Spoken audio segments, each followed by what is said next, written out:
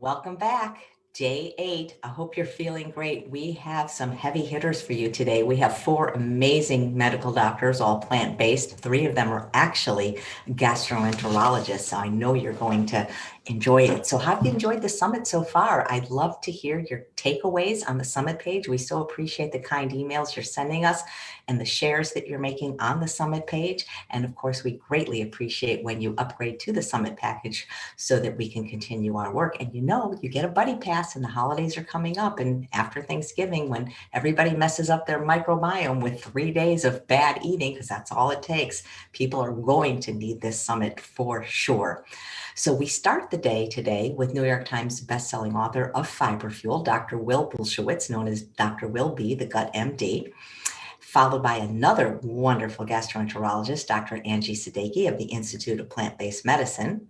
Then we have Dr. Milton Mills, who's going to give a very interesting PowerPoint presentation. And we'll end with a wonderful gastroenterologist who may be new to some of you, but she is going to be a force to be reckoned with, I can tell. Her name is Dr. Janice Laster.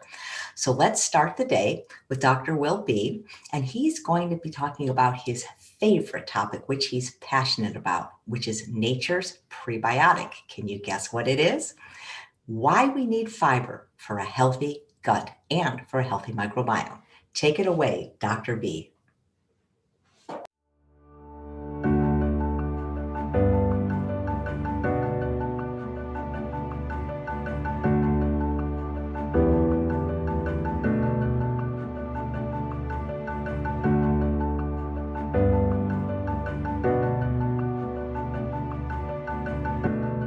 Hi, Dr. B, and welcome to the GI Health Summit. Thank you so much for being here. I'm so excited to talk to you. Thanks, Chef AJ. It's a pleasure to be here, and I'm happy to talk about all things gut health, all things fiber, and hopefully provide a great educational resource for your listeners. I am sure you will, because I've heard you speak many times, and it's so inspiring because you are more passionate about fiber than anybody else I know. You are the New York Times best-selling author of a wonderful book called Fiber Fuel. So can you explain what is fiber? Why is it so important? Walk us through that, and please take as much time as you need. I am obsessed with fiber. I feel like fiber is the missing piece in the American diet. We're constantly asking the question, where am I going to get my protein from? And it's so misguided because even vegans get 70% more protein than their body actually needs. And yet almost 100% of us are deficient on fiber. I mean, literally 97% of Americans are getting an inadequate amount of fiber. So I think it's an important thing for us to touch on because this is perhaps our most prevalent deficiency and something that definitely needs to be addressed in the interest of human health. So what is fiber? Fiber is a part of the plant. You will find it exclusively in plants. You won't find fiber outside of plants. And fiber comes in many different forms. Fiber is actually technically a carbohydrate. And it comes in many different forms. It's biochemically complex. To the point that I was a chemistry major in college. And when I look at the chemical structure of fiber, I get completely lost. I don't even know where to begin with that. Because of this, we don't even have a real estimate for how many different types of fiber exist in nature. We honestly don't even know. And so in the interest of keeping it simple and understandable, we have decided to break fiber into 2 main types. And those are soluble and insoluble fiber. And insoluble fiber is the grit, it's the roughage, it's the part of the plant that will never get digested. And soluble fiber is very different. Soluble fiber is something that if you were to put it into a beverage, it would dissolve, it would disappear, you wouldn't be able to see it anymore. And soluble fiber passes through the small intestine unchanged before it arrives in the colon, which is where the gut microbes live, and they get into an absolute feeding frenzy. This is their preferred food. You are feeding them. And so they actually consume that fiber and they grow stronger, and you enhance these anti-inflammatory microbes because you're feeding them, and then they turn around and they want to pay you back and reward you for feeding them. And what they do is they produce short chain fatty acids like butyrate, acetate, and propionate. So that's the short story on fiber, and I think it's very different than the traditional story that we've been told, which is that fiber is the orange drink that your grandma used to stir up so that she could have a bowel movement. That's amazing. I just finished interviewing a nephrologist, and he had mentioned even when it comes to kidney disease, the more fiber, the less incidence of kidney disease. So I can only imagine how good it is for GI diseases. Why is it so important? Because a lot of times people are given diets that are low in fiber when they have GI disease, or imagine people on the keto diet. There's basically no fiber in these diets. Yeah, it's an unfortunate thing. It's kind of interesting, first of all, to mention, you mentioned the kidney disease. And I started off the interview by saying, we're all asking, where are we going to get our protein from? And 70%, the average vegan gets 70% more protein than what their body actually needs. And believe it or not, that can have harmful consequences on the kidneys. Excessive protein consumption has harmful consequences on the kidneys. And so people who are omnivores and they're seeking out more and more protein and taking protein powders can hurt their kidneys. We're way overdoing it on the protein. And then here we are, the other side of the story, which is the fiber, and we're just not getting nearly enough of it. And the fiber is key because this is the preferred food of our microbes. They want to eat this fiber. When they eat it, they will thrive, they will multiply and grow. And, all plants contain fiber. Each plant has its own unique types of fiber. Not all fiber is the same. We can't just simply count the grams of fiber in our diet and call it a day. And this is really an important point, which is that each plant will have its own unique types of fiber that will feed unique types of microbes. So let me give you a quick example. I like black beans. So when I eat black beans, there are certain microbes that live inside of me that are very specific to black beans. They love black beans. They thrive when I eat black beans. So anytime I have a meal that includes black beans, those microbes are growing and becoming stronger. And that I'm enhancing them so that they're more capable of doing their job within my gut. If I take black beans out of my diet, if I decide to go bean free for whatever reason, those same microbes that thrive when I eat black beans are no longer being fed. They're starving. And as a result, they are growing weaker and weaker. And eventually they come to the point where they are no longer capable of doing the job that we need them to do in the interest of human health. And at some point, they will actually go extinct. So the point is that every single plant will support different types of microbes. We want as many different varieties of microbes as possible. Diversity of these microbes is really a measure of health within the gut. And if you want a diversity of microbes, you have to eat a diversity of plants.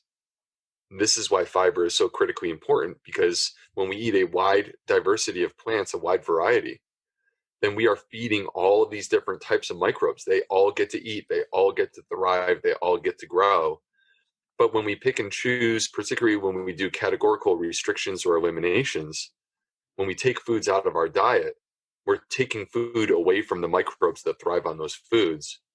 And that can actually cause harm to our microbiome in the process. How wide of a variety do we need? There was a study that was done, Chef AJ, called the American Gut Project. And the American Gut Project is probably the most well-positioned study to take a look at the connection between our diet, lifestyle, and the health of our microbiome. They have more than 10,000 people participating in this study. And when they performed their analysis, they found that there was a clear-cut number one most powerful predictor of a healthy gut microbiome. And that was the diversity of plants in the diet. So how many do we need? Well, in that particular study, the threshold or the cutoff line was 30 different plants. Now, that's not to say that 30 is magically better than 29. It's not. 30 is better than 29, and 29 is better than 28. But the point is that we should be shooting on a weekly basis to have at least 30 different plants in our diet, and ideally even more than that. I would push for 40 or 50, to be honest with you. Oh boy, it sounds like a full-time job getting that many in. Well, that's interesting. It does seem intimidating at first glance, and I totally would understand and get that. But, I think that the key is this. Our food system is not going to do this for us. Our food system wants to simplify things down to a couple minimal crops: soy, corn, wheat, as much of that as possible, not much of anything else. And so if we want diversity within our diet, it has to come from us. We have to be the ones to make it happen. And the way that you make it happen is quite simple. You make this your core dietary philosophy. If you walk into every meal and you say, I need more varieties of plants in this meal, if you do that every single time, guess what'll happen? You will. You'll have more varieties of plants. And I'll give you a quick example, because this doesn't have to be difficult. I'm a normal guy. I'm a doctor. I work full time. I come home from work, and many days I am exhausted. And no matter what you may see on Instagram that looks like beautiful, gourmet food, there are plenty of days where I just need something, and it needs to be quick and easy. And so what we will do is we will cook pasta and tomato sauce. And so it's so easy, and we'll use organic whole wheat pasta, and we'll use some tomato sauce. And what I'll do is I'll bring my kids into the kitchen with me, and I'll have them throw in the garlic and the onions, the mushrooms, and some zucchini and some spinach. And I'm sure there's a couple other things that you would throw in there, Chef AJ, to make it even better. And we'll let that simmer, and it's fragrant. It makes the house smell wonderful. The kids are excited because they helped cook it. And then when we serve it, get the fresh herbs out. We'll get the fresh basil and the fresh parsley. And you just went from 2 plants up to 9. It did not require a substantial amount of effort. It tastes even better. And your gut microbes are dancing a jig because you just fed them so much more than you were going to. Oh, that's great. That's a great way. Thank you. That I can see doing that when you explain it that way. Because when I think I have to get like 40 different things in, I'm like, how am I going to do that in every meal? But that makes sense. There's a lot of ways that you could sneak them in. I'm sure you have like a base smoothie. Do you have a favorite smoothie that you make? Definitely. I love when a mango. It has to have, if it's my favorite, it'll have mango, it'll have mint in it. Those would be my 2 favorite, and any kind of greens. Nice. So in our house, we have a base smoothie that we'll make. And I just alluded to this. I have 2 kids. My daughter is 6. My son is 3. And what we'll do is we make a smoothie with banana and some greens and broccoli sprouts, blueberries, flax, and chia, and some hemp seeds usually. All right. And so like that's our foundational smoothie. We'll put some organic soy milk in there. And then when we serve it, you serve it in a bowl, and you can put some toppings on top. So like if you like coconut shavings or walnuts, or get out all the berries, raspberries, blueberries, blackberries, strawberries. And when you do it like this, it could be Monday morning of a new week, and you make this smoothie bowl, and you might already have 12 different plants. It's like, it's Monday morning. You've only had 1 meal, and you're already halfway there. Well, when you say it that way, it actually seems very doable. Yeah. Yeah. Now, So I feel like smoothies and soups and oatmeal are great ways to do it. I think one of the ways I do it, I love making a huge chopped salad. And now that I think of it, there's probably 15 different vegetables in that alone. Oh my gosh, that sounds amazing. Yeah, and that's the beautiful thing about salads. Like when I go to the salad bar, for me, it's very simple. Is it a plant? Okay. If it is, it's going in. And so I always get at least some of every single plant, and it's just a question of how much. Right. You mentioned there's different types of fiber. How much of each of them do we need, and where's the best place to find them? That's such a good question.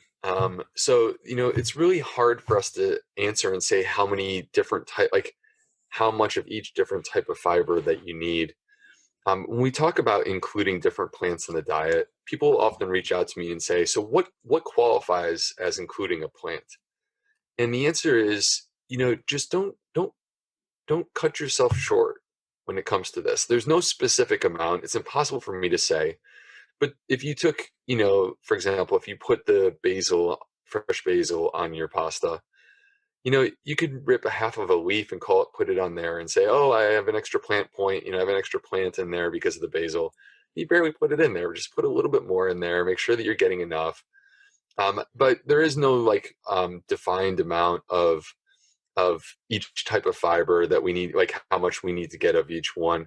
I think to me, the most important thing is the diversity, getting as many different varieties of plants.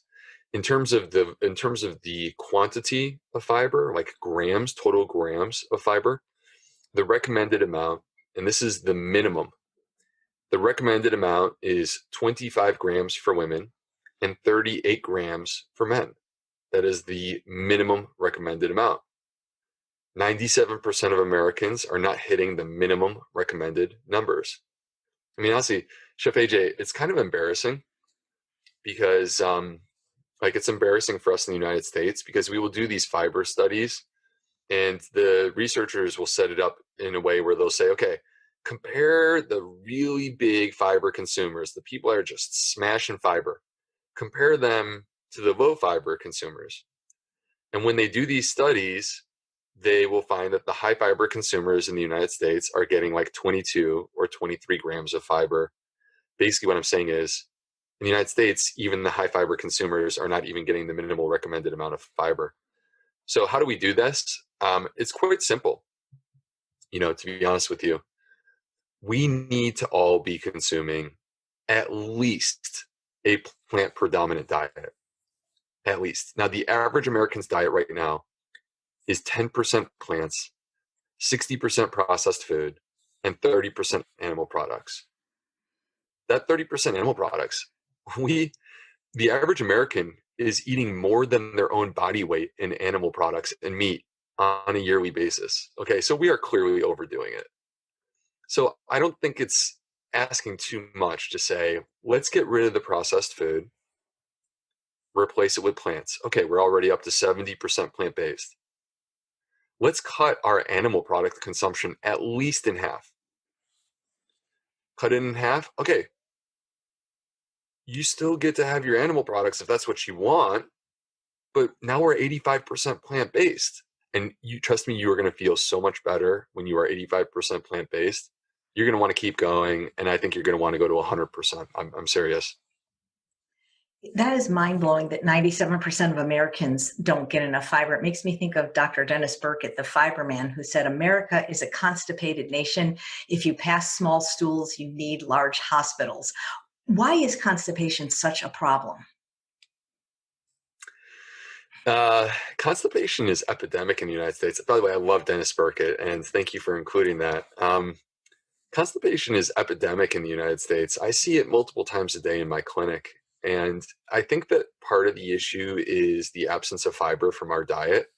But I also think that part of the issue is damage to the microbiome in the way that we live in the United States. Sort of on all levels, we have made changes to our lifestyle that are unhealthy when it comes to the effect that it has on our gut microbes. That includes our diet, which is devoid of fiber, but that, and frankly, excessive when it comes to processed foods and animal products. But that also includes our lifestyle, very fast paced. We don't even take time to sit down and eat a meal or to talk to a real human being. Tons of stress that we internalize, lack of sleep or irregular sleep patterns where we go to bed really late. Blue light, the blue light from our electronics that oftentimes can disrupt our normal circadian rhythms, our normal biorhythm. So there's so many parts to the way that we live, the absence of exercise and our sedentary lifestyle because we're so busy watching Netflix. There's so many aspects to our modern lifestyle in 2020 that are having negative consequences on our gut. And one of the ways that they can potentially manifest is with constipation. Are there any long-term consequences to people that suffer from constipation, like chronic constipation, for example? I have not seen any long-term consequences in terms of, increasing the risk of cancer or something of that variety. I haven't seen anything of that sort of variety. But, you know, the from my perspective, chronic constipation can only hold you back. It makes you miserable. It affects your quality of life. It diminishes like dramatically energy levels. It makes you feel fatigued, and it definitely affects your ability to enjoy normal, healthy food. It can increase food sensitivities across the board dramatically. And when that's the case, how are you supposed to eat a diversity of plants if you can't tolerate them? Absolutely. That's one of the reasons I wanted to talk to you, because so many people that I know that are eating a plant-based diet or wanting to eat it say, well, they can't because bloating, distension, they get uncomfortable from all the fiber, and yet they're still constipated, which it seems like it's going to be difficult to treat when that fiber would help. Yeah, so there's a paradoxical thing that can take place. People will ask me, hey, doc, is there any such thing as too much fiber? And the answer to the question is that there is such a thing as too much fiber on an individual basis. There's no such thing as a limit to how much fiber your body can handle. It's just that you need to train your gut. So to me, it's like this. The gut is like a muscle. It can be trained. It can be made stronger. When you consume fiber-containing foods, that's like going to the gym and exercising your gut. If you go to the gym and you haven't been working out, you wouldn't go and grab 300 pounds and try to lift that. You would identify what amount of weight you're actually capable of lifting, and you would start there and you would work on it, and then you would come back next week and maybe you would do a little bit more next week. And that's the way we need to be with our gut, which is that if your gut is not adapted to fiber and you do too much all at once, it can actually make you constipated when it's too much fiber all at once. And in a way, you got to think about this fiber, because we also don't drink a lot of water. We drink too much other stuff like sugar beverages. And so you got to think about this fiber like it's a boat that you're trying to float down the river, and drink as much water as possible to help to keep that fiber moving through. One of the things that I think is really important when we talk about all this is that if a person comes into my clinic, Chef AJ, and they are constipated, I will not change their diet. I will not change their diet until I have addressed the constipation first. I want to keep their bowels moving through, and that will reduce food sensitivity dramatically. They will be able to tolerate so much more in terms of fiber and in terms of FODMAPs if I can keep their bowels moving. So it's important in a person who's constipated, don't try to just overcome the constipation with fiber. Get the bowels moving first, then start to ramp up the fiber and start going low and slow and increase over time. I love that, low and slow. The people that have complained to me about chronic constipation that are eating a plant-based diet, I noticed that they really don't exercise, or they maybe just do some gentle walking. Can more physical activity sometimes help get things moving, literally and figuratively? 100%. That's actually an astute observation. And there's this idea within the runners community called the runners trots. And the runners trots are people who run and then they have to go number 2. They have to go and have a bowel movement.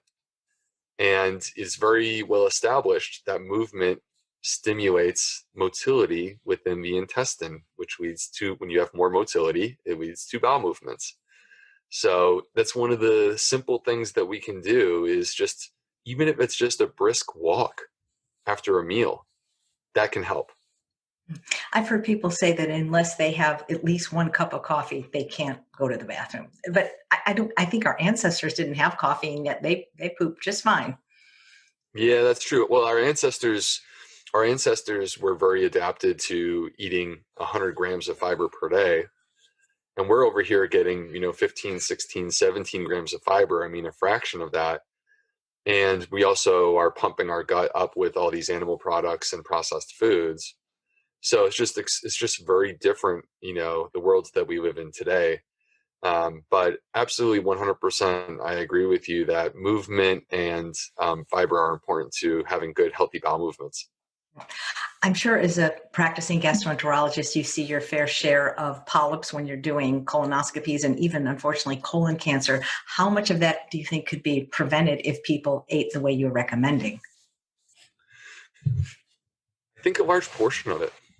I think what we have to do is look to studies from other countries, because it's hard within the United States. It's hard to find a population of people that are consuming fiber on scale the way that I would expect it to be.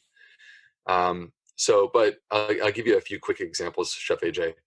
They did one study where they looked at the rates of colon cancer in people in India and compared it to white Caucasians from the United States. And white Caucasians had 800% more colon cancer than people in India.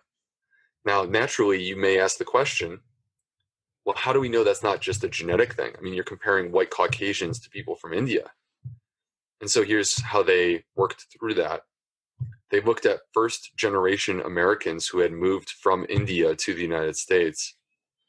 And what they saw is these first-generation Americans who had moved from India to the United States had 400% more colon cancer than their family back home.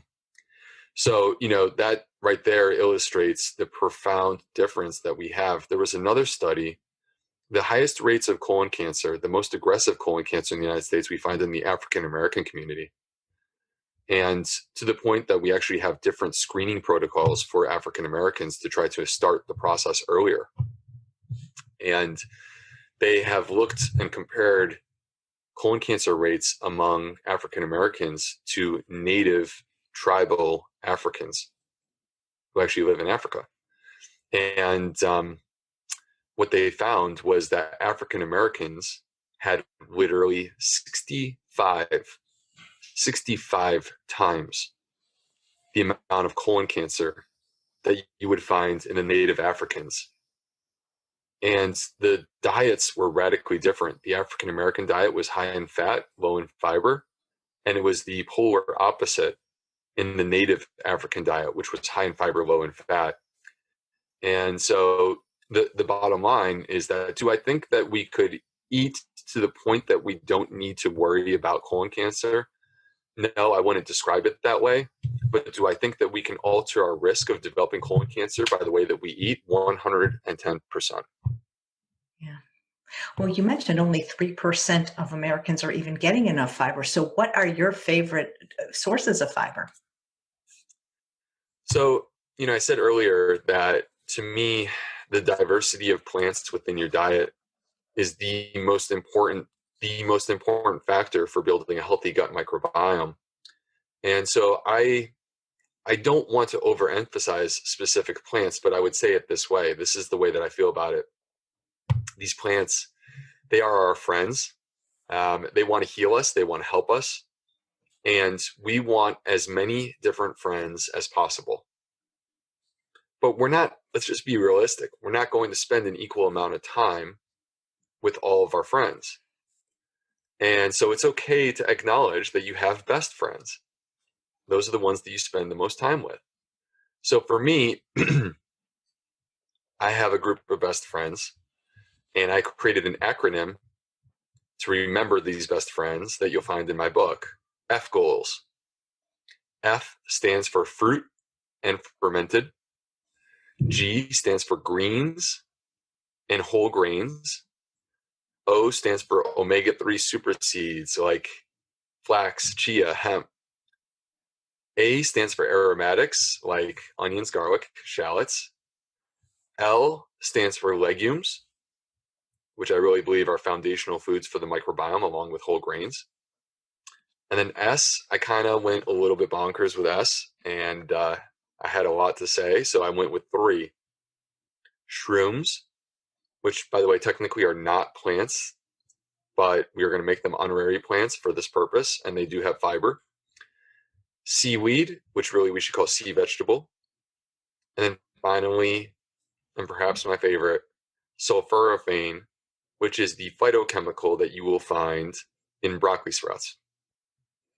Nice. I noticed that in your acronym, there were no animal products and processed food, which people don't realize have zero fiber. Oil has 0 fiber, even if it comes from a plant. Animal products have 0 fiber as well. And it's you bring up a great point. I don't encourage animal product consumption on any level. I think it would be preferable for all of us to move towards a 100% whole food plant-based diet. And there was a study that was done in 2014 where they gave people 5 days of either a 100% whole food plant-based diet or a 100% animal product diet with meat, dairy, and eggs. They did this for just 5 days, and they checked their microbiome every single day. And here's what happened on 5 days of 100% animal products with no plants. Number 1, the microbiome changed within 24 hours. Number 2, they saw the emergence of bacteria that produce what are called sulfides. These bacteria are associated with the development of inflammatory bowel disease, bacteria like Bilophila wadsworthia. So in just 5 days, you already are laying the foundation for inflammatory bowel disease. Number 3, they saw bacteria that produce things called secondary bile salts. When we eat animal products, our liver starts producing bile. Bile helps us to absorb the fat in our diet. And these secondary bile salts are the result of our microbes transforming the bile, and they're dangerous. Secondary bile salts have been directly implicated in the development of colorectal cancer, which is why it's no surprise that red meat has also been implicated in the development of colorectal cancer. And finally, what they saw, which I don't know, I feel like there's already enough that's disturbing, but maybe this is the most disturbing. In 5 days on a 100% animal product diet, they noticed that the gut had bacterial resistance. And they asked the question, why? Why would you have bacterial resistance, antibiotic resistance? And the answer to the question is that the animals had been pumped up with antibiotics. And as a result of that, it was having an effect on the human microbiome. So in just 5 days, no fiber, lots of disturbing changes start to occur to the microbiome. And this is, to be honest with you, Chef AJ, this study, which came out in 2014 for me, I was already in the process of moving towards a plant-based diet. But this study for me, when I saw this, I was like, okay, there is no place for animal products when it comes to gut health. I love that. That should be a t-shirt or at least a coffee mug. Definitely. Absolutely. Thank you for saying, maybe I actually will have one made for you. I really love that. Thank you. You mentioned how healthful things like whole grains and beans are and how packed they are with fiber, yet so many people avoid them thinking that they're inflammatory or because they have lectins. And talk a little bit about why these foods are really healthy and favorable for our guts. So you notice during my F goals, my foundational foods that I mentioned, both whole grains and legumes, because these are the foundational foods for gut health. And the reason why is they are incredibly rich in prebiotics. Prebiotics are the food that feed the microbiome. Examples of prebiotics include soluble fiber, it includes resistant starches, and it also includes FODMAPs, believe it or not. We can vilify FODMAPs. FODMAPs are the parts of our food that cause gas and bloating. We can make them sound like they're so bad for us, but they're not. They're actually really good for us. They're actually prebiotic. They feed our microbiome. And you'll find all of these things, fiber, resistant starches, FODMAPs, you find all of them in beans and whole grains. And I understand that there are people who have vilified these foods and they say, oh, they got phytates. Oh, they got lectins. oh, these are inflammatory foods. Okay. There is no evidence that these are actually inflammatory foods. These foods, in terms of the microbiome, when real humans eat beans or whole grains, you see beneficial changes occur to the microbiome. And, this is the reason why when we study this, I mean, look, you can do test tube studies. This is where the lectin theory comes from, test tube studies. You can do test tube studies. Test tube studies are the least important of studies that exist out there. They're less important than a human anecdote, like my uncle saying, hey, I drink a 12-pack every day and I still live to be 100 years old. All right. Test tube studies are not very important for human research. They don't always translate. That's where the lectin theory comes from, test tube studies. Here's my question. What happens when real people eat legumes and whole grains? That's what I want to know. What happens? The answer to the question is they live longer with less heart disease, our number one killer, and with less cancer, our number two killer. So the point is this. I care what happens when you actually eat these foods. These are not inflammatory foods. If anything, they're anti-inflammatory foods. They help us to live longer with less heart disease and less cancer. The challenge is that not all of us are able to easily process and digest them. People who have a damaged gut may struggle to process these legumes or these whole grains. And this is where it comes back to, you have to introduce them low and slow and increase them over time. Yeah. Do you actually have a protocol or a program for that? I love that, low and slow, because people do tend to overdo it. Like they get excited, they maybe see forks over knives and they jump right in with both feet, which is great. And then they have GI distress and it's like, oh, vegan diet doesn't work. Actually, in the back of my book, I have a 4-week program. And the 4-week program was developed specifically to introduce people who have a sensitive gut to eating a plant-based diet. And so it's actually a FODMAP progression. So it starts off super low on the FODMAPs and on the fiber. And then over the course of the 4 weeks, you start to ramp that up and have more and more in your diet. Sounds like a good idea. It's interesting how they're afraid to eat plants because they think they're inflammatory, yet they're willing to eat animal products and processed food, which we know are inflammatory. Yeah, I think that so there is no robust evidence to suggest that we live longer with the consumption of animal products. If anything, the evidence is very, very clear and consistent that it actually shortens our life expectancy. The top, causes of death in the United States, there are connections back to animal products for all of them: heart disease, cancer, diabetes, stroke, chronic kidney disease. All of these things are made worse with animal products and made better with plant foods. How can we rationalize the consumption of animal products on scale the way that we currently do? I think it's very simple.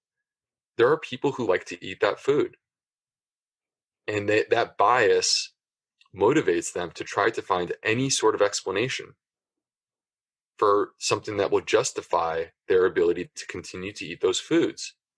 Why can't we just call it what it is? They're not good for you. If you like doing it, so be it. Just say that. It's interesting, Dr. B, I'm 60, and I remember growing up all through at least high school, there was maybe one kid in a class that had an allergy, like that they couldn't have chocolate or something like that. But now it seems like almost everybody has either food allergies, sensitivities, or some kind of intolerance. Why do you think that is? And how can we help these people that say, well, I can't eat these foods because of, my sensitivities or intolerance? So food sensitivities are certainly increasingly common. We see them in people that have damage to their gut. From my perspective, you have food sensitivity because of damage to your gut microbiome. And what that means is that there is a threshold for those food sensitivities that you can consume without having gas, pain, diarrhea, constipation. There is an amount that you are capable of consuming. Now, that amount may be less than the typical amount that you would eat in a normal sitting at a meal. So you may need to reduce down the amount that you're eating on an individual basis so that you don't trigger those symptoms. But that's very different than, say, a food allergy, where a food allergy is actually your immune system getting activated to the food and attacking you. And when you have a food allergy, even a minimal amount will still activate the immune system. But, thankfully, most of the issues that we have in our society are not food allergies, they're food sensitivities. And what that means is we just need to retrain the gut to deal with these foods by introducing them low and slow and increasing them over time. So how did the damaged microbiome come to be in most people, and what can we do to repair it if we already have a microbiome that has been damaged? So, I think that if you look back over the changes, and we've already alluded to this a little bit during the show, if you look back at the way that life has changed in the past 100 years, those changes have not been beneficial to our gut. And so what I mean by that is the emergence of processed foods that didn't exist 100 years ago. Now we have, now that is the majority of our calories in the United States. There are 10,000 chemicals in our food supply. We have no clue what they do to our body or to our microbiome. The excessive consumption of animal products. We did not eat that way 100 years ago. And here we are, and the average American is eating more than their body weight in meat. They continue to do that. They've been doing that for 30 years. The lack of sleep, the lack of exercise, the stress of society, all of these things can have negative consequences when it comes to the gut. So when we want to unravel that, when we want to get that fixed, the process from my perspective is, okay, diet first. A plant-based diet with maximum diversity is the path, the ultimate path to optimizing your gut. But in addition to that, we need to look at these other things. We need to make sure that we're getting a good night's rest, going to sleep at a reasonable time, not using our electronics late in the evening, moving our body, getting our exercise, making time for self-care, for meditation. If you have some sort of trauma or stressor in your life, that's something that needs to be addressed, has to be dealt with. So all of these things are relevant and important to the health of our gut microbiome, and that's how we ultimately get it back on track. Great. So one of the most important things I wanted to ask you is that I know people that are not only vegan, but following what I think you would consider as a very, very healthy, whole food, plant-based diet, yet they still have gut issues. For example, IBS, SIBO, and often they go to their GI doctor who is not plant-based, and they're told, oh, well, you got to cut back on the fiber, and maybe you should be eating animal products. How do we help these people? So I think the key is if one of these people comes into my clinic, the first visit, I'm not going to immediately make dietary changes. What I'm first going to do is I'm going to ask the question, what are we treating? Because I have to know what we're treating before I start trying to create plans for what we're going to do to treat it. And a big thing for me is to make sure that there's no constipation. So, because if there is, I want to fix that. And if I fix that, those patients will almost all see the restoration of normal function to their gut in terms of their ability to tolerate these foods. So if there's constipation, it has to be dealt with. People that have gas and bloating, you could have a bowel movement every day and still be constipated. These are the people who, poop 70% of the bowel movement, but they don't completely empty. They don't completely evacuate. And so they back up 30%. And if you take that 30% and it starts compounding day after day, it creates some serious issues. There's also people who have diarrhea, and the issue is constipation. It's severe constipation, and it's called overflow diarrhea, where you have a column of stool and the solid stuff backs up.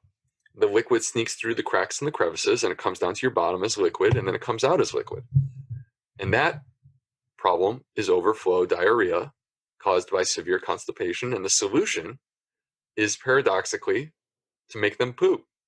Give them something to make them poop. So to me, it's very important to get people into a good rhythm. I oftentimes do also want to make sure that I'm not missing something else.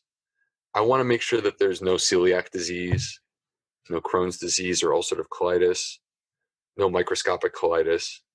So I want to take these other medical conditions off the table. And for me, many times doing endoscopy allows me to answer those questions so that I can be very confident that I know what we're treating. But, going forward with these patients, I think it's important to turn over stones to examine, okay, what could be holding us back? And in many cases, what I often discover is that after 4 or 5 visits, getting to know my patients, and by the way, this is not everyone, but this is actually a very large percentage of people who suffer with digestive issues. Many of these patients I will discover have suffered with disordered eating patterns or have a history of trauma and abuse. And when that is the case, when I discover that, then we turn our attention to also developing a plan to address those specific things. When there is a history of disordered eating underneath or trauma and abuse, those affect your gut in a very powerful way. And it will make it very hard for you to heal your gut. You can do everything right. You could do diet, you could do exercise, you could sleep, you could follow all of Dr. B's rules and still be suffering with an unhealthy gut. And the reason why is because you're being held back by this subconscious thing that is manifesting itself with the function of your digestion. Yeah, that's fascinating. The symptom that people seem to complain about the most isn't even necessarily the most serious, but it causes so much discomfort and it's also visually unattractive is bloating and distension. And this is even people that don't maybe have SIBO and IBS. How can we help those people? Because especially women, people don't like to look pregnant, especially when they're not. In my clinic, Chef AJ, the vast majority of people who have gas and bloating are actually suffering with constipation. The vast majority. And it can be tricky. Again, it goes back to you could have a bowel movement every day and still be constipated. You could have diarrhea and it's actually constipation. And it could easily get mistaken for SIBO when in fact it's constipation and you need to get the bowels moving. And if you treat a patient who has constipation with an antibiotic, you're not going to make them any better. You might actually make them worse. So it's important, again, to know what you're treating first. And when it comes to gas and bloating, there is a role for working with a dietitian and potentially using a low FODMAP diet. All right. But when I say low FODMAP, it's very important for people to understand that most doctors, when they give a patient a low FODMAP diet, here's what they do. They hand them a piece of paper and it says, here are the high FODMAP foods. Avoid these. And that's it. That's all they do. Well, that's not the low FODMAP diet. That's not the way that this was ever meant to be done. It was never meant to be an elimination diet. And when people do that, they actually make their microbiome less healthy. We know that diversity of plants is the key to a healthy microbiome. When we restrict our diet, we're actually making ourselves less healthy. So the way that it's meant to be done is generally under the guidance of a dietitian, where you will do a systematic removal and reintroduction. And you will document that process so that you can identify which foods you actually have sensitivities to. And when you know which foods you're sensitive to, which categories of FODMAPs, it could be fructans, which you'll find in whole grains or garlic, could be galactans, which you'll find in beans. The point being, once you know which categories you have a sensitivity to, then you can be smart about moderating those particular foods. And it's not that you eliminate them. There is no permanent elimination intended to be in the low FODMAP diet. Instead, what you do is you just moderate them and you reduce the amount and you go low and slow. I love that, low and slow. Once you get visually distended, is there anything you can do? I mean, I wish they had like a little pin. You go and then goes back down. Well, so in many cases, in my patients, what we can do is you may need to jumpstart the bowels. I mean, if you are a person who suffers with constipation, in many of my cases, and again, like certainly I'm not giving medical advice right now to the people who are listening at home. This is something that you should discuss with your doctor. But for my patients, I will have them drink a bottle of magnesium citrate, and that will give them a couple of good bowel movements. And just getting a couple of good bowel movements gets them back into that rhythm. And then you just need to keep yourself in that rhythm. And it's a matter of what you choose to do to keep yourself in that rhythm and treat the constipation, whether that be some magnesium that you take before bedtime, whether that be the fiber in your diet and the fiber, maybe perhaps a fiber supplement, or even things like we were talking before the show about dried kiwi and how that may be beneficial for constipation. Yeah, absolutely. That's one of the tips I picked up on this summit from Nancy Jaffe, a registered dietitian at UCLA, but she said it must have the skin on it. And I will say, I'm going to send you some, Dr. B, because it's actually quite delicious. So you mentioned fiber supplements. So is there a role for supplements in GI health? Okay. So if you listen to the supplement industry, they would lead you to believe that the most important thing is supplements. It's not. You can't take a C- gut and turn it into an A+ by taking a supplement. It's not possible. Diet and lifestyle have to lead the charge at the end of the day. So it's critically important that we address diet and lifestyle. But that being said, I do believe that there is a place for limited supplementation to give us a boost beyond what we're capable of doing with diet and lifestyle. Specifically, what I like are prebiotic fiber supplements, prebiotic. So I'm talking about acacia powder or wheat dextrin or partially hydrolyzed guar gum. These things can be done in small amounts on a daily basis, and they can contribute to the health of your microbiome. They can help with food sensitivity. They can actually reduce gas, believe it or not, and they can help contribute to bowel regularity. So I think that there is a place for prebiotic fiber supplements. I will tell you right now, to just briefly dispel many of the myths that are out there, there is not a single study on bone broth, except for one that suggested that it could hurt you. There's not a single study on collagen with regard to the gut microbiome. And the studies that do exist with collagen were funded by the supplement industry and frankly not very powerful or impressive. So many of the things that people are doing for, digestive health, I can't see how a legitimate doctor can recommend these things. They have no science to back it up. If they're talking about those things and not talking about fiber, you should question what the legitimacy of the doctor that's making those recommendations. Wow. Thank you. So what are some of the things that we can do to optimize our gut health? I think it really starts with this core concept at every meal: diversity of plants. That's where we begin. And I want you to also make sure that you're not sabotaging your own gut health. So what I mean by that is, let's not be excessively consuming the things that cause injury to our microbiome, like saturated fat, which you would find in animal products and even in coconut oil. So be careful with saturated fat, ideally ideally none, honestly. Let's not go excessive on the oils. We know that oil has negative consequences for the health of our microbiome, specifically the omega-6 polyunsaturated fatty acids that you'll find in vegetable oils.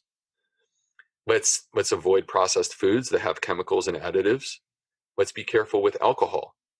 And finally, when it comes to medicine, I wouldn't say that there's no role for medicine. There's definitely a role for medicine. Medicine can do pretty amazing and powerful things for us. But medicine shouldn't be the only thing that we're doing. Medicine should be the thing that we do when diet and lifestyle don't take care of it for us. And so when it comes to medicine, things like antibiotics, you should ask your doctor whether or not it's necessary to take the antibiotic. You should ask your doctor what happens if you don't take the antibiotic.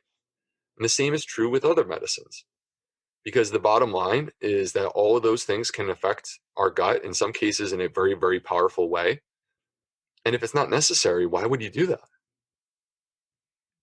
Is it different with children? Because somebody had asked me to ask you, they have a child that is constipated. Do we treat children differently when they have these GI issues? Let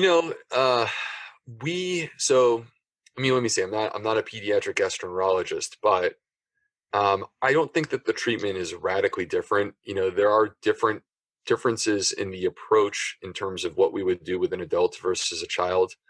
But the concepts to me really come back to the same type of stuff, which is trying to get, the human being, whether it's a child or an adult, trying to get them into a rhythm, trying to establish that rhythm and looking at ways to get them there. And whether it's fiber, more hydration, exercise, potentially some magnesium, these are the sorts of things that I'm thinking about to try to get them into a better rhythm. Well, a lot of kids just don't eat fiber or any vegetables. It's amazing what some of them are being raised on, and they're drinking lots of dairy products. What effect does dairy products and other high fat foods have on our gut health?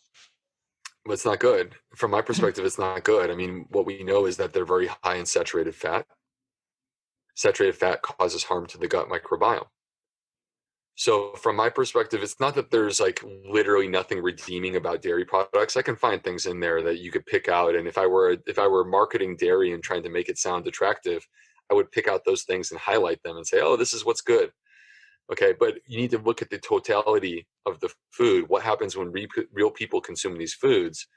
And I don't see people living longer with less heart disease and less cancer because they're drinking dairy. Yeah.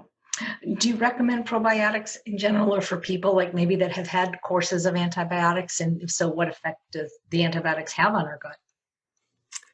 So it's interesting. If you went back just 3 years ago, I would commonly give probiotics to my patients who were on antibiotics. That has since changed.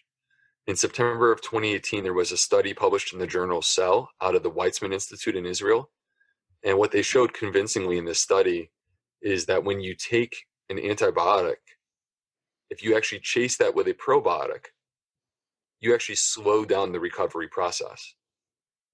This is why we have to do research. This is why we can't just trust our intuition, that we actually have to look at studies, because if we trusted our intuition, every doctor would give probiotics to their patients after antibiotics. But now the study shows us that we should not be doing that. So instead, we focus on optimizing our gut and not sabotaging it with the things that hurt it. So with regard to probiotics, is there a role for probiotics? Yes, there is a role for probiotics. But the issue is that probiotics are not this silver bullet that they're made out to be. There's a lot more hype than actual science to probiotics. There are some people that benefit from them, but we're overdoing it when we think that everyone should be taking a probiotic, including people that are completely healthy with no medical issues at all. So from my perspective, the role of probiotics is very targeted. It is specific to what you're trying to address. And when they are used, you are assessing for a response. If you don't get better with the probiotic, you stop. Right, great. What's your take on leaky gut? I've been hearing a lot about that these days. I'm not even sure what it is completely. Leaky gut is a concept that has been floating around for about 20, maybe a little more than 20 years now. And there is actually some truth to this idea of leaky gut. Basically what they're referring to is increased intestinal permeability, which means that the gut, which is meant to be a barrier that protects us, that barrier has been broken down.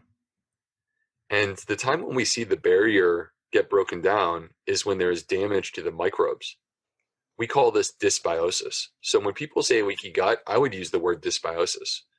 In dysbiosis, there's a loss of the diversity of species. Again, diversity of species is really good. We don't want to be losing diversity.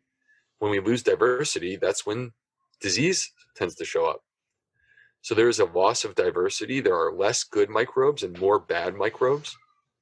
And when that occurs, you see breakdown of the barrier that protects and lines the colon. There's holes that start to form. And that increase in intestinal permeability, which some might call leaky gut, leads to the leakage or release of bacterial endotoxin into the bloodstream, which causes inflammation throughout the body. So the bottom line is leaky gut, there is certainly some truth to these ideas of leaky gut, but that certainly also does not mean that everything that you read about leaky gut on the internet is true. There's a lot that's nonsense. Great, thank you. You keep mentioning that it's important to have diversity of our microbiome, and that a lot of people, their microbiome is not healthy. Are there ways to assess our own microbiome, the health of it, or to find out what the diversity is? Are there tests available to lay people? There's no assessment that I would say is yet completely ready for prime time and developed for the purpose of clinical use. Okay, but there are assessments that people can use that are available out there. For example, uh, there is the American Gut Project, where you could actually participate in their study, and they will do an assessment of your microbiome in the process. There's a few other ones that exist out there. So those are things that are available. They're curious, they're interesting. I don't actually use them in my clinic on a clinical basis, though. Right. So, Dr. B, what's the truth about GI health? The truth about GI health is that fiber is absolutely essential to the health of your microbiome. It's impossible to have a healthy microbiome without dietary fiber, and that we're not getting enough of it. And it's time for us to open up our eyes and realize the healing properties that are found in these simple molecules that are found in plants. Dietary fiber is the solution to optimal gut health. Beautifully said. Thank you so much, Dr. B. Thank you for having me on, Chef AJ.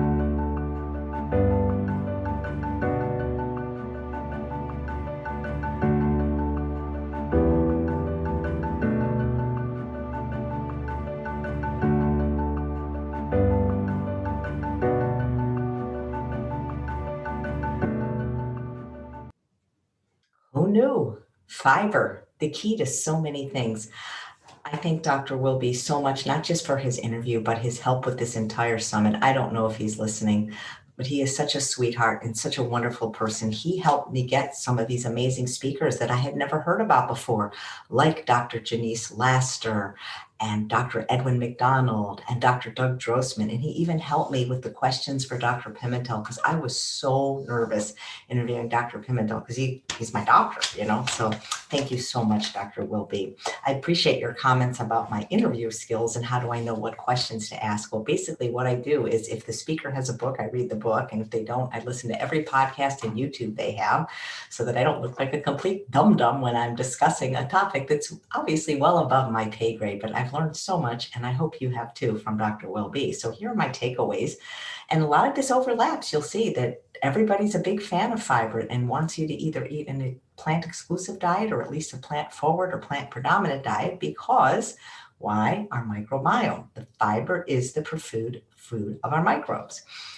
Dr. Wilby says that fiber is the missing piece in the American diet. And like many of the other speakers said, 97% of Americans don't get enough. Probably the only 3% that are getting enough are the ones that are watching the summit this week. He said vegans get 70% more protein than they need. So people worry about protein, but it's fiber we should worry about, because fiber is a part of the plant. Fiber is a part of the plant. It's found exclusively in plants. It's not in animal products. It's not in processed food. He says it's technically a carbohydrate. It comes in many forms, and soluble fiber passes through the small intestine unchanged and before it arrives in the colon where the gut microbes live. Insoluble fiber is the grit, the roughage, the part of the plant that will never get digested. So we need both, soluble and insoluble. He said the microbes reward you for feeding them fiber by producing these short chain fatty acids like butyrate, acetate, propionate. Keep hearing about those SCFAs. And he says a diversity of microbes comes from a diversity of plants. Makes sense? And that the diversity of microbes is essential to gut health, which is why we must eat a diversity of plants. He said the number one predictor of a healthy microbiome is this diversity, and he wants us to shoot for at least 30 a week. So if we do a smoothie bowl with soup, a marinara sauce, a large chopped salad, that's a way to get it. He says we need a minimum of 25 grams of fiber for women, 38 grams for men. And think about it, our ancestors ate over 100 grams a day, so I don't know if that's even enough. He said too much fiber all at once can make you constipated, and you have to make sure to drink enough water. That's why he has said, as other speakers, low and slow, low and slow. He said fiber is not the orange drink that your grandma stirred up to have a bowel movement. 98% of people don't even hit the recommended amount. He said, even a brisk walk after a meal can help with constipation. Our ancestors got 100 grams of fiber a day easily.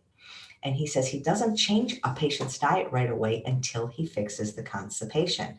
And he had mentioned that so many people with the bloating and distension, that really is the problem. And it's fascinating that you can have diarrhea and still be constipated. You can have regular bowel movements and still be constipated. So get to the root of the constipation and maybe use some of those techniques that Mandy and Julie showed you yesterday. He said rates of colon cancers 800 times higher in white Caucasians than in India. And he said the most aggressive colon cancer rates are in African Americans, 65 times as much as in Native Americans. High fiber, low fat, US diet is high fat, low fiber. He has an acronym called FGALS.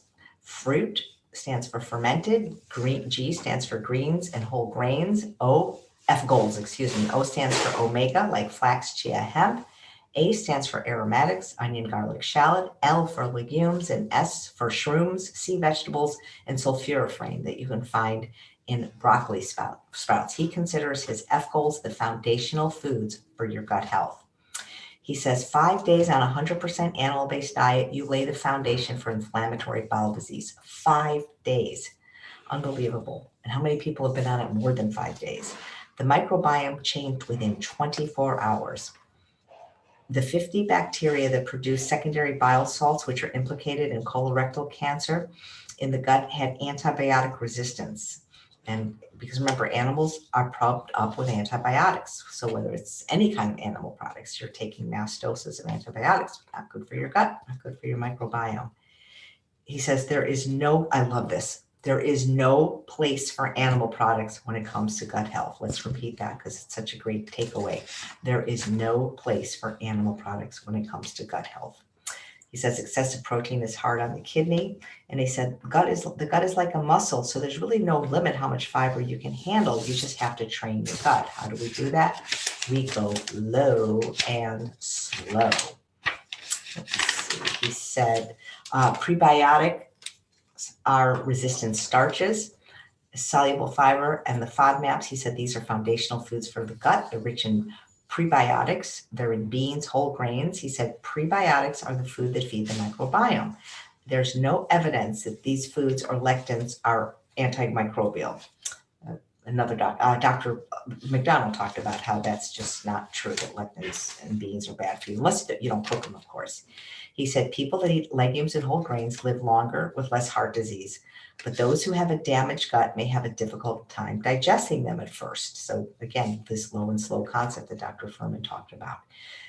If you have food sensitivities due to damage in your microbiome, but a true food allergy is an immune response. But with food sensitivities, you can introduce foods low and slow.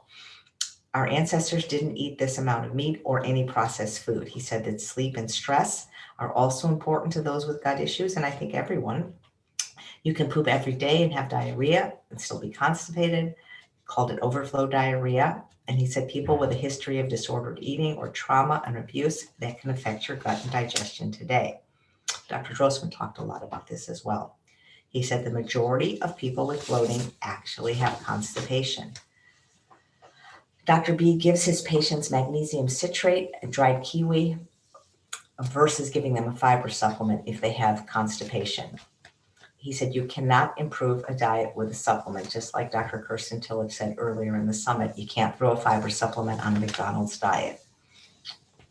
And he talked about things like acacia powder, which I have taken, Heather's Tummy Fiber, when I had my SIBO and bloating. He talked about wheat dextrin, partially hydrolyzed guar gum, and prebiotic fiber supplements.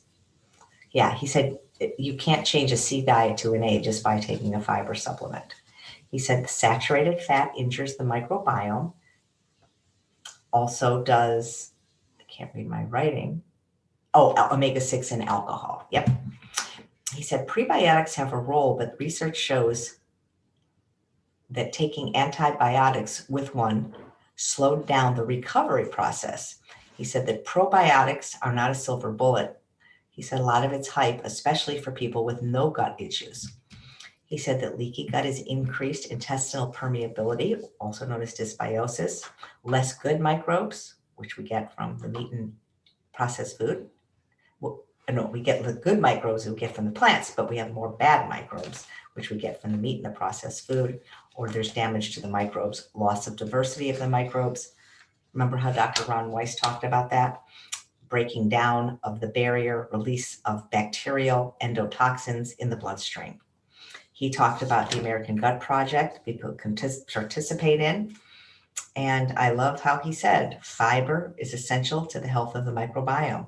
Dietary fiber is the secret to gut health. So now you have it. It took till day 8, but we know the secret to gut health is dietary fiber and a diversity of that fiber. Please keep sharing on the Summit page. We appreciate it so much. And if you can, please consider supporting our work by upgrading to the package where you'll get a buddy pass. You'll get the written transcripts, which can be very helpful when you need to look something up quickly rather than trying to access the downloadable audio or the video in the Member Center. And you can always just share the Summit for free because it is free. And we'd love for you to tell your friends about it.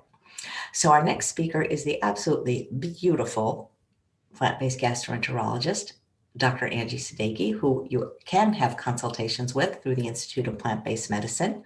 And she will be teaching us how to smoothly transition to a gut-friendly diet. Please welcome to the Summit, Dr. Angie Sadeghi.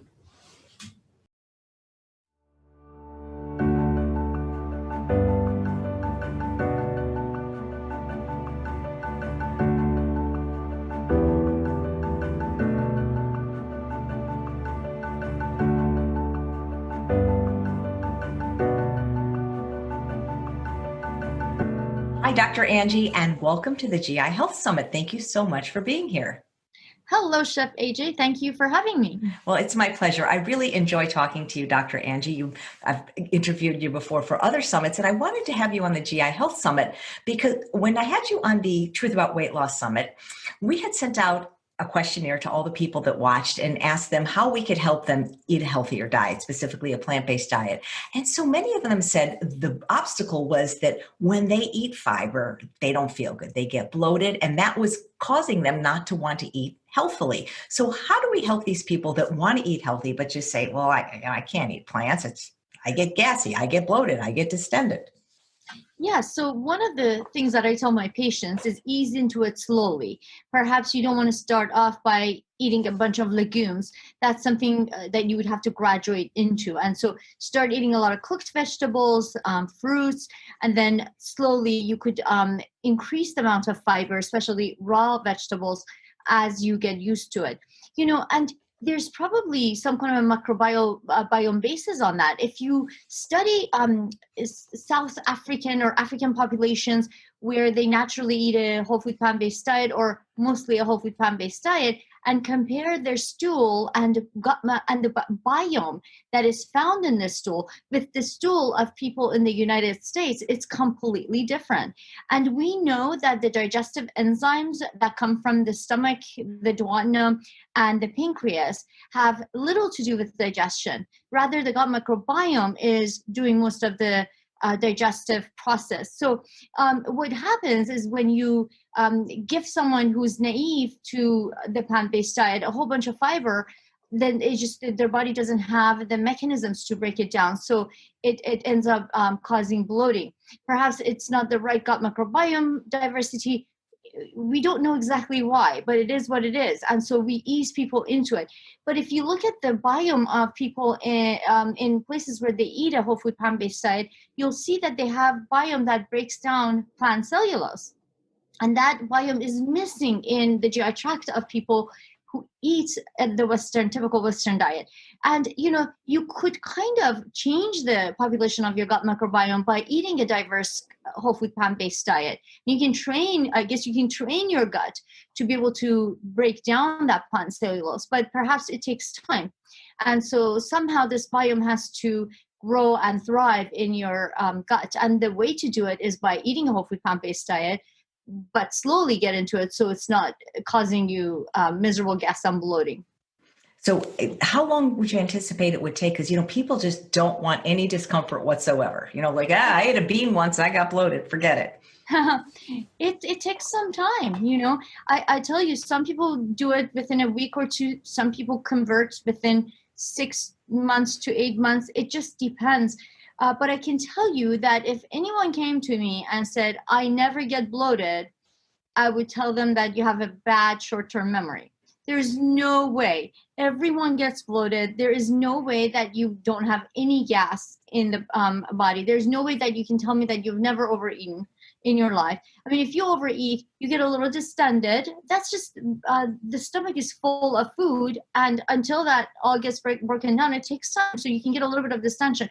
If you eat, for example, foods that have to get fermented, you will have a little bit of gas production, but embrace that. I mean, it's okay to have a little bit of bloating, meaning a temporary amount of gas in your gut, which will manifest itself as either burping or flatulence.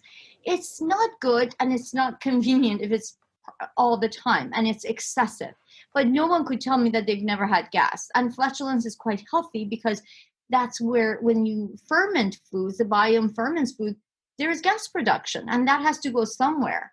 Some of it diffuses through the wall of the GI tract and gets exhaled through the lungs.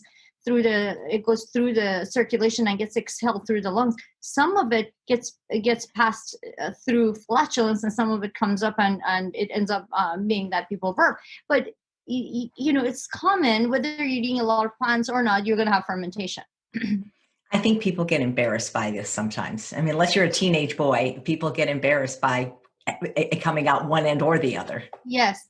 And especially when they start eating healthier, they're eating more plants, they get a little bit more of that fermentation, and they get even more embarrassed because, okay, now they have a little bit more gas. But my thing is, I always tell my patients, embrace it and just kind of slowly ease into it. And remember that it's not the end of the world. You'll have a little bit of gas, but eventually your body will get used to breaking down the fiber, and it'll go away slowly. Some people say that it's so bad, their distension. And I've seen photos where they literally, even men, look like they're 9 months pregnant. That's a little bit more than a little bit of gas, isn't it? Yes. And then guess what? If it's that excessive, then one would have to wonder, why do they have that kind of an excessive bloating? So what does bloating mean? Okay, so what's the definition of bloating? Well, people use that term loosely. A lot of people say, I'm bloated, when it's just, and then people interpret that as gas. But so when someone comes to me with bloating, I evaluate it very carefully. There are people who come in and have subcutaneous fats due to weight gain, and they call that bloating. Is that bloating? I don't know. Not in my definition. My definition of bloating is not abdominal fat.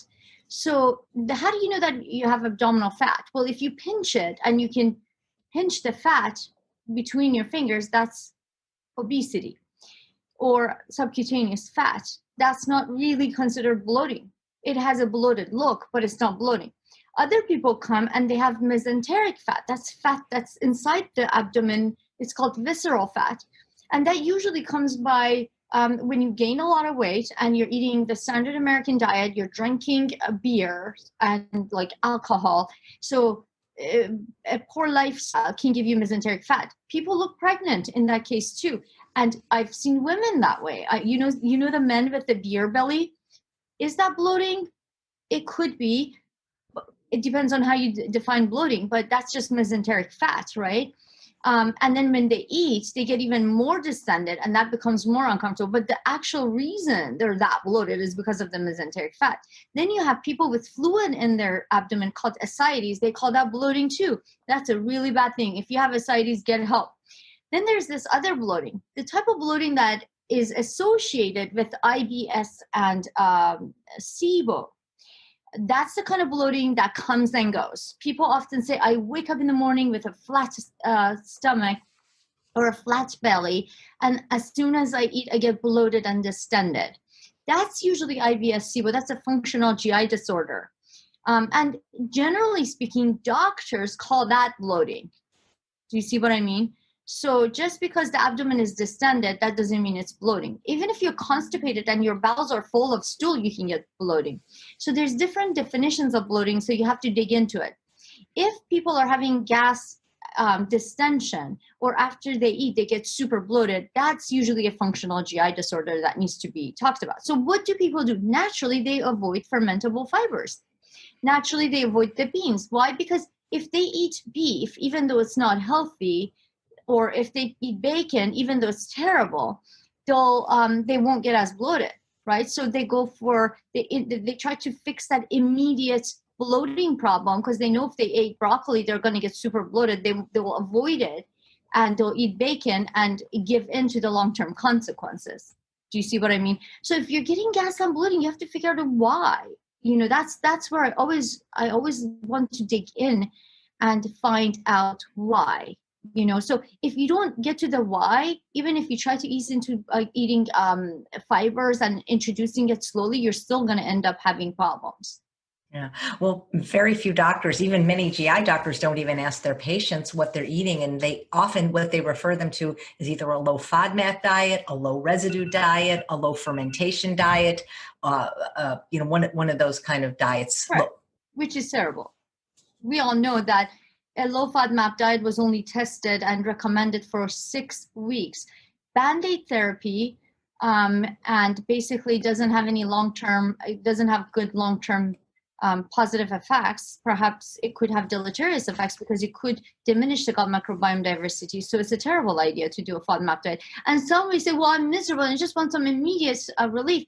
Great, but it's not sustainable. Don't do it after 6 months. Yes, you're going to get a little bit of relief, but what now? Who has gone to the root cause of your problem? And what are you going to do about it? So what can we do to optimize our gut microbiome and our gut health in general?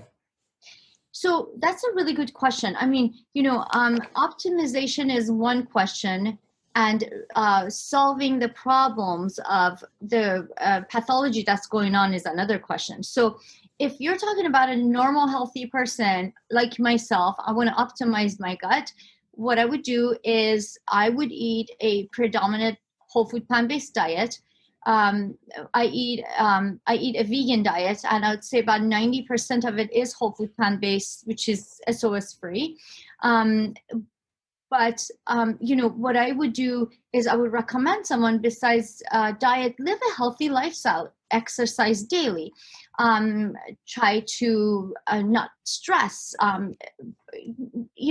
It's very common in our society to work ourselves to death and not relax and have anxiety and depression and all kinds of stuff, which everything's related. So live a healthy lifestyle, exercise, meditate, just eat healthy, avoid alcohol, avoid cigarette smoking, all of those things that are common sense that we just don't do.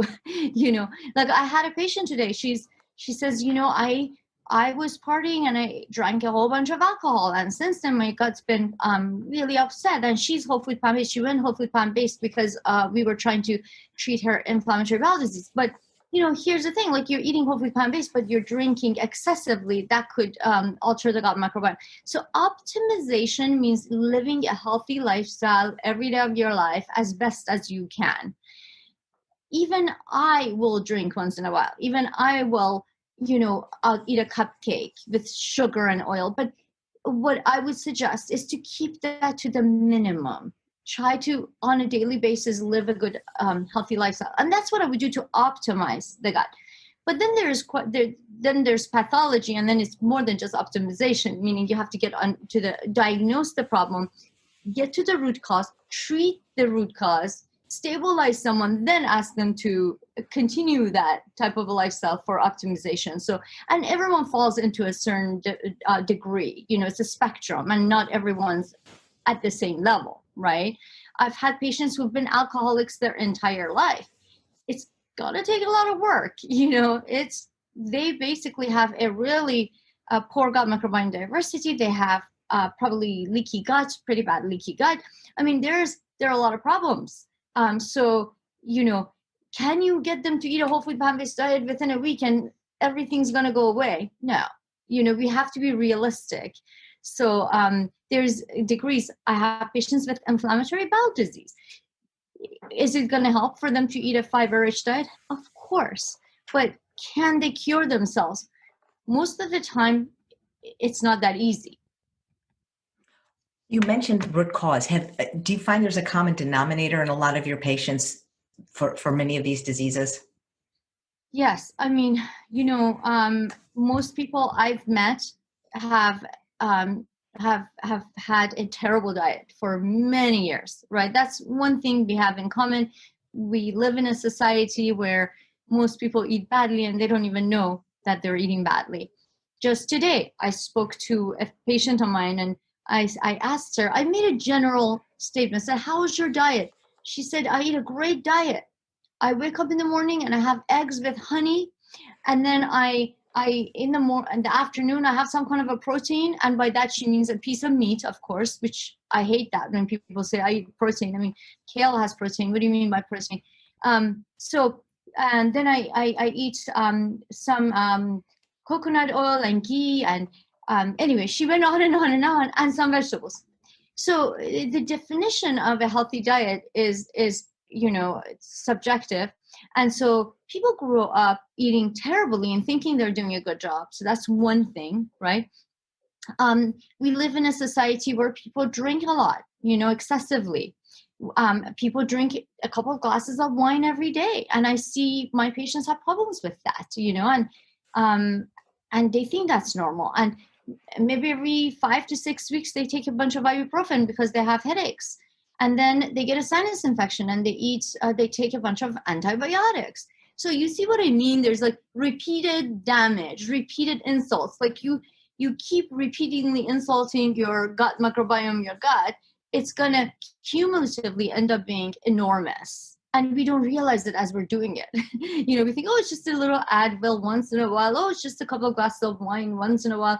And it's a little bit of In-N-Out burger here and a McDonald's burger there. And it cumulatively, after 30 years of life, they become my patient. Do you see what I mean?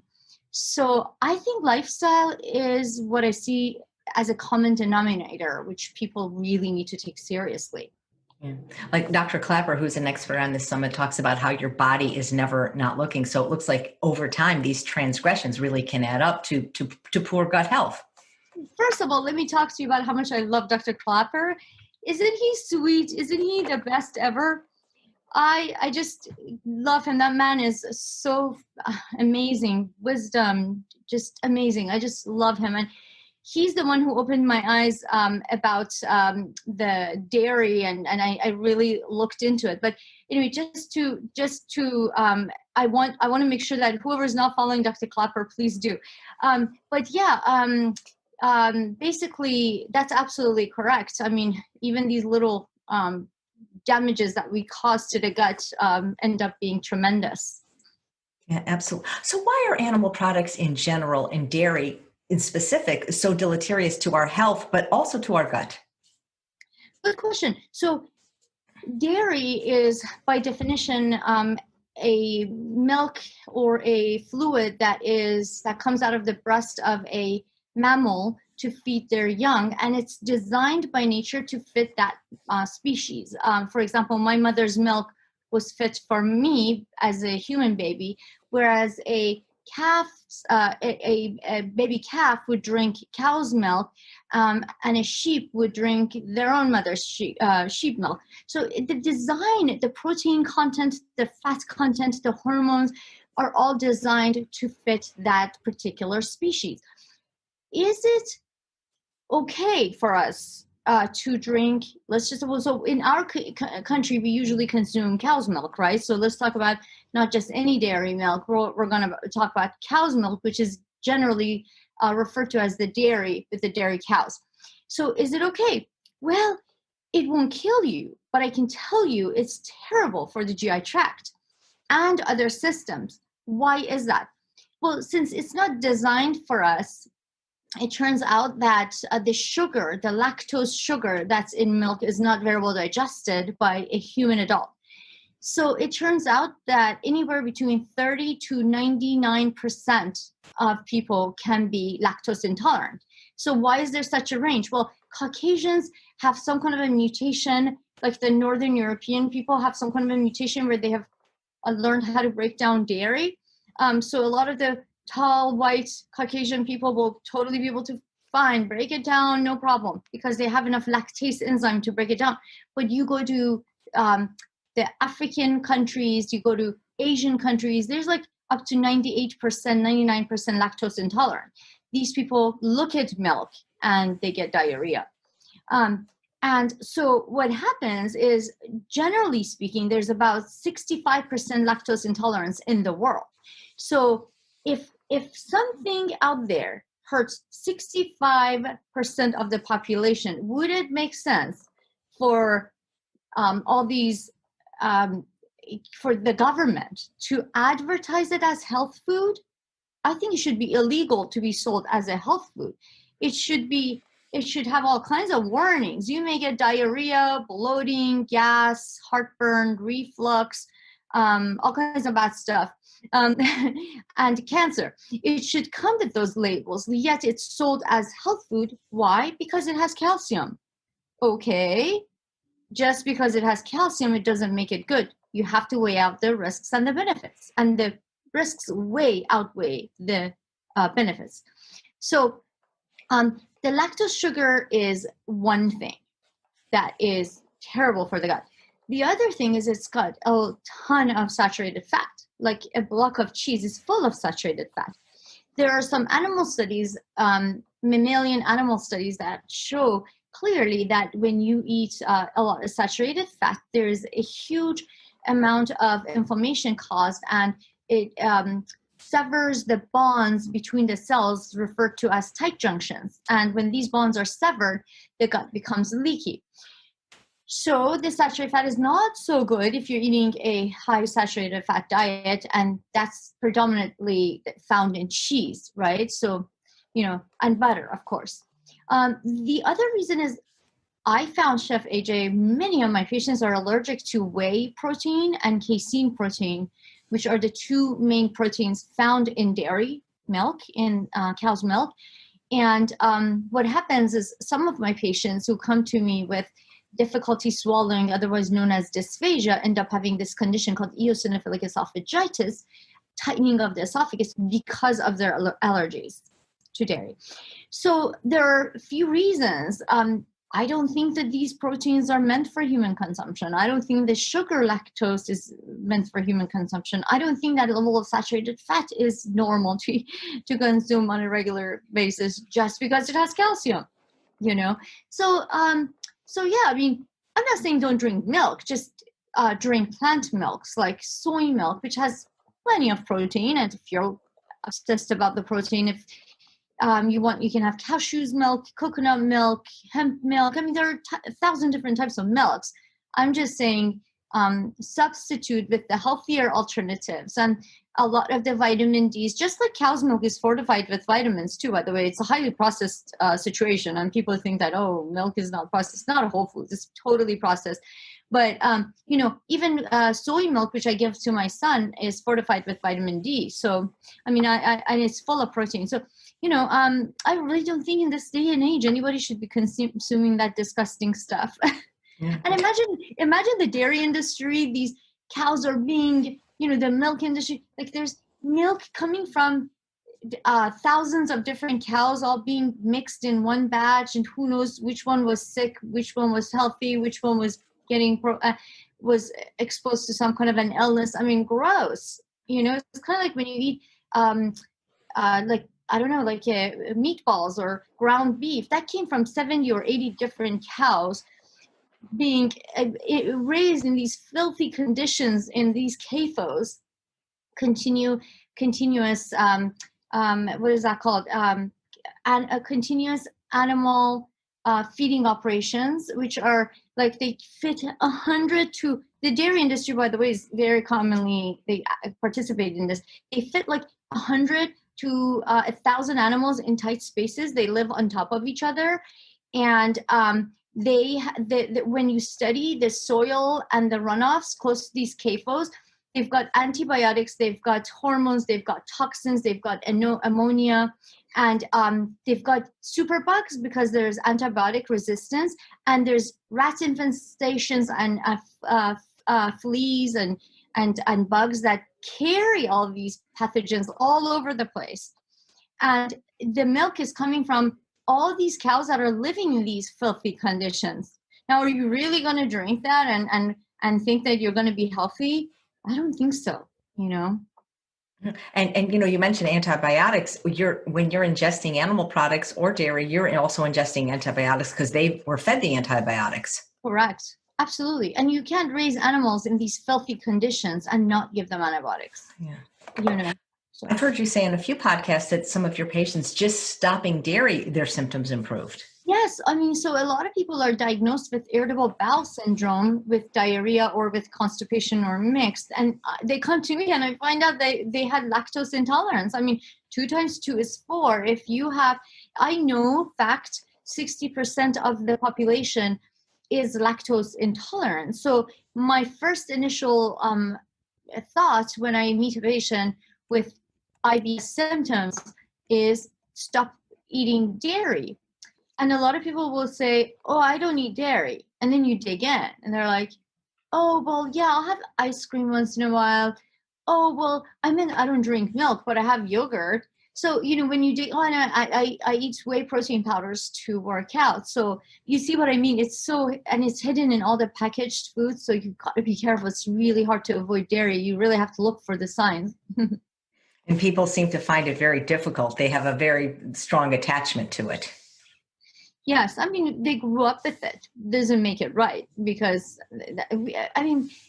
I think about my poor parents. They didn't know anything about nutrition. How would they have known to give me soy milk or hemp milk? These things weren't even available back then, right? And so, we grew up with it, and it is what is indoctrinated in our culture to include the cheese and the milk for calcium. And if you ask people, well, do you know what else has calcium? They'd look at you like, no. So the advertising by the dairy industry wins because they've done such a great job, with their advertising to associate dairy with calcium, right? They've done a good job, truth be told, right? And so, they've done a good job, and that's it is what it is. Now we have to undo and help unlearn that the bad behavior. Right. And there seems to be this addictive component, especially where dairy products are concerned. Well, yeah, that casein, if you haven't read one of my other idols, Dr. Barnard, if you read The Cheese Trap, he's another fantastic doctor to follow besides Dr. Clapper, which we just talked about. Dr. Barnard wrote a book named by the name of Cheese Trap, and his recent books talk about hormones and things like that. But, it indicates that the casein changes to casomorphones, which is like morphine products, which are very addictive. And it's really by nature is supposed to bring the calf back to latch again and drink more milk. But in our case, it leads to obesity and metabolic syndrome. Well, there's some people that got the message about not consuming dairy, but they're still consuming animal products. They'll be on a diet called the keto diet or the carnivore diet. These are basically fiberless diets that can't be good for our gut. Oh, well, no. I mean, there is research indicating that a predominantly whole food plant-based diet is very protective against polyps and cancers. It is important for the gut microbiome diversity, and a fiber-rich diet is healthy in regards to building back these tight junctions that may have severed in the gut. In any way you slice it or dice it, a whole food plant-based diet is superior. Well, I don't know if you can say superior because we have never had head-to-head studies between the whole food plant-based diet versus the carnivore diet. Versus the keto diet. I mean, there's no study like that. However, if you look at the weight of the literature, it's very obvious that a high fiber diet is very beneficial for the gut. A carnivore diet is definitely low in vitamins and definitely doesn't have much fiber at all. And I would highly discourage people from eating that way. An omnivore keto diet is very high in saturated fat, and it is I think it's a horrible diet for the gut and for the rest of the body, in my opinion, and should not be consumed. A vegan keto diet, which a lot of people like to follow, is much healthier than, because it still contains a lot of fiber, much healthier than the regular keto diet, obviously.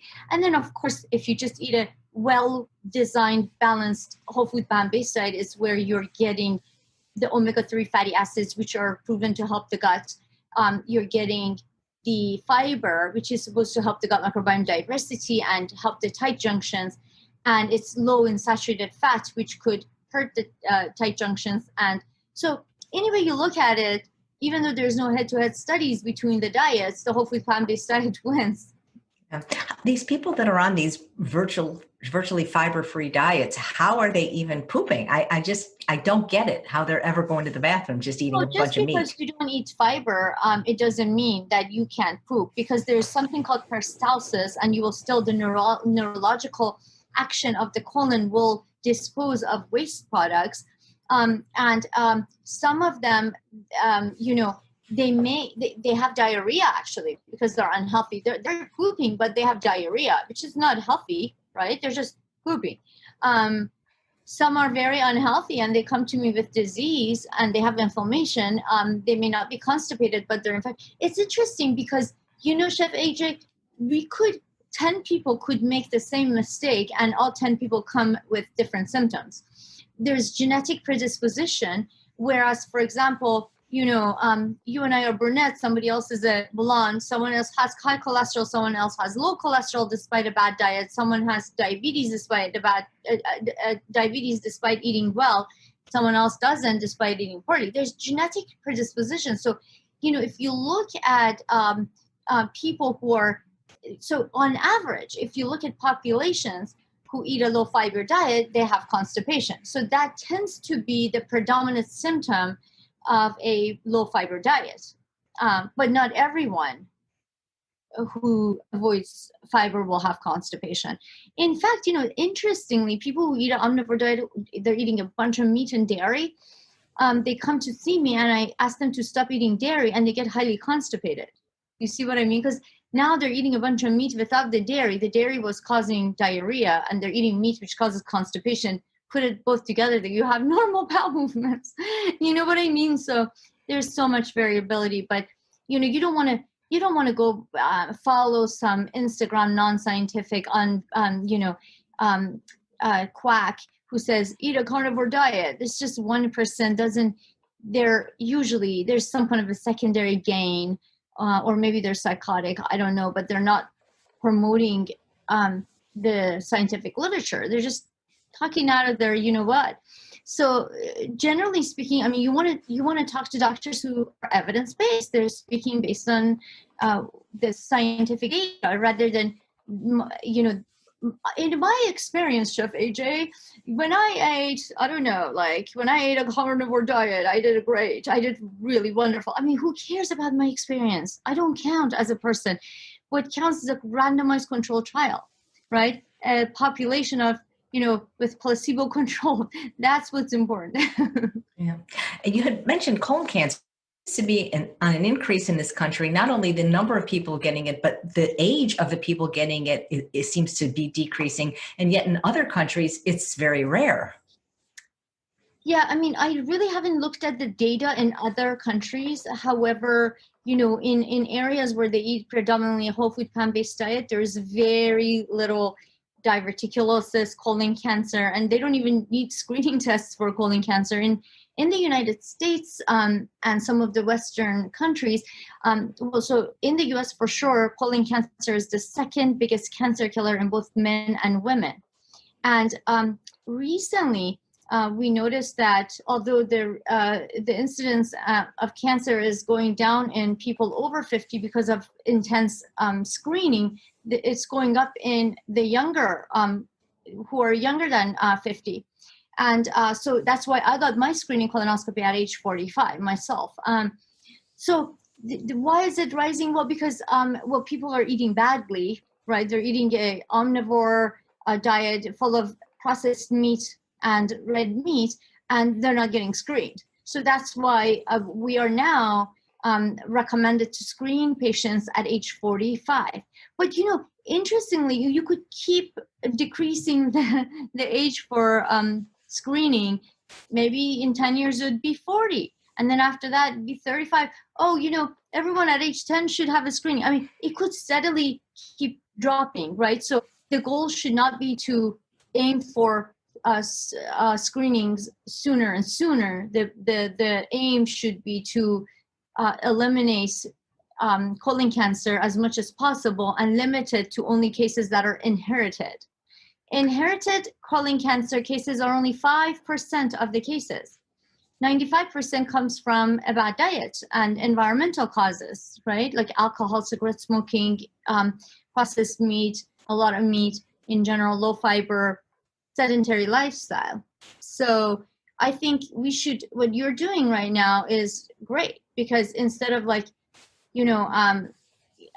basically telling people get screened, you're saying, yeah, get screened, but also eat healthy. You see what I mean? Because that's how you can prevent problems in the first place. Absolutely. So when you're doing a colonoscopy and you see a polyp, how long did it take for that polyp to grow and get to be big enough so that you can remove it? No one knows exactly. And most polyps grow slowly. It takes like 10 years for a polyp to grow. So if I'm doing a screening test on a 50-year-old, that polyp was it started coming out in their 40s. And then at age 50, it's significant enough where I can see it and I'm removing it, right? And so polyps are very slow growing. Nevertheless, colon cancer screenings are absolutely important. But one thing to remember is you don't have to do a colonoscopy to do cancer screening. There are stool testings that are super simple. So when I'm promoting screening, I'm not promoting colonoscopy per se. If you have a lot of people get stool testing, and that should suffice, but do get a form of screening test, because colon cancer is the second biggest cancer killer in the United States, and do eat a whole food plant-based diet, but continue getting your screenings. I see a lot of people who don't get screened and they get cancer. I've seen vegans, a 13 years vegan, who came to me who had colon cancer. So colon cancer can still occur, but your risk will be a lot lower. Yeah, great. Thank you. Why is fiber so important for our health in general and for our microbiome in particular? Well, the healthy biome that lives in a symbiotic relationship with you thrives off of fiber. Mouth to anus, there are 100 trillion organisms. Biome, we should call it the biome, not or microbes, not bacteria, because there are different types of biome living in our gut. The majority of them live in the colon, and some live in the small intestine, and some in the stomach, and some in the esophagus, and some in the mouth. Collectively, they offer 100 times more genetics than our own eukaryotic cells. So it's important to keep them happy. And in order to keep a good, diverse gut microbiome, you must eat a good, diverse diet, a healthy, diverse diet. So the gut microbiome diversity, which is important so a healthy biome is a diverse gut microbiome. And how does that come? That comes from eating a variety of fruits and vegetables, nuts, seeds, grains, and legumes. So the more variety, the more diverse is the gut microbiome.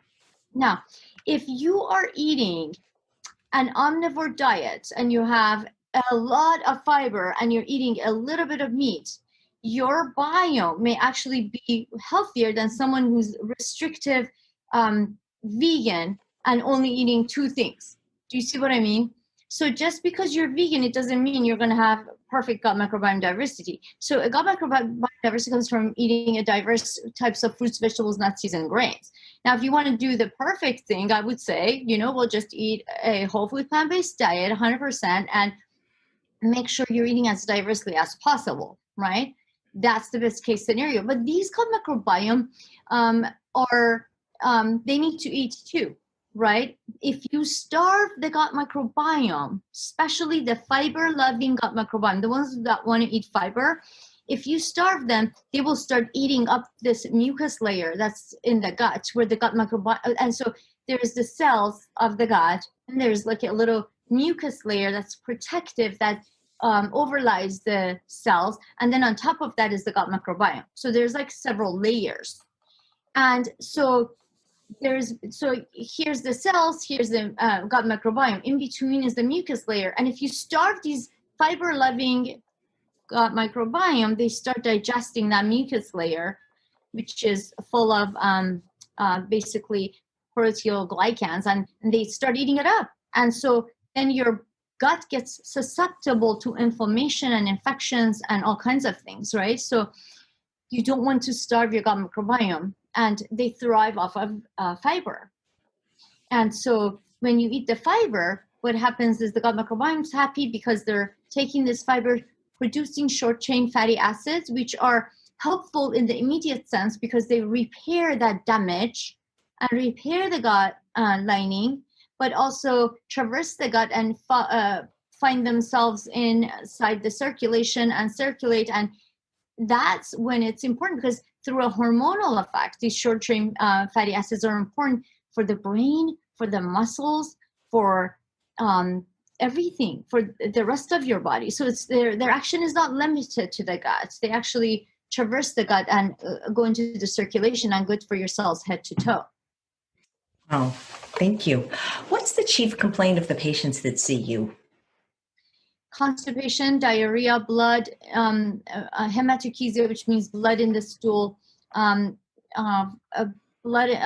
in the vomit, nausea, vomiting, hematemesis, which is blood in the vomitus, difficulty swallowing, abdominal pain, constipation, bloating. I mean, those are some of the common ones. And of course, there's 1,000 more. It just seems, I don't want to say everybody I know, but I know so many people now that have IBS and SIBO. And a few years ago, those words were not, you didn't hear them so often. Well, exactly. And, SIBO is relatively new diagnosis. And we all have only known about the gut microbiome for a couple of decades, really. This is a new and emergent field.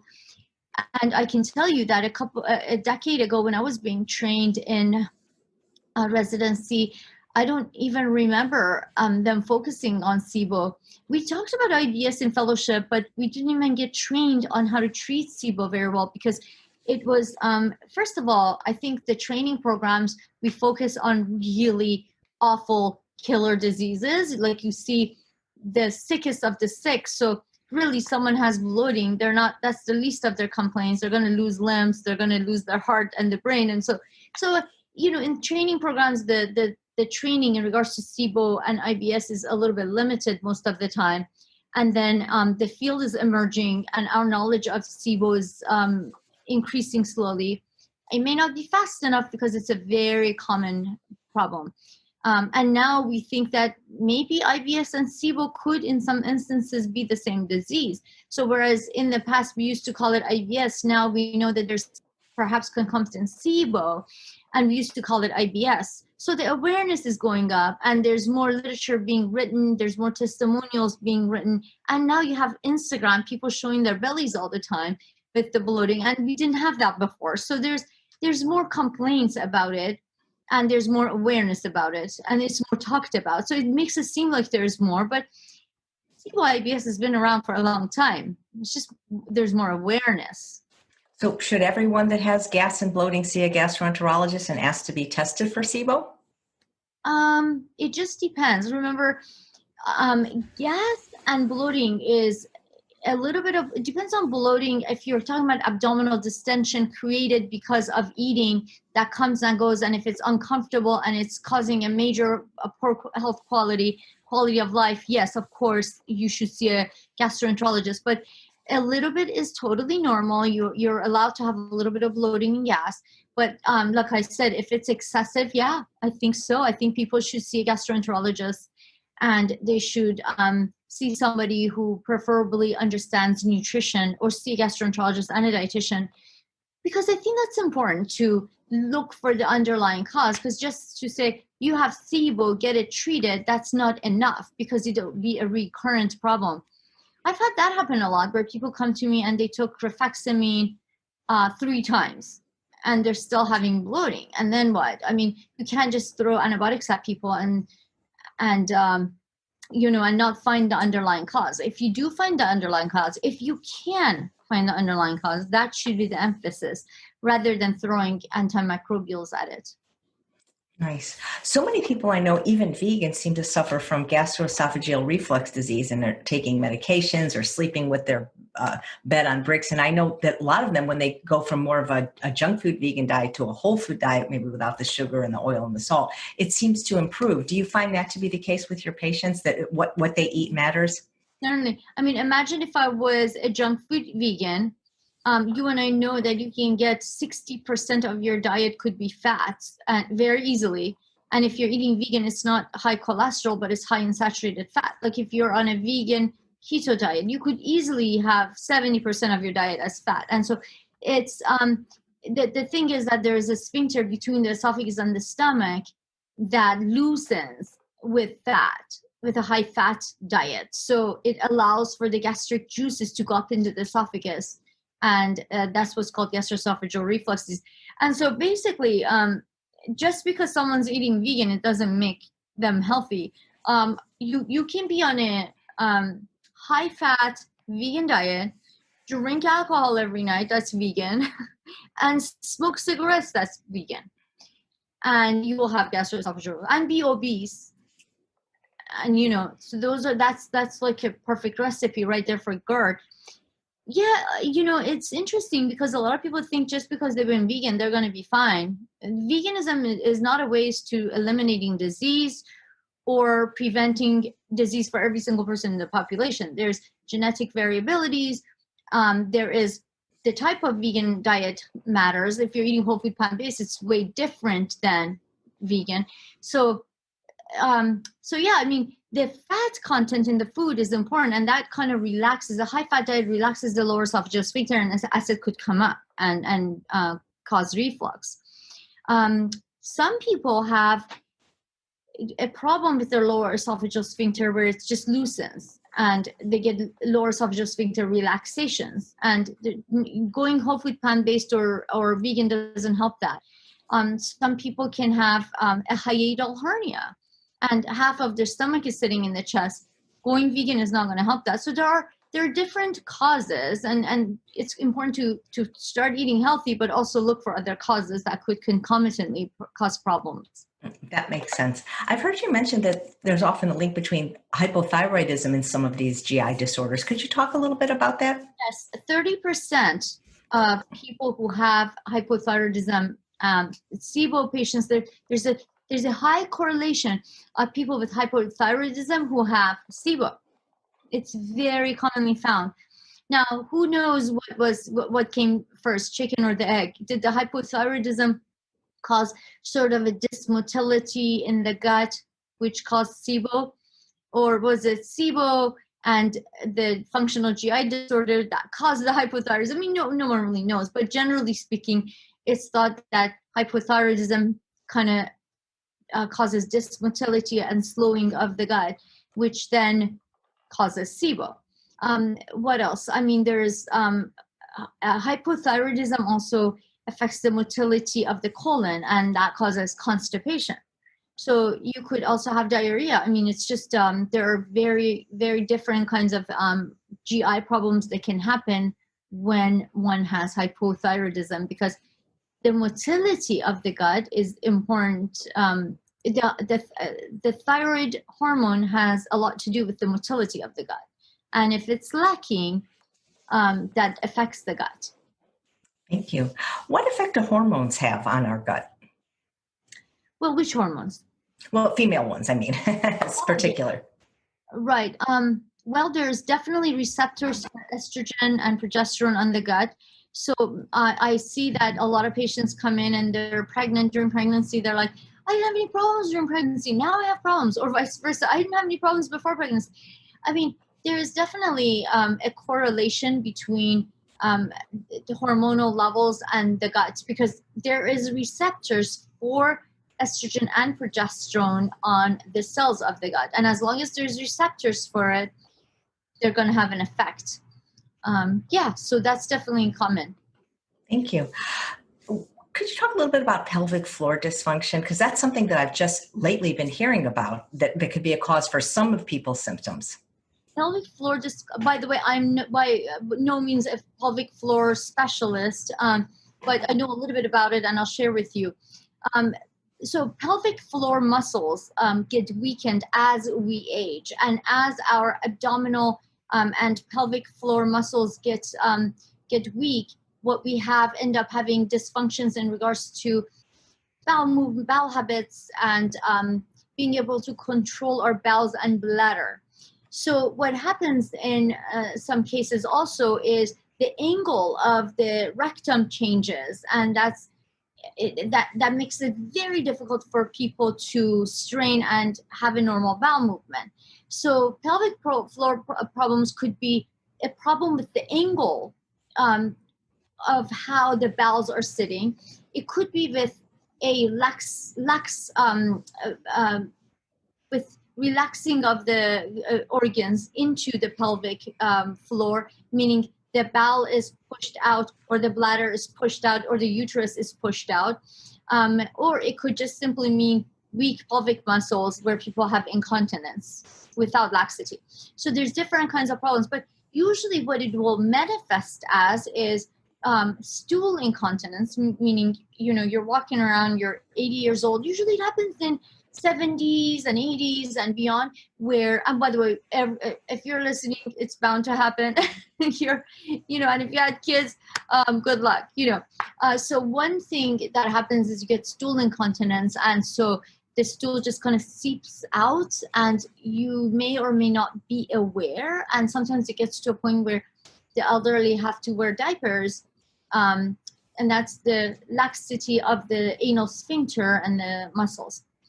The other way it manifests, the urinary incontinence besides stool, so every time you sneeze or cough, you pee, and that's usually after pregnancy. Even young women get it. The other way it could manifest is if you have a weird angle of your rectum when you go to the restroom, you can't squeeze that poop out, where you have to manipulate it with your fingers, push this and push that, and sit in a certain position to finally be able to evacuate. And if you have constipation on top of that, good luck, because it's hard pebble stools and you got to strain hard, and then you have this weird angle that just makes it worse. So anyway, those are some of the things that could happen. Yeah, because I do hear from a lot of vegans that eat plants and lots of fiber, but still have constipation. Oh yeah, I mean, again, it's funny because I get those messages all the time. Dr. Siddiqui, I'm eating a whole food plant-based diet. I still have this and that. I get it. Look, I don't want to sell you snake oil. I'm not saying you eat a whole food plant-based diet, all of your problems in the world will go away, including your marriage problems. I'm just saying, the eating a whole food plant-based diet is a very healthy option, which will prevent, most likely, better than all these other diets out there, which will protect you against disease and sometimes reverse disease, most of the time reverse disease, and protect you against all these chronic conditions. But yet, yeah, absolutely, there's definitely cases where some people have Hirschsprung disease. This is a colon that doesn't have enough nerves in there, where it cannot cause peristalsis. And there's attenuated Hirschsprung disease, where the colon is missing the enteric nervous system. Good luck pooping. I don't care if you're vegan or, eat a super healthy diet. You're just not going to poop. That's just a genetic disorder, right? Let's just put it this way. Let's say you have hypothyroidism and your gut motility is terribly low. Even if you have, if you're on a whole food plant-based diet, the problem is not lack of fiber. The problem is lack of motility or dysmotility because of hypothyroidism. And there's idiopathic constipation, which means to this day, there are cases of idiopathic constipation, which we don't know what's causing it. There's no hypothyroidism. People are eating a whole food plant-based diet and they still can't poop. And it means that we just don't know. To this day, our knowledge is limited to properly diagnose it.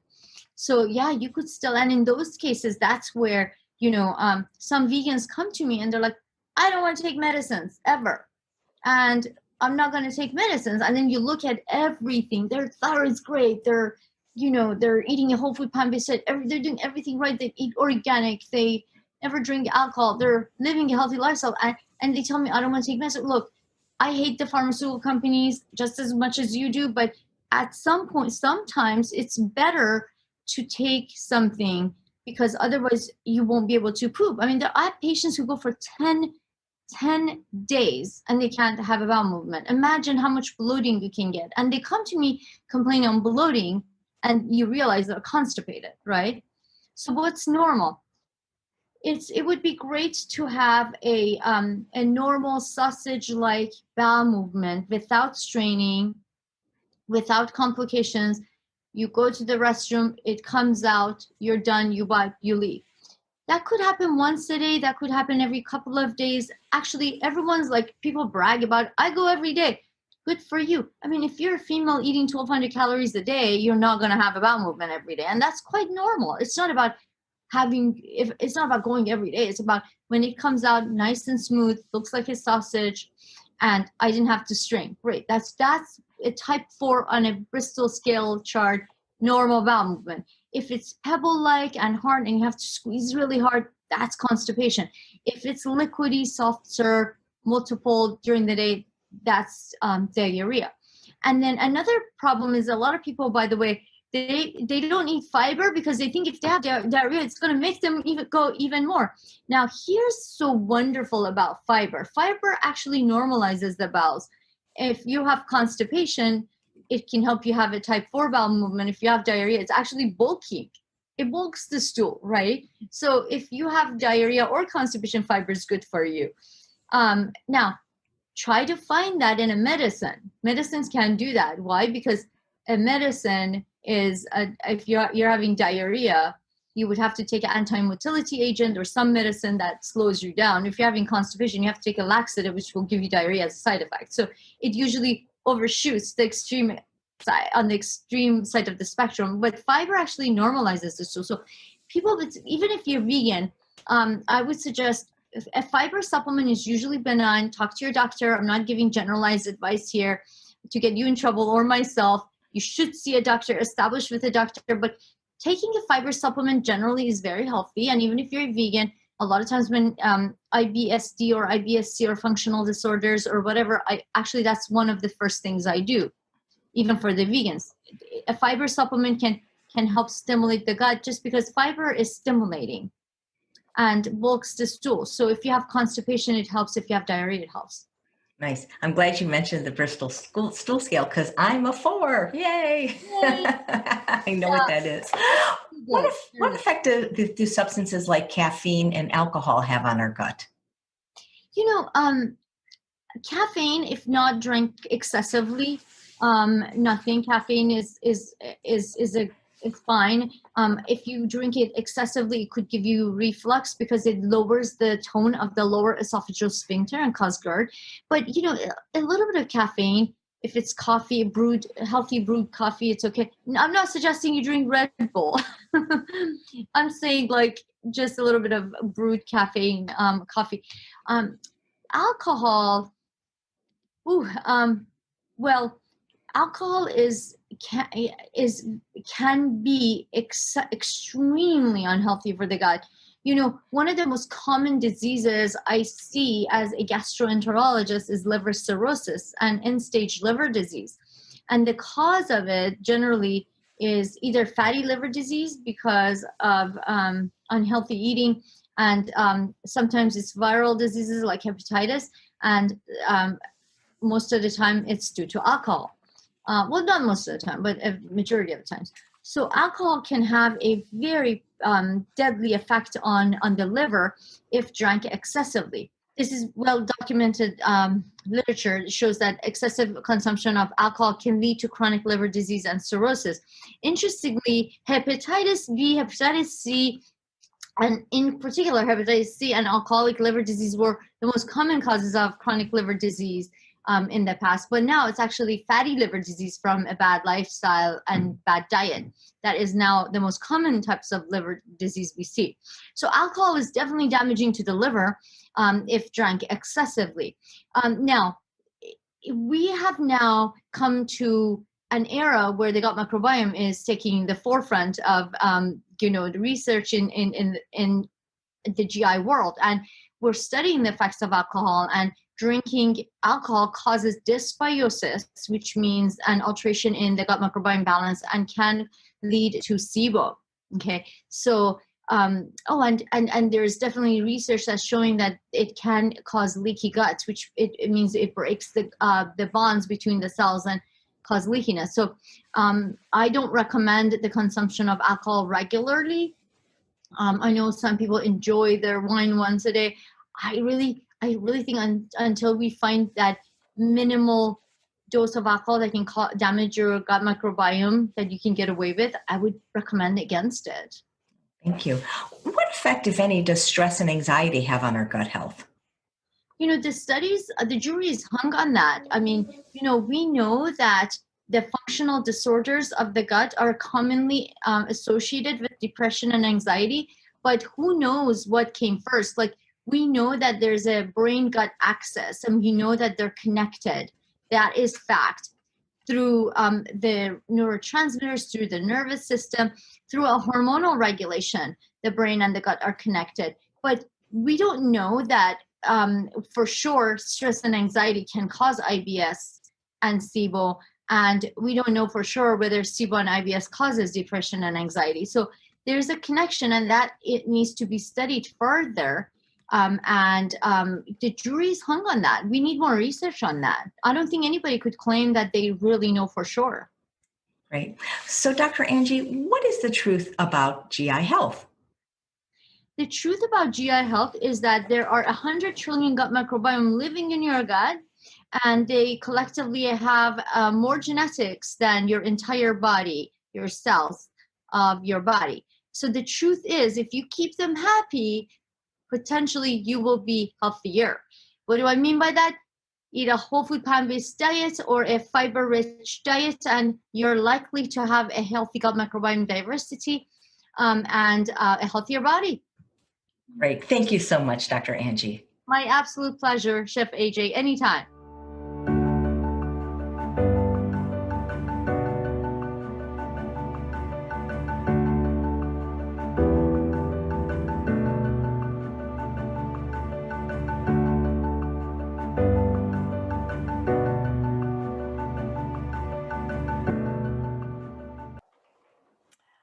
Another champion of a dairy-free lifestyle. Thank you so much, Dr. Angie. I got to tell you guys something so funny. During the interview, of course, it's been edited. She was doing it from her office, and there was this alarm that kept going off. So the alarm went off, and then we would wait and wait. And every time we went back on, it was the funniest thing. Guess you had to be there, though. So Jody says, does the Buddy package include everything that the person gets? And so, yes, everything that's in the Summit package, the written transcripts, the bonuses, the audio downloads, the ability to view the videos in the member center. Yes, absolutely, Jody. Thank you so much for asking that. So like Dr. Will B, Dr. Angie said, ease into this slowly. Cook veggies, fruits before adding a bunch of fiber, especially if you're not used to it. And she talked about how the gut microbiome of people in Africa where they eat whole food plant-based breaks down plant cellulose, but those that are eating the standard American diet, it doesn't. Go slowly. Everyone is different. It takes time. And she says everybody gets bloated to some degree.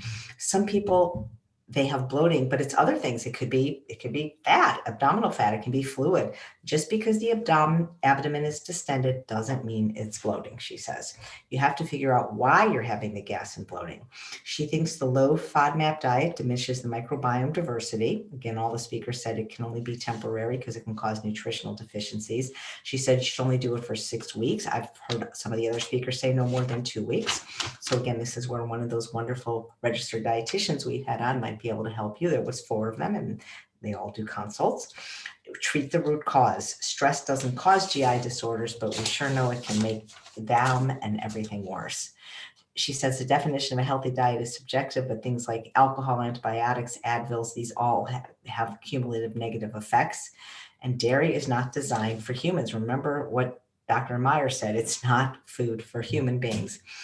And it's terrible for the GI tract. Most people are lactose intolerant anyway. And she gave the exact percentages. She said she thought it should be illegal and to be sold as a health food. And you're going to hear even more about its deleterious effects on the next talk from Dr. Milton Mills. She says that there's a ton of saturated fat that severs the tight junctions and that can lead to leaky gut. And she talked about how cows are raised and the addictive properties of dairies, and it can be related to gut health. And remember, if you're consuming animal products, whether it's milk or animal flesh, you're taking antibiotics. Fiber builds back the tight junctions that have been severed, and it's so beneficial for the gut. The keto and carnivore diets are horrible for the gut. Fiber helps microbiome diversity. Constipation is a predominant symptom of a low fiber diet. She said there's very little colon cancer and diverticulitis in countries that eat a diet that's plant predominant, that's not full of processed food and animal products, and that the screening age of colon cancer keeps going down, which we know from the actor Chadwick Boseman, and it can take 10 years for a polyp to grow. So when you eat a whole food plant-based diet, you still need to get screened. All the GI doctors on this summit believe. You don't have to get a colonoscopy necessarily. There's those other dual tests. There's the Cologuard. So that would be something you'd want to discuss with your doctor, depending on your condition and your family history. But you do need to eat a diverse diet so you can have a diverse microbiome. Colon cancer is the second biggest leading cancer killer. And she said even vegans can get colon cancer. So she feels everyone must be screened. And we've only known about the gut microbiome for a few decades. So SIBO, these are relatively new diagnoses. The fat content in food is important, especially if you have reflux, because it can loosen the lower esophageal sphincter. And obesity can do this as well. So there's a high correlation with hypothyroidism and SIBO, perhaps because they affect the motility of the gut and the colon. She says there's estrogen and progesterone receptors in the gut, and pelvic floor muscles weaken as we age. So that's why we might want to do some of the exercises we learned from Mandy and Julie, because these can affect the bowel and the bladder and the uterus.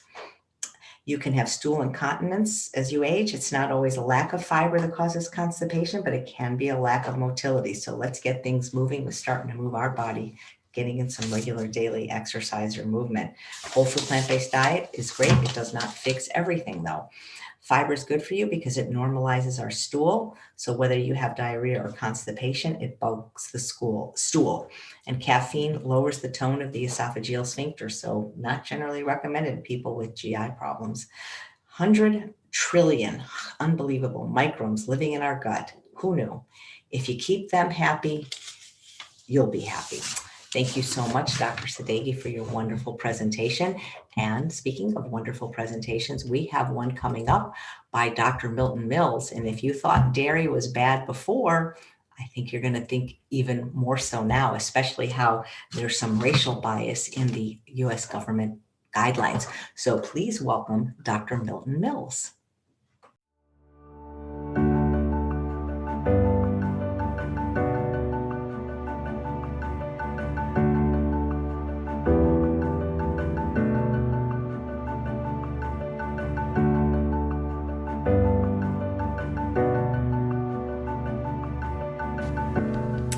Hi, Dr. Mills, and welcome to the GI Health Summit. Thank you so much for being here.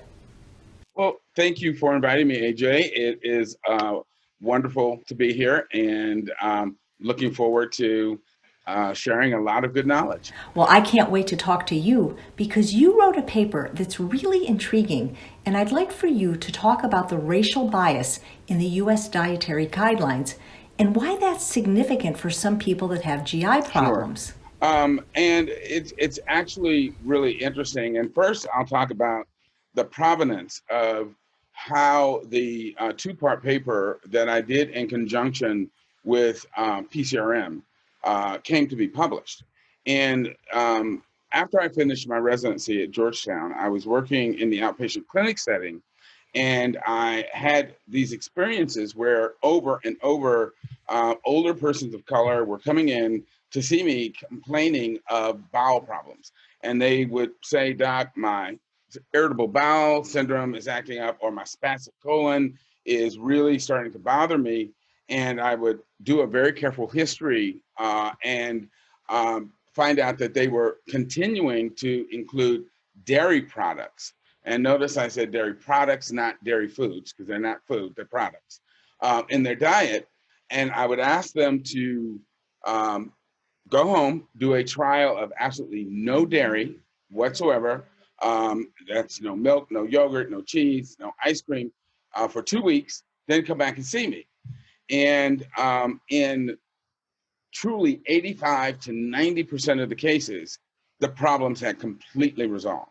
And so I would explain to the individuals that they didn't have spastic colon or an irritable bowel, that the problem was that as a person of color, they could not digest the sugar that is in dairy products, lactose, and that is what was causing the symptoms that they were having with the cramping, the bloating, the pain, the diarrhea, and so forth. And that if they eliminated those products from their diet, that those problems would resolve.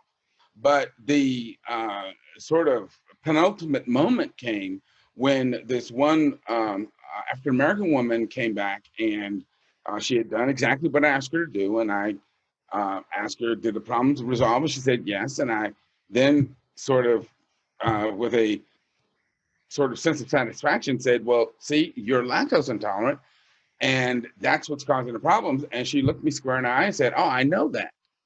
And I was literally just kind of blown away. And I said, then why are you continuing to eat these things? And she said, because the government says I have to. Right there in the dietary guidelines, it says that we have to have X number of servings of dairy products every day.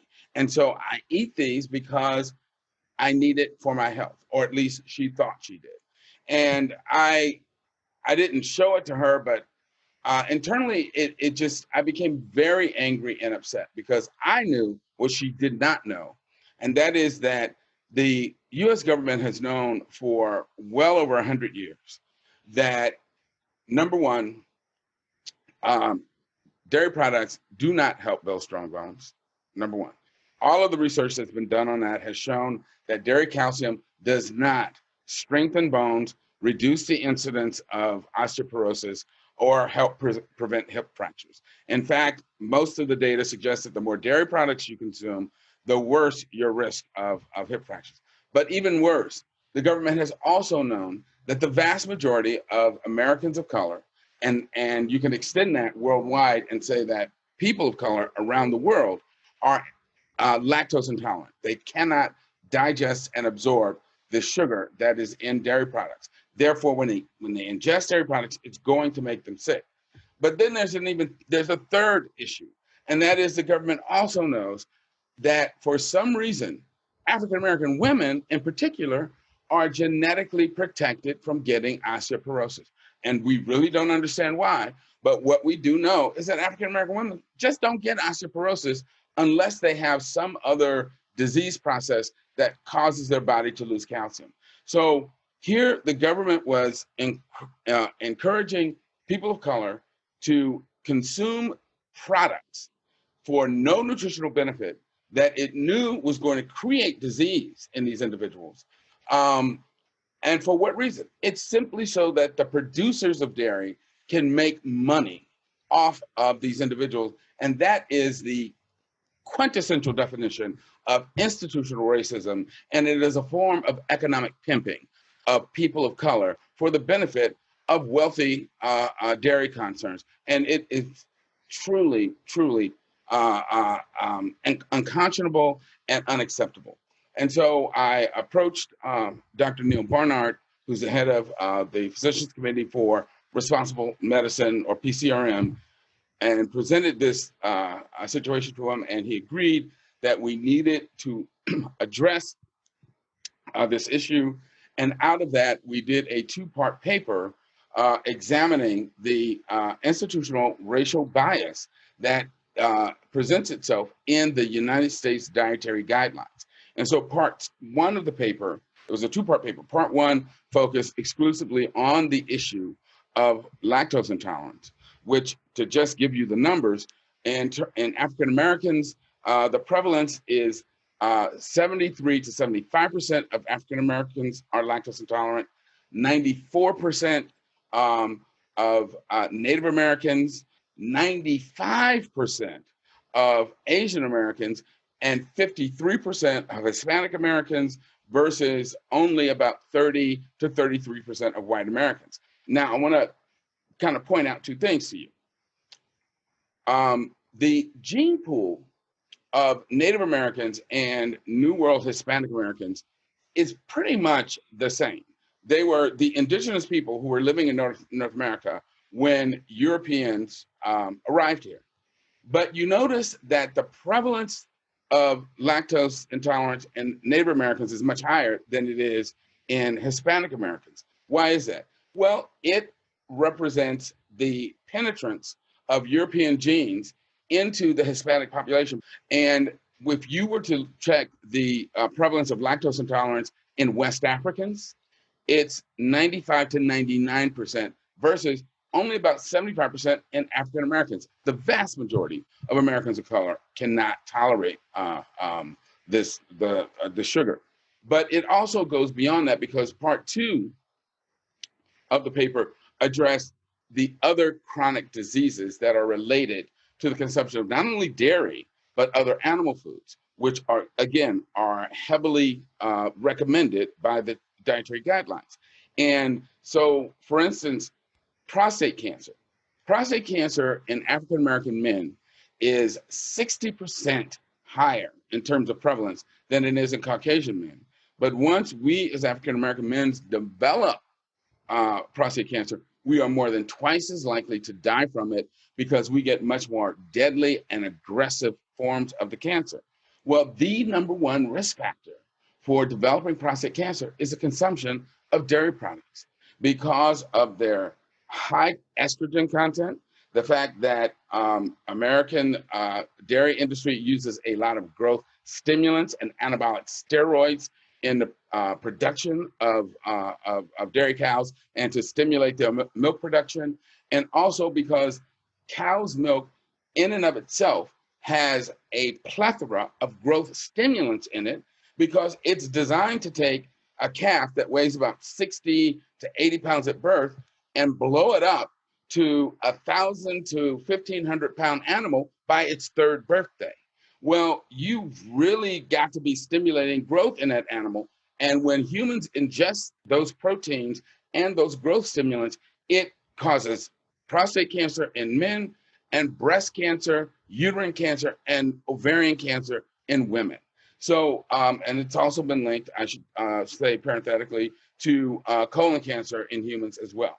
So, but these cancers and the heart disease and diabetes that are related to the consumption of dairy products reach disproportionate levels in communities of color, so that they tend to develop these diseases earlier ages, much more aggressive forms, and they tend to die sooner. Now, I want to be crystal clear. Am I saying that, oh, people of color can't eat dairy foods, but white people can have a party? No, because it is also unhealthy for white Americans as well. But it's just that it will kill people of color sooner. So again, I say over and over, the difference is the difference between jumping from a 30-story building versus a 50-story building. The people of color are jumping from the 50-story building, so we hit the ground going faster, we make a bigger splat. But the white people are jumping from a 30-story building, you're going to get killed too.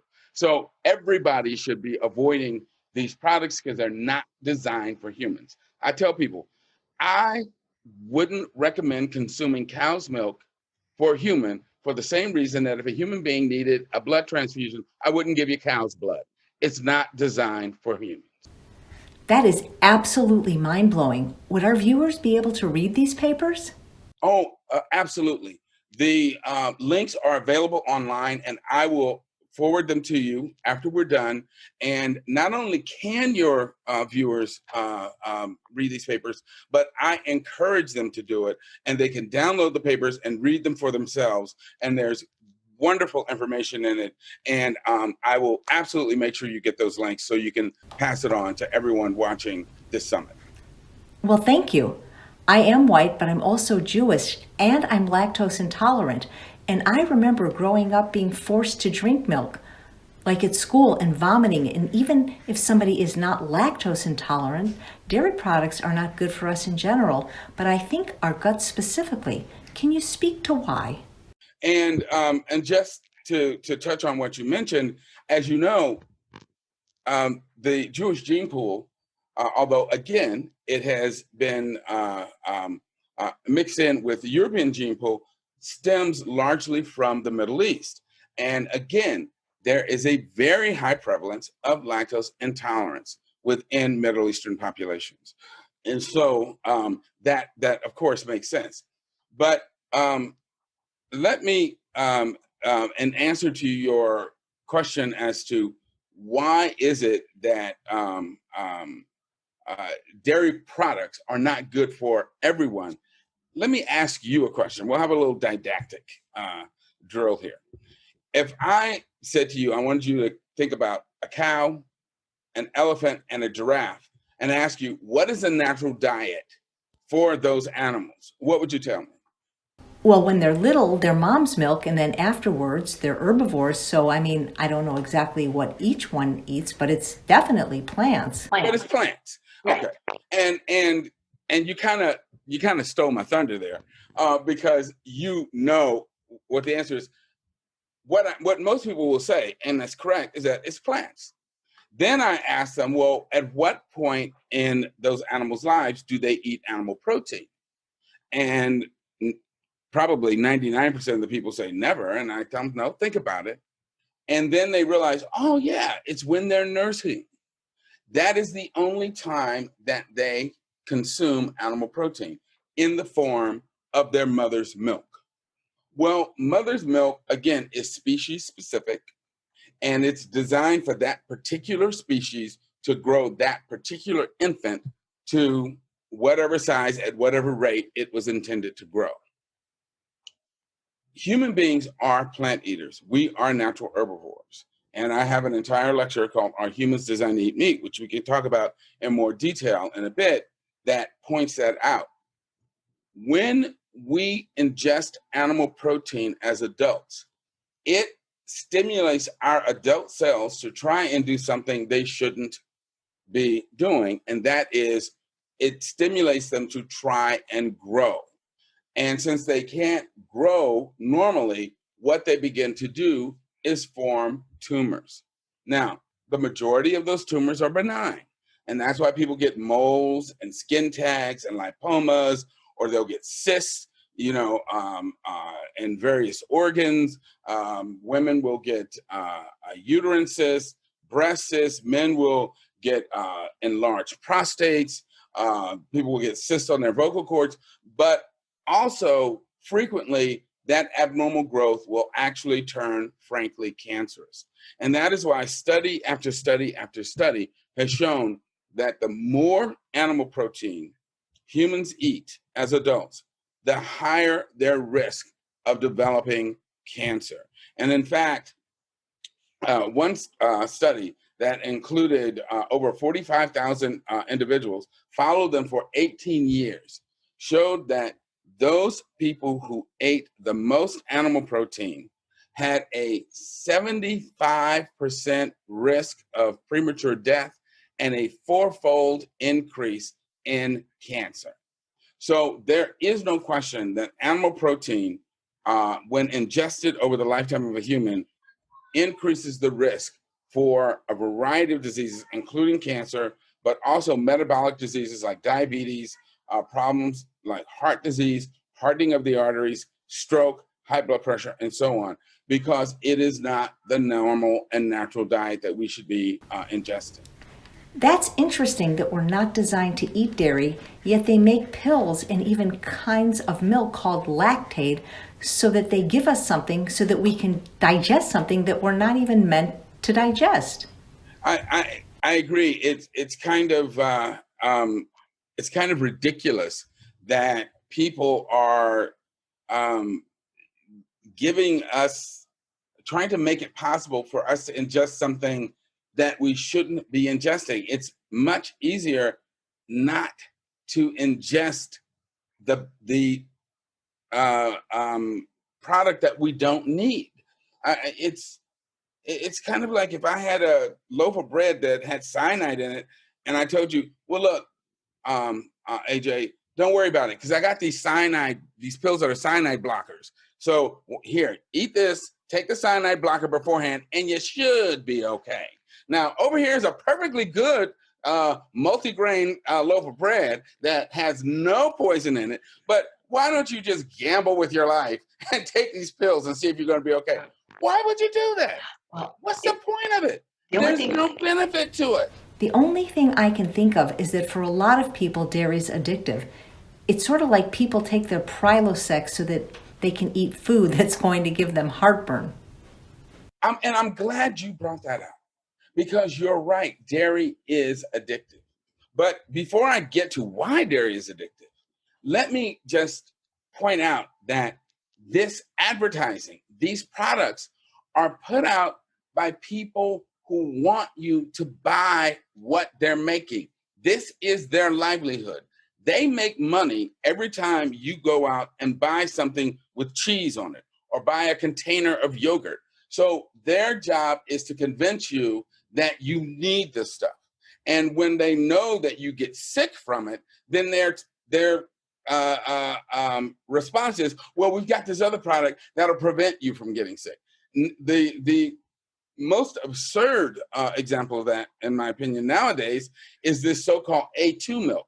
Because now people realize it's not just the sugar in milk that makes people sick, it's the actual proteins in the milk that people are having allergic responses to, that can cause anything from gastrointestinal bleeding to skin rashes. In children, it can cause constipation, flare-up of asthma symptoms, and all kinds of issues. And so they have this so-called A2 milk where they've artificially taken some of those proteins out of it. This is crazy. If you've got to chemically modify a food this much to try and prevent it from making people ill, that's nature's way of telling you, don't eat it. Leave it alone. It's crazy. I mean, nobody's ever had to chemically modify an apple in order for you to enjoy it, have they? No. Now, let me get back to why is it that dairy foods can be addictive? Well, because Mother Nature wants your baby to feed.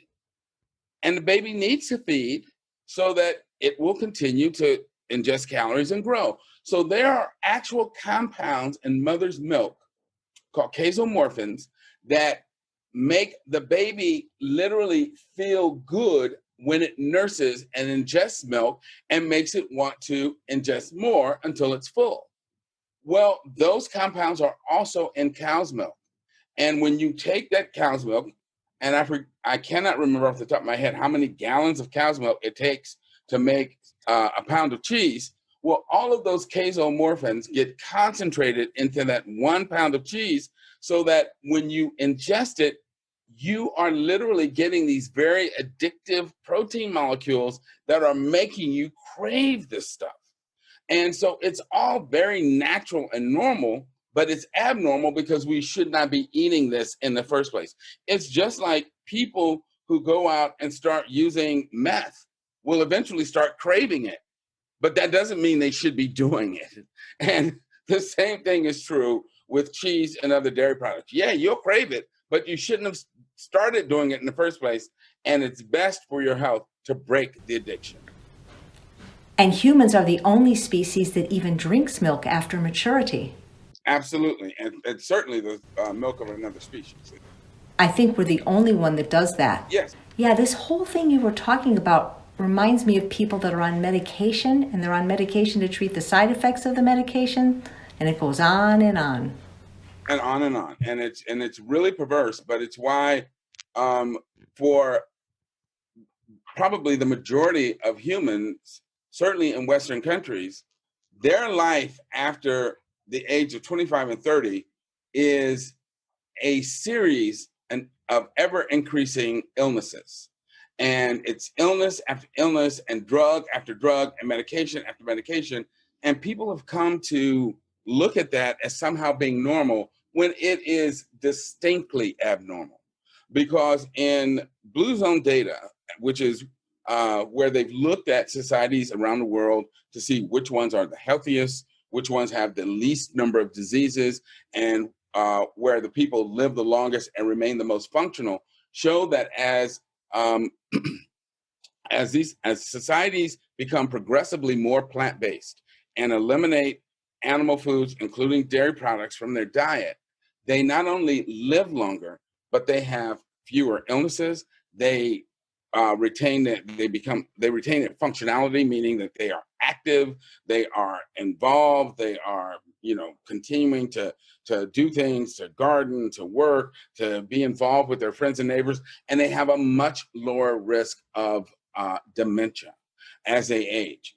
And there's only one blue zone in the United States, and that's actually found in Loma Linda, California, where the majority of the people there are either vegans or vegetarians. And I should say that there's only one blue zone that has been identified in the United States, because there's very good evidence that there may be a second blue zone in the US in Huntsville, Alabama, which is where a large population of Black Seventh-day Adventists who are vegetarians and vegans live.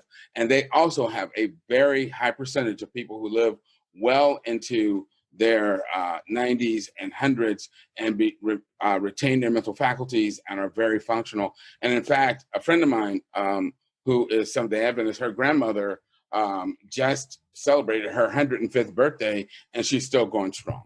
So there is abundant scientific evidence that being plant-based helps you live longer, remain functional, and retain your mental acuity. 105? God bless her. That's amazing. And I remember many, many years ago, I had an ulcer and it was quite painful. And I remember the doctor telling me to drink milk because that would soothe the pain of the ulcer. And the reason he told you that was because back then, doctors were under the mistaken impression that milk contained a lot of alkali, and that the alkali in the milk would neutralize the acid production from your stomach. But those theories and that practice has been completely debunked, and that is no longer recommended at all. Moreover, we now know that the majority of people who get ulcers, the ulcers come from infection with a bacterium called Helicobacter pylori, which comes from eating animal products. And so that is actually the thing that you need to do is heal the infection and the ulcer will go away. And that when it comes to excess acid production, actually moving away from diets that are high in animal protein and animal fat will also decrease acid production by your gastrointestinal system, which will decrease problems with reflux, what's called GERD, gastroesophageal reflux disease, and ameliorate all of those symptoms as well. So again, changing to a plant-based diet is clearly the answer.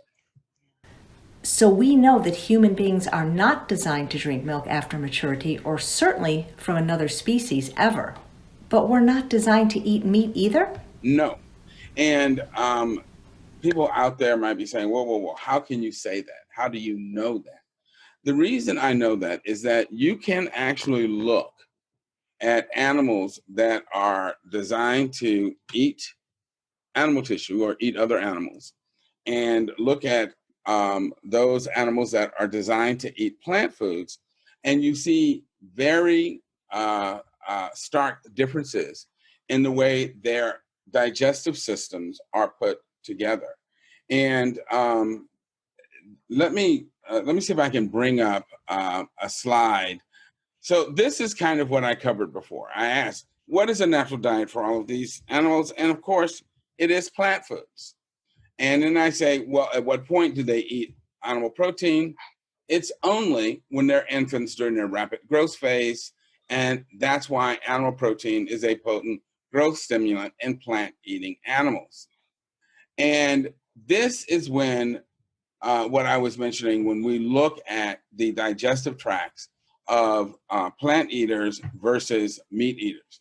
So on the left here, you see that with the meat eaters, the carnivores, they have very, very short digestive tracts but they have a huge stomach. And at a single meal, they can eat up to 30% of their body weight. So that means that a 300-pound lion can eat up to 100 pounds of meat at a single meal. And this is because carnivores are intermittent feeders, meaning that because hunting is inefficient, they'll make a kill today, but they may not kill another animal for another 7 to 10 days. So they have to be able to eat enough at this meal to last them for a week or more until they make another kill. Herbivores are very different. All herbivores have small stomachs and that's because plant foods contain fiber, which means they take a lot of processing. So the herbivores, therefore, have to eat a small meal, process that meal, then go back and eat additional meals. So they have to eat multiple times every day just to get enough calories to last a single day. When we go back to the chart on the left, we see that the small intestine of the meat eaters is very short. And that's because meat doesn't have any fiber, is broken down and absorbed very quickly, so you don't need a really long digestive tract. And as a result, they have a very short small intestine. It's only about 3, maybe 4 times their body length. And then when it gets to their large intestine, the large intestine is short, straight, smooth, because they want to get that residue out before it starts to putrefy and release toxins. When you skip over to the right side of that chart, you see that the herbivores, as I said, have the small stomachs because they've eaten multiple times, but they have a very, very long small intestine, which tends to be, this is 9 times. It's actually more like somewhere between 10 to 12 times the body length. And again, that's to allow the processing of the plant foods. Then they also have a very long, large intestine that has a pouched, as you can see, pouch structure there, because there's still a lot of fiber and water that's left over after the nutrients have been extracted. And the bacteria in the colon, or their microbiome, will act on that fiber to break it down into things called short-chain fatty acids that the animal can then absorb and derive additional energy from, but it also helps adjust their physiology in very beneficial ways. So we know that for humans, the short-chain fatty acid butyrate not only keeps the colon healthy, but reduces the risk for colon cancer. Another one called propionate brings down cholesterol levels, brings down blood sugar levels, and can reduce the risk for other types of cancer in the body. And then finally, the herbivores have an appendix attached to their colon, whereas the carnivores do not. When we move over to the structure of the teeth, what you see is that both carnivores and omnivores, like bears and raccoons, have teeth that are designed for ripping and tearing apart animal tissue. So they have very long dagger-like canines. They have sharp blade-like premolars and molars. And in bears and raccoons, they do have a few of their molars that have been changed to be used for crushing. But for the most part, their jaws act like a pair of shears to slice food off or meat off bone, and to allow them, again, to kill and dismember animals. When you get over to the herbivores or the fruit eaters, and of course the humans, you see that we have flat spade-like incisors, flattened nodular molars, and what you can't see in this diagram is that the jaw joint in the plant eaters has moved to a position above the plane of the cheek teeth, and it allows the jaws to a lot more freedom in its motion so that they can grind up their food. Whereas with the meat eaters and the omnivore, the jaw joint is on the same plane as the cheek teeth, and it makes the jaws act like a pair of shears.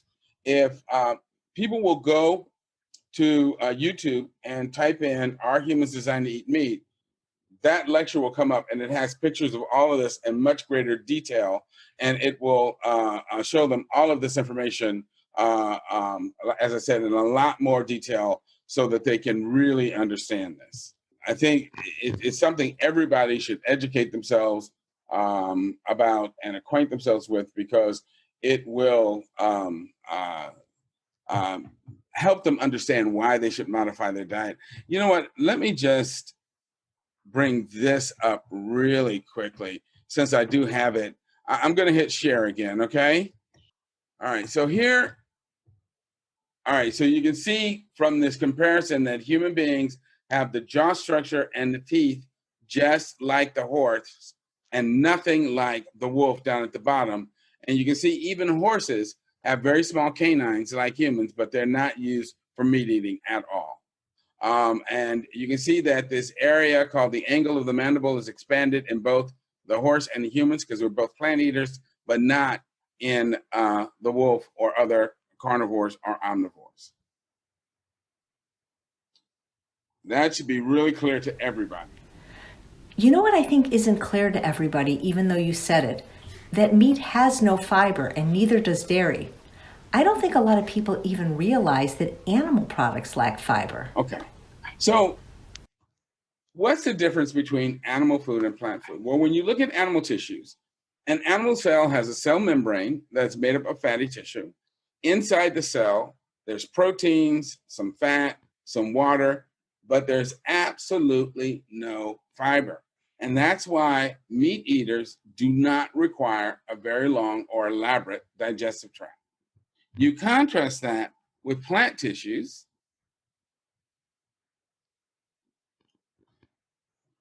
And as we all know, plants don't have bones, right? So they use fiber to stiffen and protect their tissues and to resist gravity. And that means that every plant cell, in addition to having a cell membrane, has outside of each cell membrane a cell wall that is made up of cellulose. And that is what makes the fiber. And so that means that if you are eating plant tissues and you want to get at that nutritious part of the plant that's inside the cell, you've got to disrupt that cell wall to extract those nutrients, which is why all plant foods have to be chewed in order to rip apart that fiber so you can extract those nutrients. Animal food doesn't have to be chewed. If you've ever watched a carnivore eat, you know they just chew off a hunk of, or slice off a hunk of meat and swallow it whole. They don't chew their food. They don't need to. But plant tissue has to be chewed in order to be adequately digested. And then because of all this fiber, it takes much longer to digest that food. That's why all plant eaters or herbivores are batch feeders. They will consume a stomach full of food, process that meal, but then they have to go back and eat another meal in order to get enough calories to last even a single day. Unlike the snake, who can feed maybe once a week. Well, yeah, because it's a meat eater. Right, absolutely. You know, one of the things all the experts on this summit are saying is that fiber is critically important for our health in general, our gut health, and our microbial health in particular, and diversity of fiber. That is absolutely true. And all right, so there are two types, but many varieties of fiber. Here are your water-soluble fibers. They're gums and pectins. They have a slightly slimy quality. The poster child for water-soluble fiber is okra, but it's found in all sorts of different plant foods. Again, protects against heart disease, diabetes, inflammatory bowel syndrome, colitis, and a number of cancers. And then there's the water-insoluble fibers. These are the kind that don't dissolve in water. Cellulose, hemicellulose found in beans, lentils, whole grains, and other foods. Protects against colon cancers, constipation, diverticulosis, hemorrhoids, inflammation, and helps improve our immune function. And these are just showing you the studies that I used to retrieve that information. This slide shows that the bacteria in our colon actually help activate the compounds in the fiber. And as a result, breast cancer risk was reduced by up to 22% in women who had the highest intake of a type of fiber known as lignans. Whole grain rye was shown to reduce prostate-specific antigen in men who were already diagnosed with prostate cancer. Consumption of soy phytoestrogens, which again is healthy, reduced breast and prostate cancer risk in men and women in a dose-dependent fashion, meaning the more you ate, the lower your risk. And it was the metabolism of these phytoestrogens by the type of bacteria that we adapt when we eat a plant-based diet that made them more bioavailable. High fiber diet reduces the risk for breast cancer, according to a systematic review by the American Cancer Society. Fibers prevent formation of a bunch of carcinogenic toxins like hydrogen sulfide, ammonia, a variety of other sulfides and toxic amines. It also traps heavy metals, toxins, and other compounds in the stools and helps them to be eliminated from our bodies. And they, as I mentioned before, are fermented to these short chain fatty acids that of themselves have anti-cancer properties and benefit our physiology in a number of beneficial ways. And this is a picture taken from Scientific American that shows that when you have a lot of fiber in your diet, you produce more goblet cells, which secrete a thicker layer of mucus, select for healthier strains of bacteria. They keep the bad guys away from your intestinal mucosa. You can see your colonic cells have very tight junctions, so you don't have this leaky gut syndrome forming that can happen when you don't have enough fiber. And they also program your T regulatory immune cells so that your immune system is functioning much more efficiently. And one of the chief compounds is a 4-carbon short chain fatty acid called butyrate, which helps modify our DNA in ways that reduce cancer risk.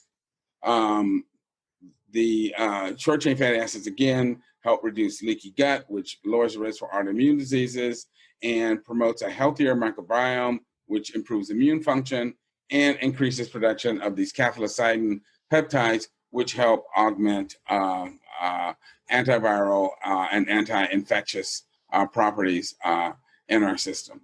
So those are just, again, some of the ways that being plant-based and having a healthy microbiome help us ward off disease.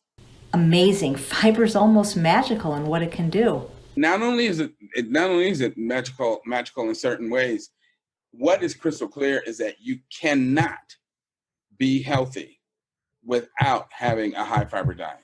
That is just, people have to understand that. Fiber is not something that's optional. Fiber is something that is necessary for humans to have the optimal best health. A lot of the doctors are saying that health starts in the gut and that you can't be healthy without fiber. Your gut can't be healthy without fiber. And yet, what do Americans eat? 92% of their calories from animal products and processed foods. 2 categories, and I use the term food loosely, they have 0 fiber. Yes, you're absolutely right. And the other thing that I think is important for people to know is that food spends more time in the colon than any other part of our digestive tract, which is where the microbiome is. And it's there for a reason. It's there so that the bacteria have time to break down that fiber into those beneficial compounds that I was talking about. But if you're not eating the fiber, then the bacteria have nothing to work on and they're not able to do their job, and you don't receive the health benefits you should be getting from your diet. And then the people on the carnivore diet or the keto diet, then they have to take fiber supplements. Well, not only that, but all of the data is now showing that those people are at higher risk for premature death. They have higher rates of cancers, higher rates of diabetes, and higher rates of heart disease, which comes as no surprise because that is an unnatural diet for human beings. Right. You know, there seems to be, not seems to be, the literature shows there's a strong link between processed meats and colon cancer. We know that meat's not good, but what is it about deli meats that make it even worse for people? Well, let's go to the videotape. because that's a very important question. And I actually have a couple of slides that address that directly. All right, so the World Health Organization has classified processed meats as a class 1 carcinogen, which means they are in the same categories as cigarettes. So they are as prone to cause cancer and as deadly as smoking tobacco. And that would mean hot dogs, sausage, luncheon meats, ham, smoked and cured meats, and the one that people always are talking about, bacon, are all processed meats. The nitrites, which are used to cure these meats, form these carcinogenic compounds called nitrosamines, which are very potent carcinogens that attack and damage the DNA in our cells and increase the risk for a variety of cancers. Studies have shown that pregnant women who eat hot dogs have children who have a higher risk of developing childhood brain tumors, which is the number 2 cause of pediatric cancers. Children who frequently eat hot dogs have 10 times the risk of developing childhood leukemias, which are the number 1 pediatric cancers. Childhood leukemias and brain cancers have been increasing more than twice as fast as other childhood cancers over the last 2 decades, and is most likely due to increased intake of these processed meats. Processed meats also increase the risk for bladder, endometrial, prostate, thyroid, throat, esophageal, gastric, and colorectal cancers, among other problems. So, take-home message is processed meat will kill you. Yeah, and we've known this for a while, and yet people continue to eat these foods. Yes, and it's because of the advertising that occurs on TV encouraging people to consume them. You can't turn on any program without seeing a commercial, that's touting some fast food restaurant that's, putting bacon on everything. And it's for me, I find it disgusting because they are encouraging people to do things they know are going to harm them without telling them the potential risks. And it's really unfair to encourage people to consume products that are going to hurt and harm them without making them aware of the risks that they are incurring. Well, maybe animal products should come with a warning label, much the same way that cigarettes and alcohol do. I believe they should. I believe that would only be fair. Yeah. And in fact, there is a move amongst some groups of doctors to require warning labels on cheese, particularly for high-risk individuals like pregnant women and other groups, to let them know that they are putting themselves and their babies at increased risk by consuming these products. Wow.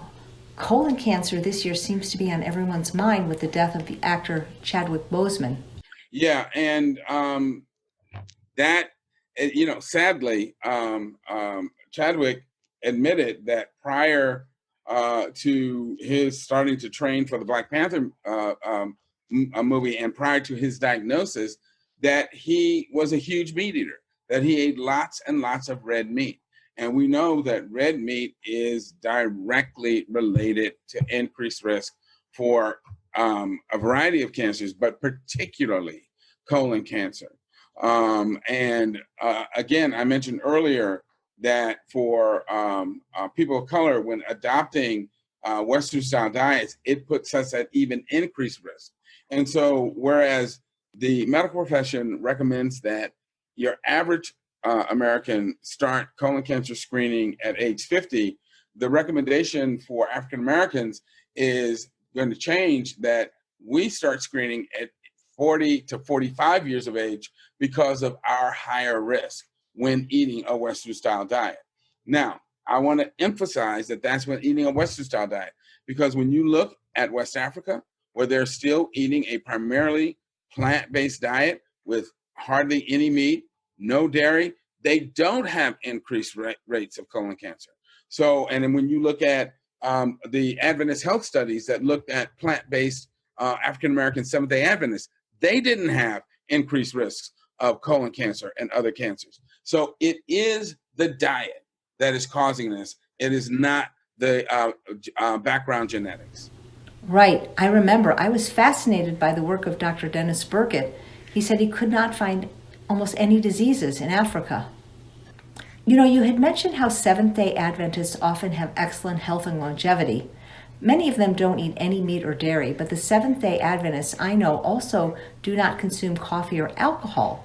Do you think that impacts their health favorably in general and maybe their gut health in particular? Certainly, I think it could be playing a role in certain respects, but the good to sort of figure that out in terms of these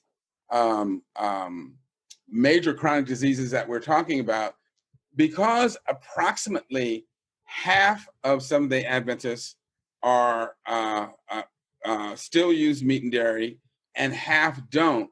They can, to an extent, serve as their own control group, because to be a member of the church, you cannot use alcohol, you cannot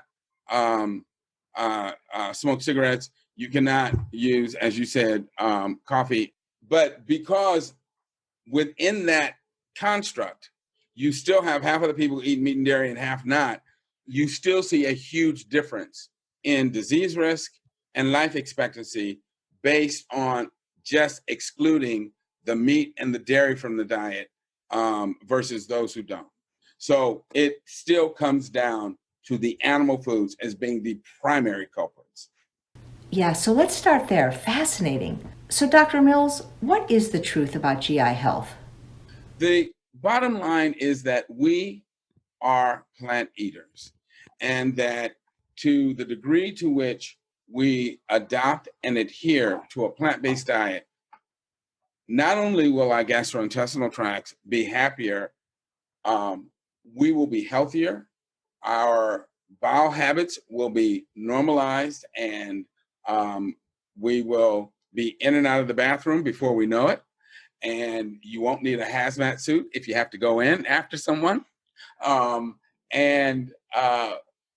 You will live a much longer, much healthier, much happier life if you adopt and adhere to the diet that we're designed to eat. And that is a diet comprised of entirely plant-based foods once we are weaned.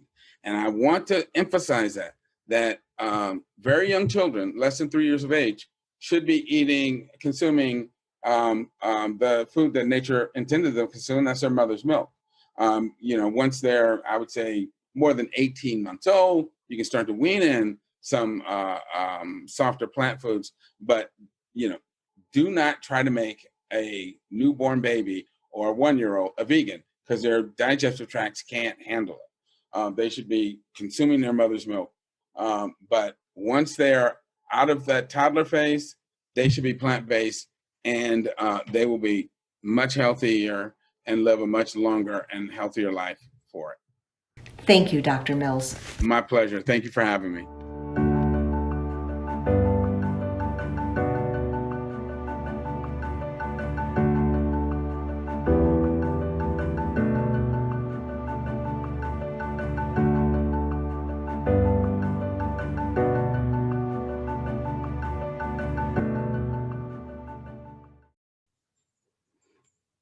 Don't you love Dr. Mills' passion?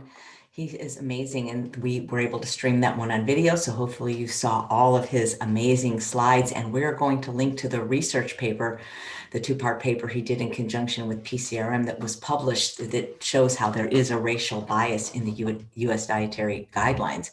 And he had mentioned that like 95% of the cases he had of patients with GI distress, like IBS, things like that, or they thought it was, completely resolved when they gave up dairy. So he's just, mirroring what all the other experts have been saying about dairy, that they didn't have a spastic colon or irritable bowel.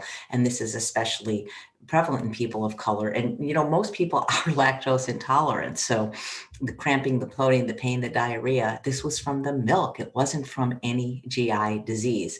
And so I thought that was really amazing that he did that work. And So what else did he say? Yeah, the numbers of the people that are actually lactose intolerant that he went on, like 94% Native Americans, African Americans, 73% to 75%, Latino Americans, 53%, Asians, 95%. I mean, West Africans, 95 to 95%. I mean, who are these people that can even ingest the protein in dairy? Not very many. Let's see. So yeah, let's see. Just trying to read my hand. The longer the summit goes, the worse my handwriting keeps getting. Maybe I should have been a doctor. My handwriting is so bad when you can't even read it, you know. But he's saying that it's linked to also colon cancer and, you know, heart disease, diabetes. So it's not just GI disease, that when you ingest these animal products, they are very detrimental. And he said it's not that they're just detrimental for African Americans, it's just that they are worse for them because of their predisposition. So, and he doesn't recommend cow's milk for anyone, any human, any kind of milk for that matter. And I hope you guys will read the paper. It's really good. And I'm so happy that he did that. So, you know, we're supposed to drink milk of our mothers till about the age of 3, and then we're not. Then we're supposed to eat plants. And he thinks predominantly is not enough, exclusively, which is what I agree with, but predominantly is going to be a much better step in the right direction, especially if you're eating a lot of animal products now and processed foods. But he does a wonderful presentation with his slides that kind of proves, in my opinion, that human beings are plant eaters, that we're actually natural herbivores, and that we're not really designed to eat meat. He actually has a wonderful free presentation on YouTube called "Are Humans Designed to Eat Meat and the Biology of Disgust?" if you want more about this. And but he talked about all the things that happens to our internal organs and our sexual organs when we eat these animal products, these abnormal growths and these cancerous tumors that you don't see in people that aren't ingesting these things. And he talked about a study that followed 45,000 people for 18 years. And the people that ate the most animal protein had a 75% risk of premature death and a 4-fold increase in cancer. That's very, very significant. And he says that when animal protein is ingested over the lifetime of a human, the risk for all the variety of diseases, including metabolic diseases like diabetes and heart disease and cancer, these all just increase exponentially. And we discussed about how ludicrous it was that they give us a pill so that we can ingest something we're not meant to digest. In other words, you take Lactaid so you can drink milk when you're not supposed to drink milk. And he talked about his analogy of, well, I'll give you some bread with cyanide, I'll give you pills to block the cyanide. It's, when you think about it, it's really very ridiculous. And he talked about how dairy is addictive and how they're doing that new A2 milk. Again, it causes constipation, skin rash in children, does dairy, can flare up asthma, things like that.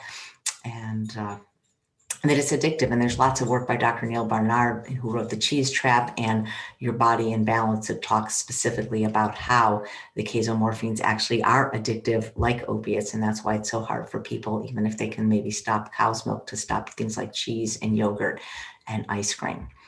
He talked about the blue zones and how they have a much lower risk of all these diseases because they are predominantly plant-based. And he talked about perhaps a new unrecognized blue zone in Huntsville, Alabama, where a friend of his mother lives to 105, a group of Black Seventh-day Adventists. Maybe they should do a documentary on them. They sound absolutely fascinating.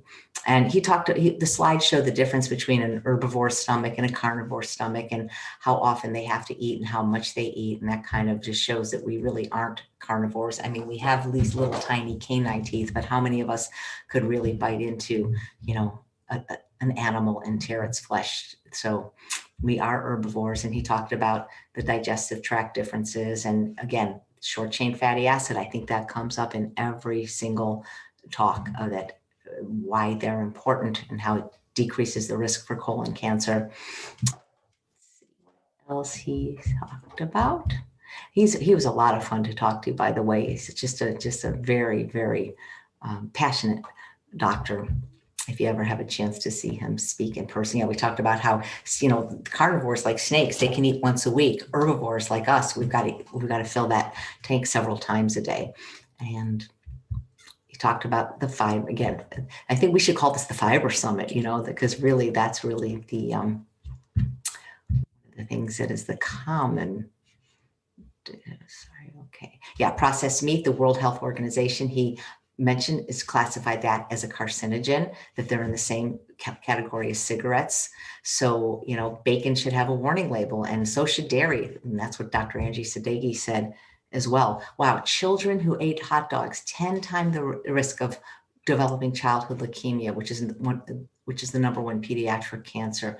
That's crazy. And processed meats increase the risk for bladder, endometrial, prostate, throat, all these different cancers. So he said meat will kill you.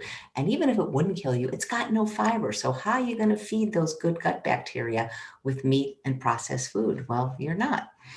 And we talked a little bit about Chadwick Boseman. He's been coming up a lot. So the screening age is getting younger and younger.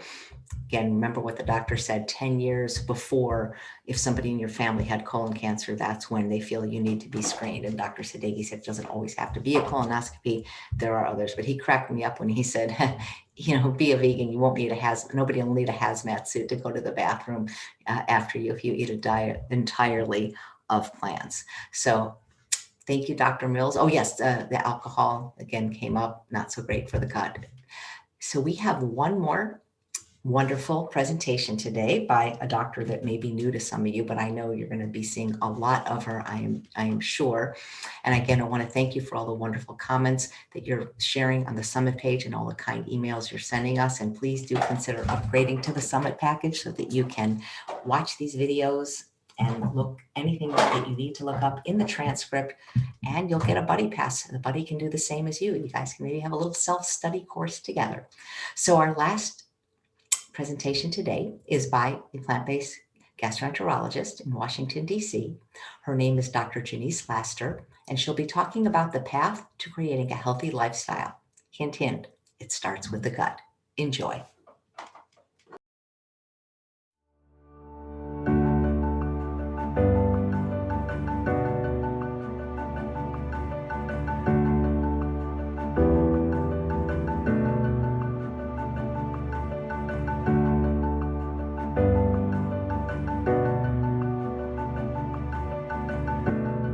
Hi, Dr. Laster, and welcome to the GI Health Summit. Thank you so much for being here. I'm very excited to talk to you. Thank you so much for having me. I'm so excited, and thank you so much for sharing your story too, because people like your journey is definitely what inspire me every day. So that's kind of what got me into this. So thank you too. Well, thank you for those kind words. So as a gastroenterologist, what does gut health mean to you?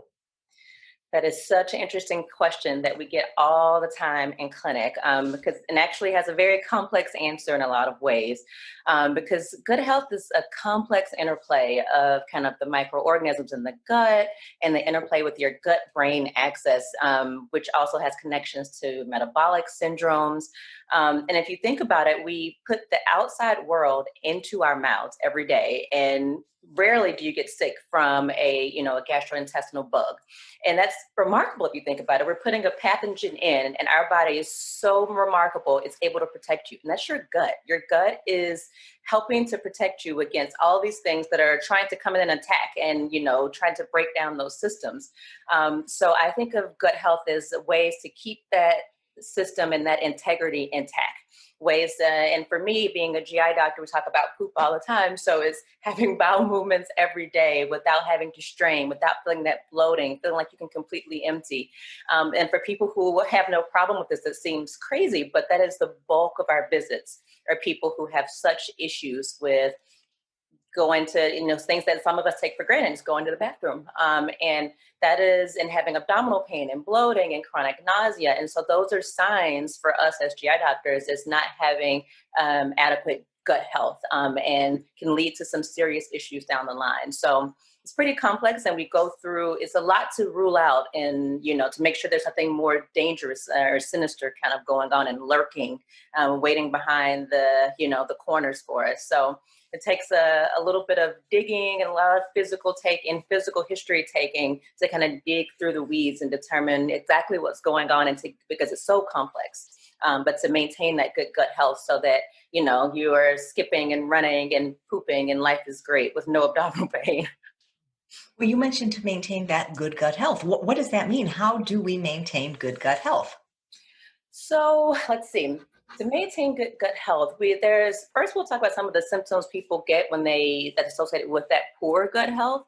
And what we see a lot in our clinical practice, like we said, is abdominal pain, bloating, nausea, distension.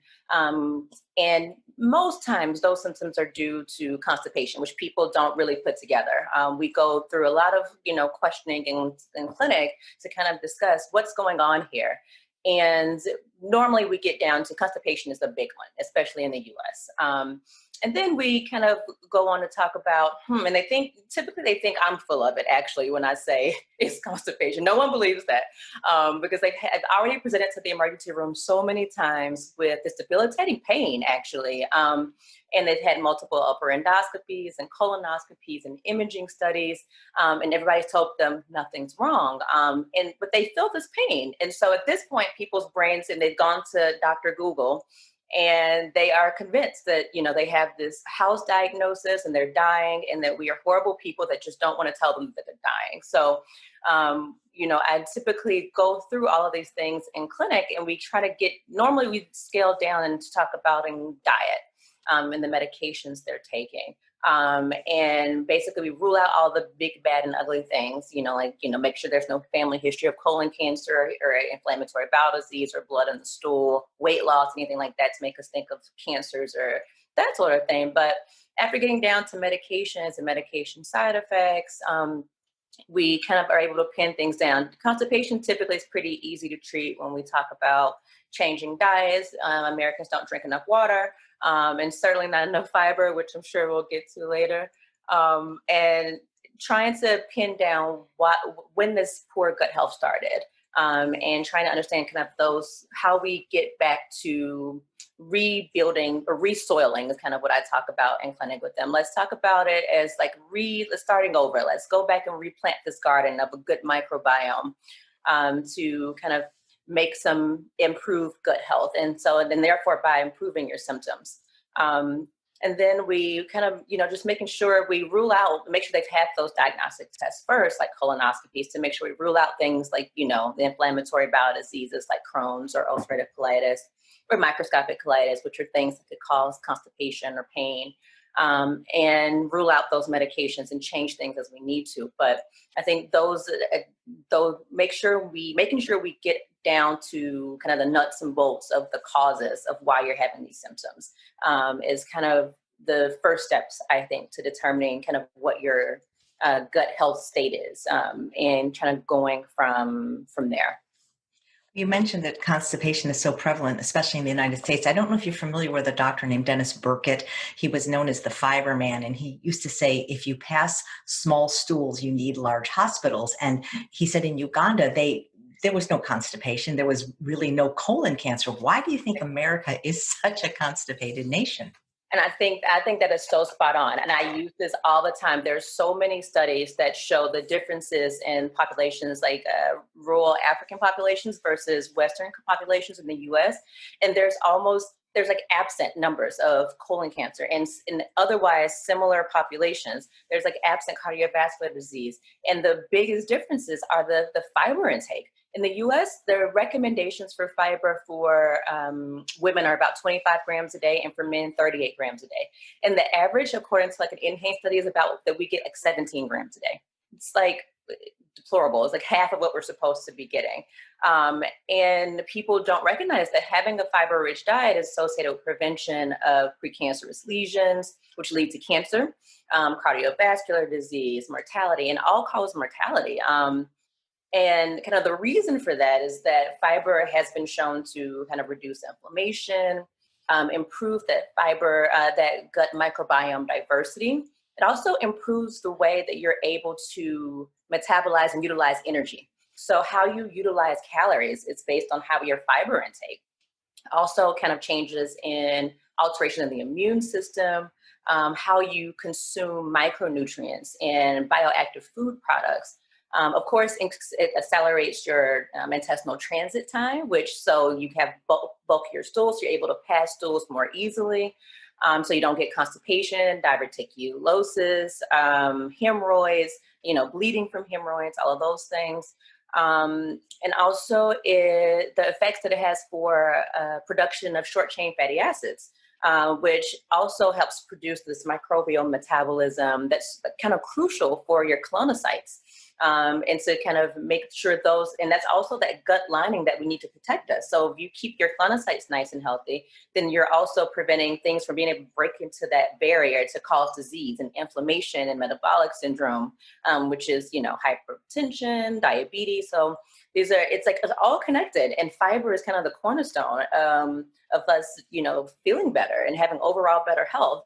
But Americans have such a high prevalence of processed foods. So that's decreased fiber, but increase in the fat and the calories and the added sugars and the sodium and all of these emulsifiers that our gut freaks out and has no idea what to do with these things. So fiber plays a huge role in kind of our gut health. And we are definitely, people worry about protein and people worry about all these other macronutrients, but fiber is the one that is our problem. I've seen very few patients in the hospital with, protein deficiency, which everybody worries they're not getting enough protein.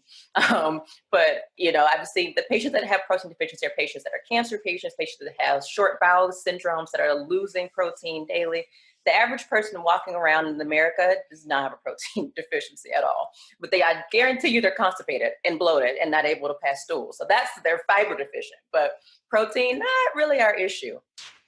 Yeah, I have a T-shirt. I wish I wore it. It says fiber is the new protein, because you're right. People have been asking me for my entire life, where do I get my protein? And what I say to them is, where do you get your fiber? Because animal products and processed food, which Americans eat something like 90% of their calories from, neither of those categories have fiber. None. Zero. And people always ask me that because I'm plant-based, and they're so concerned. Where do you get your protein? I'm like, my lentils and my black beans, it's jam-packed. Trust me, I'm okay. That is fantastic. So what factors affect gut health?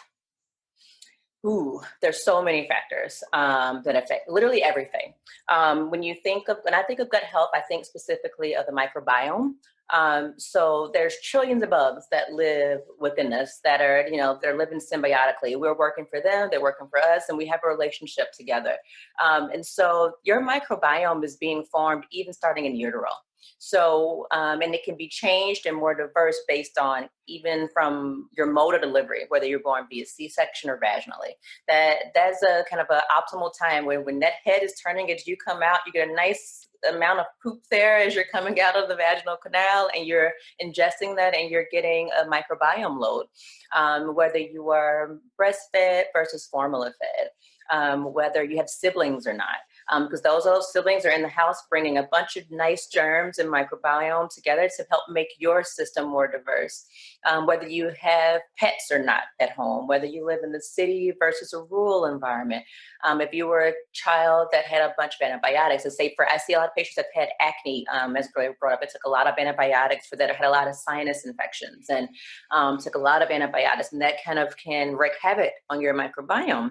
And whether your parents were kind of helicopter parents and they, which is the hand sanitizer make you wash your hands, or whether they were like my parents and you went outside and you played in the dirt and no one cared. You probably ate a little bit and no one cared.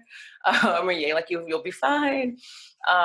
Whether, depending on what you eat too. So whether you eat a more of a processed food diet, more animal-based products, or whether you're a more plant-based diet, these are all things that contribute to your gut health.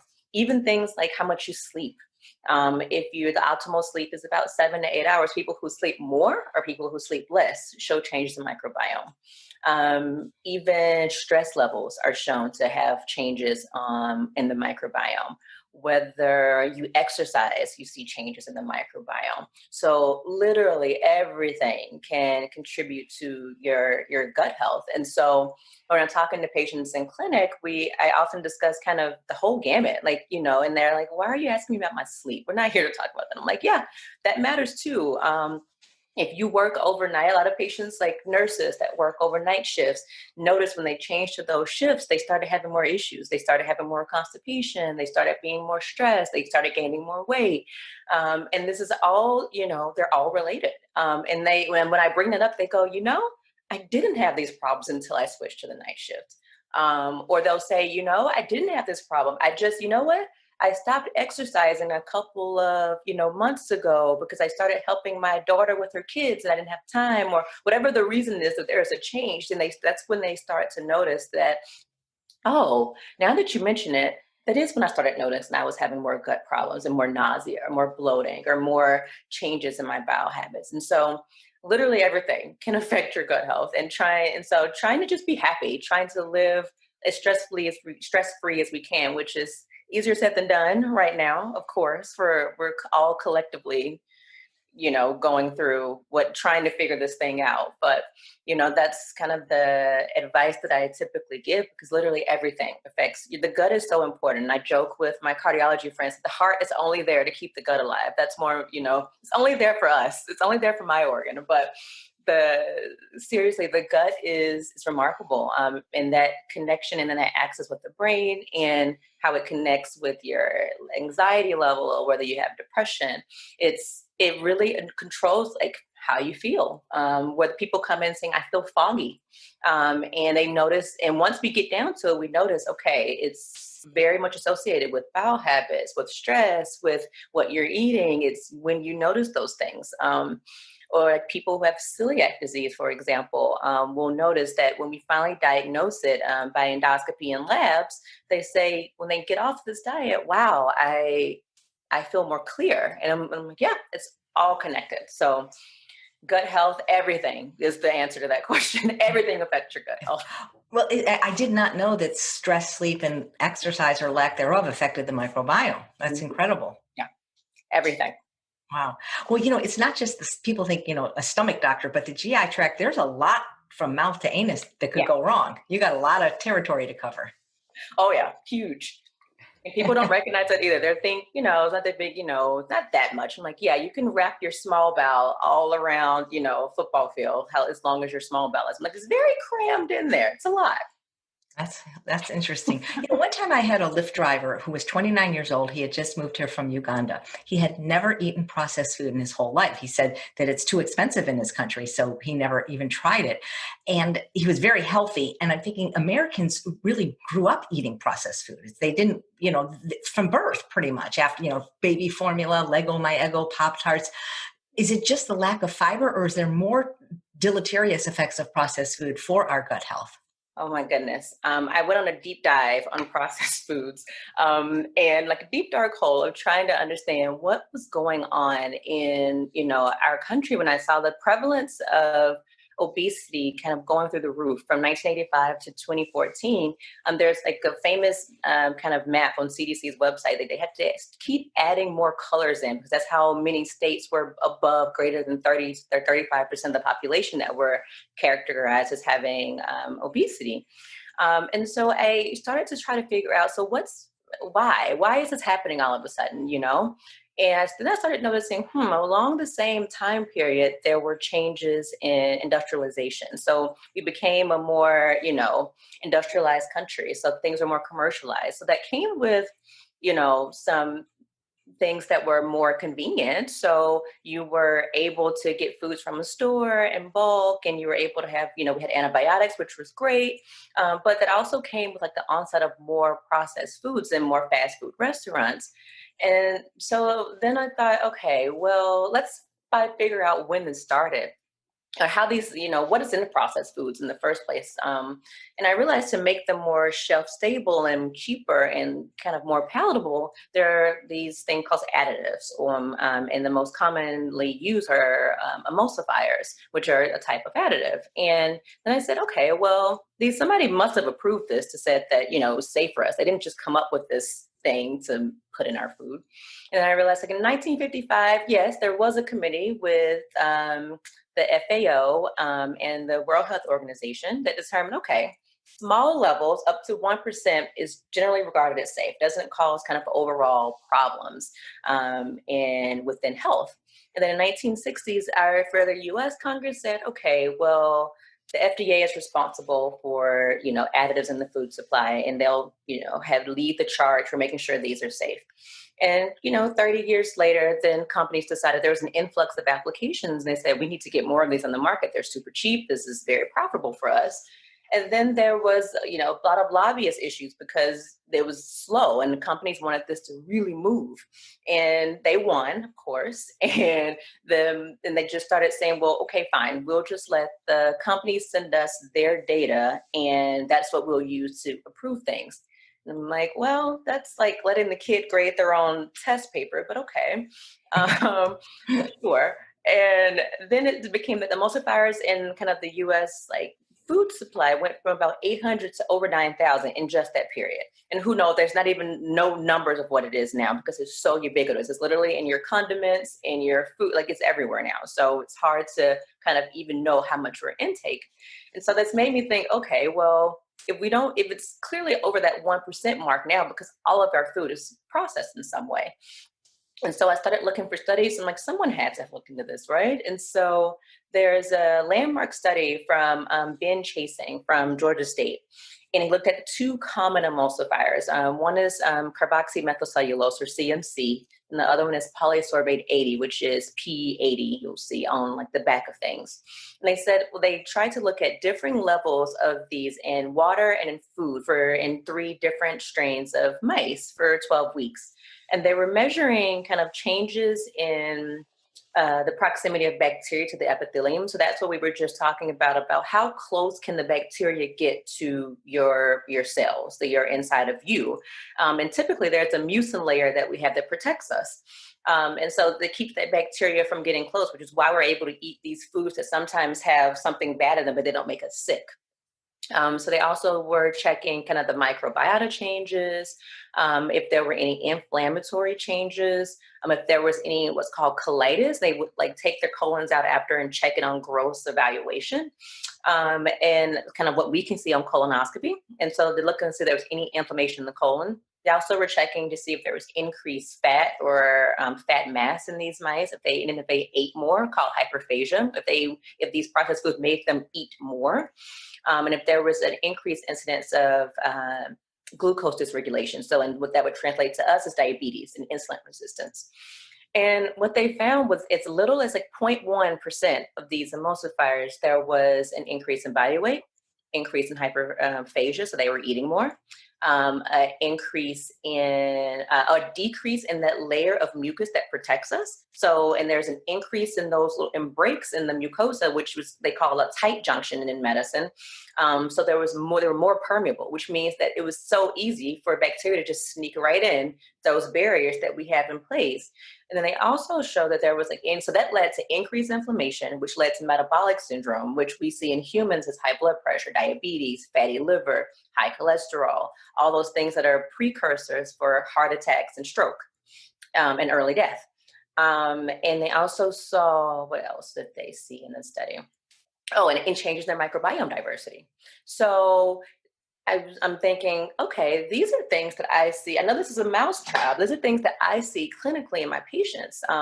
This is what we see in these people that are on processed diets. And so people discount it and say, humans aren't mice. You can't use that. And so Kevin Hall from the NIH did a study recently, and it's notoriously difficult to do nutrition studies because it's so hard to control for exactly what people are eating and how they metabolize it and the differences in microbiome. Their energy expenditures is so difficult, especially when they're at home and you're relying on surveys. So he did an inpatient study, had 20 inpatients for 28 days. They were kept in this area. They were able to monitor everything. And it was a crossover study with 10 for half of the study for 14 days. One group was on ultra processed, so all the things we normally eat. Then the other group was on an unprocessed diet. And they were able to match them perfectly for calories, sugar, fat, fiber, micronutrients. Even if they had to give supplements, they were matched perfectly. And they weren't given, it wasn't like a weight study. It was just to see what happens. And so they told them, eat as much as you want. And they measured their daily weights, their physical activity, their energy expenditure, how much they ate. So if they had hyperphagia as well. And then they looked at labs as well. So, because we weren't going to cut, the humans open to see if they had colitis. So we used markers for that. That's frowned upon in research. So, so, and what they found was so similar to the mouse study. They saw ghrelin levels, which is like the hunger hormone, was in, and this is just in a 2-week, 2-week crossover study for 28 days. Just in those 2 weeks on that ultra processed diet, they saw increases in ghrelin levels, so the hunger hormone, which made people in turn eat more. So they had hyperphagia. They saw increased weight in those 2 weeks. Saw, increased insulin levels, so which correlates to insulin resistance. Increased levels of cholesterol and triglycerides, CRP, which is what we use as an inflammatory marker. So which they were able to see on colitis in the mouse, we were able to see in this marker called CRP. And it just shows that, in just that short period of time, with how ubiquitous these emulsifiers are in our food and our food supply, you see these changes that relate to your gut health and your symptoms that we see clinically with IBS symptoms, with these changes in abdominal pain and nausea, vomiting, and however yours presents, with constipation, with obesity rates, and then what we often see after obesity with the fatty liver that we see in our clinics. So just from looking at those processed foods, we were able to see kind of, okay, what's happening on a micro level and correlate it to, this is actually what we see clinically. And it's pretty remarkable when you can, coax people into getting off of this diet for just a little while. Then they start to notice, wow, I did sneak, they're going to sneak. So it's great when they do, because then they say, I never knew I was feeling that way because I was so accustomed, that was my normal. So when they have a day when they snuck to do back to their normal diet, they notice they feel crappy and they get that blood, they get those feelings back that was normally their baseline. So it's been seeing all of these studies and this new data come out about emulsifiers and microbiome changes and us being able to see those changes. It's very interesting, I think, for the future and for us to do kind of more precision medicine too and precision treatment for getting people to figure out what diet works best for them, and it works best for kind of their symptoms too. So yeah, the processed foods they're everywhere, they're in everything. And once you become aware of them, it's, it takes a lot of paying attention to the back of your labels when you're purchasing, when you first, decide this is going to be important for you. Because it's hard because it's almost everywhere. So there's only certain brands of almond milk that I drink, because all the rest of them, you'll see the carrageenan and all of these other emulsifiers. And it's a difference because I'll even notice if I go to a coffee shop and they put the wrong type of milk in there, I feel it immediately. I'm like, okay, great. There was something that was not what I asked for, clearly, because I feel it. So it takes some work, but once you start to pay attention to, what's in these processed foods, you start to really see the correlation with how you feel. And the science is proving it, the science is there now. And yeah, they wrote off the mouse studies, but when Kevin Hall's study came out, it was like, okay, this is a small study, a small group of people, but you really can't argue with that correlation and how closely that mirrors the mouse study. So yeah, I try to harp on processed foods a lot, which is difficult because it's like you said, we've been eating them for, your entire life. So, and just like we talk about the microbiome being a symbiotic relationship with us, I always joke with my patients. They say, I can't live without, a soda and my Doritos. People love Doritos. And say, I'll give you that. And it's, you probably do feel like you can't live without it, but it's your microbiome who wants to survive, that thrive off of those those Doritos and Coca-Colas. And they want to live too. So they're making you feel like you can't live without it. So you're not totally off when you say, I feel like I can't live without it. It just takes a little hump to change the microbiome so that you don't have those cravings anymore. So it's funny when you kind of tell them what's going on, I find by talking about the science a little bit, not to the point where I bore them, but to the point where it starts to make sense a little, that they say, okay, that does make a little bit of sense. And if I change this a little bit more, I'll start to crave this more. And so I'm like, yeah, I used to, crave, a soda, especially when I was on call. That was my free time. If I was on call for, overnight and it was my 28-hour shifts, it was my license to like eat whatever was in the nurse's station. And, I'm thinking, I said, yeah, you start to crave those things. And once you stop it, I'm like, I can't tell you the last time I had a soda. And I don't want it at all, but I crave water. And then like, oh, I don't want water. I hate water. I'm like, you won't. Trust me. Just give me some time. So processed foods. Yeah. That's funny. I can tell you the exact last date I had a soda. It was Sunday, July 6, 2003. Wow. That's awesome. Yeah, because I was checking into the Optimum Health Institute because eating processed food. So even though I had been vegan for 26 years, I was a junk food vegan, and I drank tons of Coke Slurpees and Dr. Peppers, and I actually got up to 200 pounds and had the beginning of colon cancer. And I remember the exact day that I stopped soda and caffeine and sugar and flour and all the crap. And my life has been so much better without processed food. It's incredible. And I tell people that part too. I'm like, they're like, well, I'm a vegetarian. I'm like, you could eat Oreos and Doritos all day and be a vegetarian. You understand this, right? I'm like, it doesn't, like all of these like vegan junk foods that are out there, chocked full of processed emulsifiers and things to keep them shelf stable and to look pretty and to make them taste palatable. I'm like, so they're just because it says vegan or because it says vegetarian doesn't mean that it's necessarily healthy for you. They're still processed foods. And, it's hard to beat into people. I just want you to eat something that came from the ground that, something that your grandmother would tell you was okay for you to eat. So your grandmother was right, basically. Yeah. Well, thank you for saying that. It seems like the more our country has increased the consumption of processed food, the worse our health has gotten in general and our GI health in particular. Yeah. And, it's remarkable when you're taking out polyps of people that are younger than you.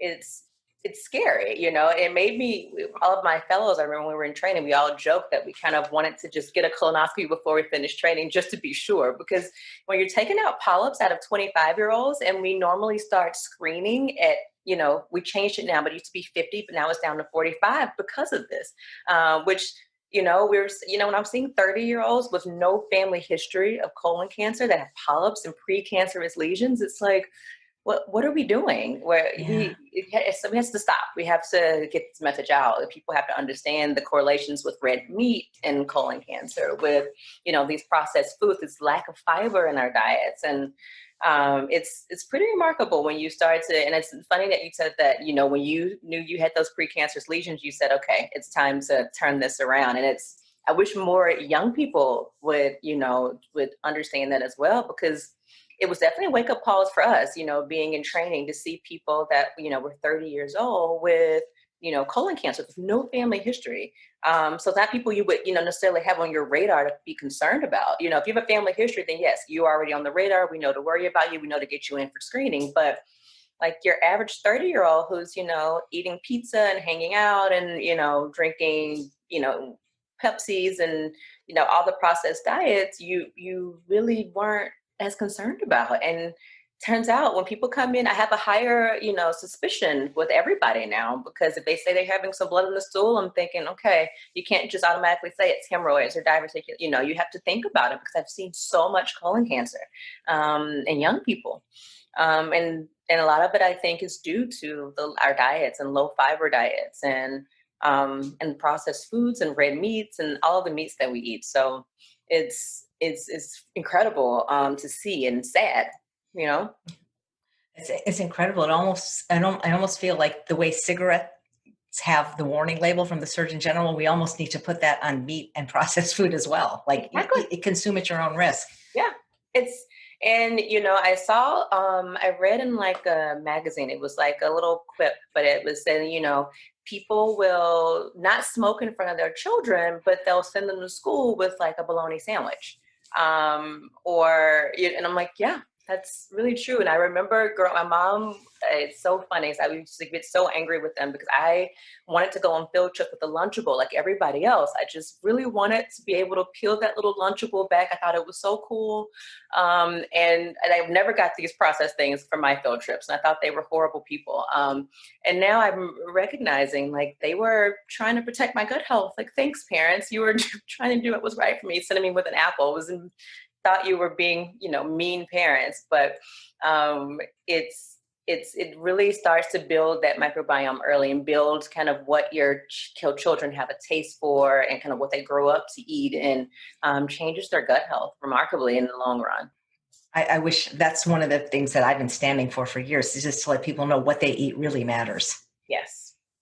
Oh, yeah. You know, it's interesting because when people go to the doctor, they almost always get their blood pressure taken.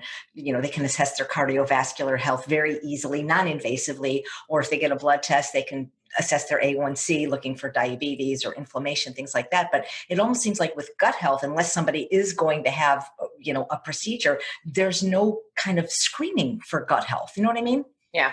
And that's true. And that's because the science isn't there just yet to be able to give us a way to reliably screen. So there are those, there's those tests that you'll see out on the markets that test for your microbiome and your stool and that kind of thing.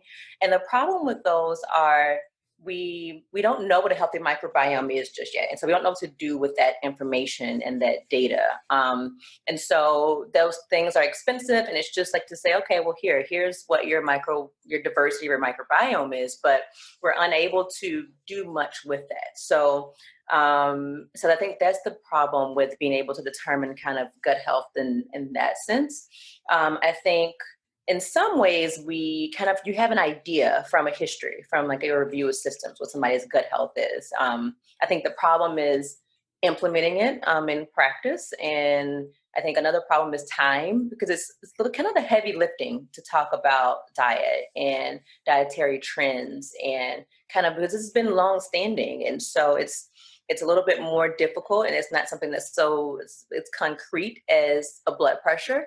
And is normally waxing and waning, and people don't think about it. And they definitely don't correlate it with their health. Usually, it's normally us putting that together for people to say, you do reckon. And I had a patient that told me one day, she's like, I keep getting abdominal pain every time I eat. I said, well, when you eat what?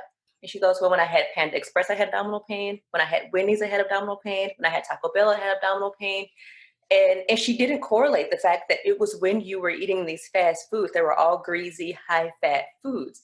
And after she got it, I'm like waiting for her to, say, oh, yeah, no. And so some people don't correlate it. They think, I've been eating this way my entire life, so why is it bothering me now? And so I think that's the kind of the problem. That is, food is one of those things that you have to eat to live.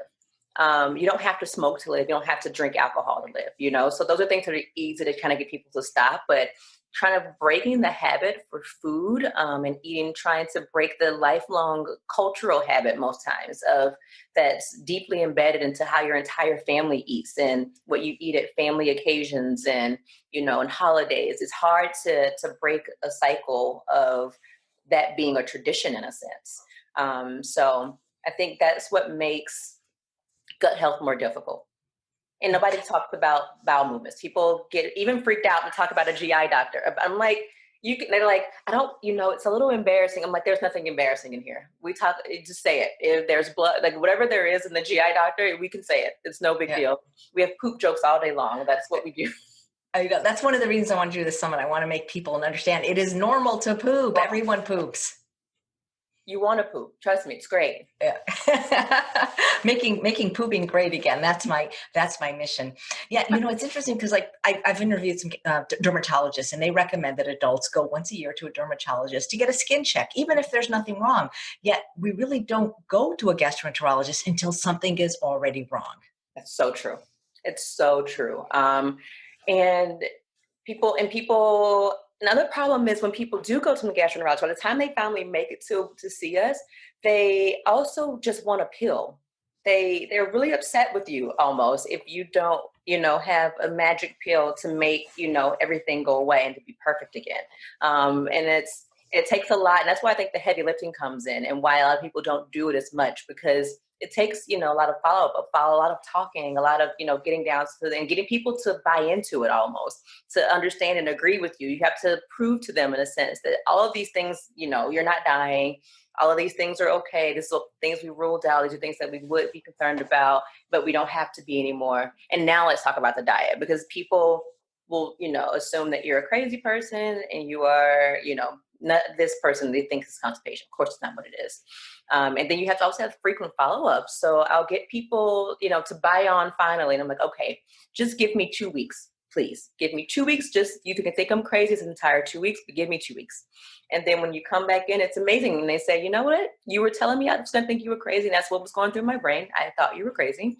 And when they come in, they're like, I can't believe it. I cannot believe that I feel better from going to the bathroom. So people actually do not correlate this bloating and nausea and abdominal pain. They really don't believe that it's associated with constipation. Whereas like, if you think about it, you don't, and you don't feel like eating if you're quite literally full and you're distended because of stool that's just sitting there and you don't eat fiber. So it's not having great transit. So it's sitting and causing stasis and basically just sitting there fermenting, causing more gas, which is why you're getting more and more distended. And yeah, if you're distended, you're going to have nausea with all of this gas. So you're not going to want to eat.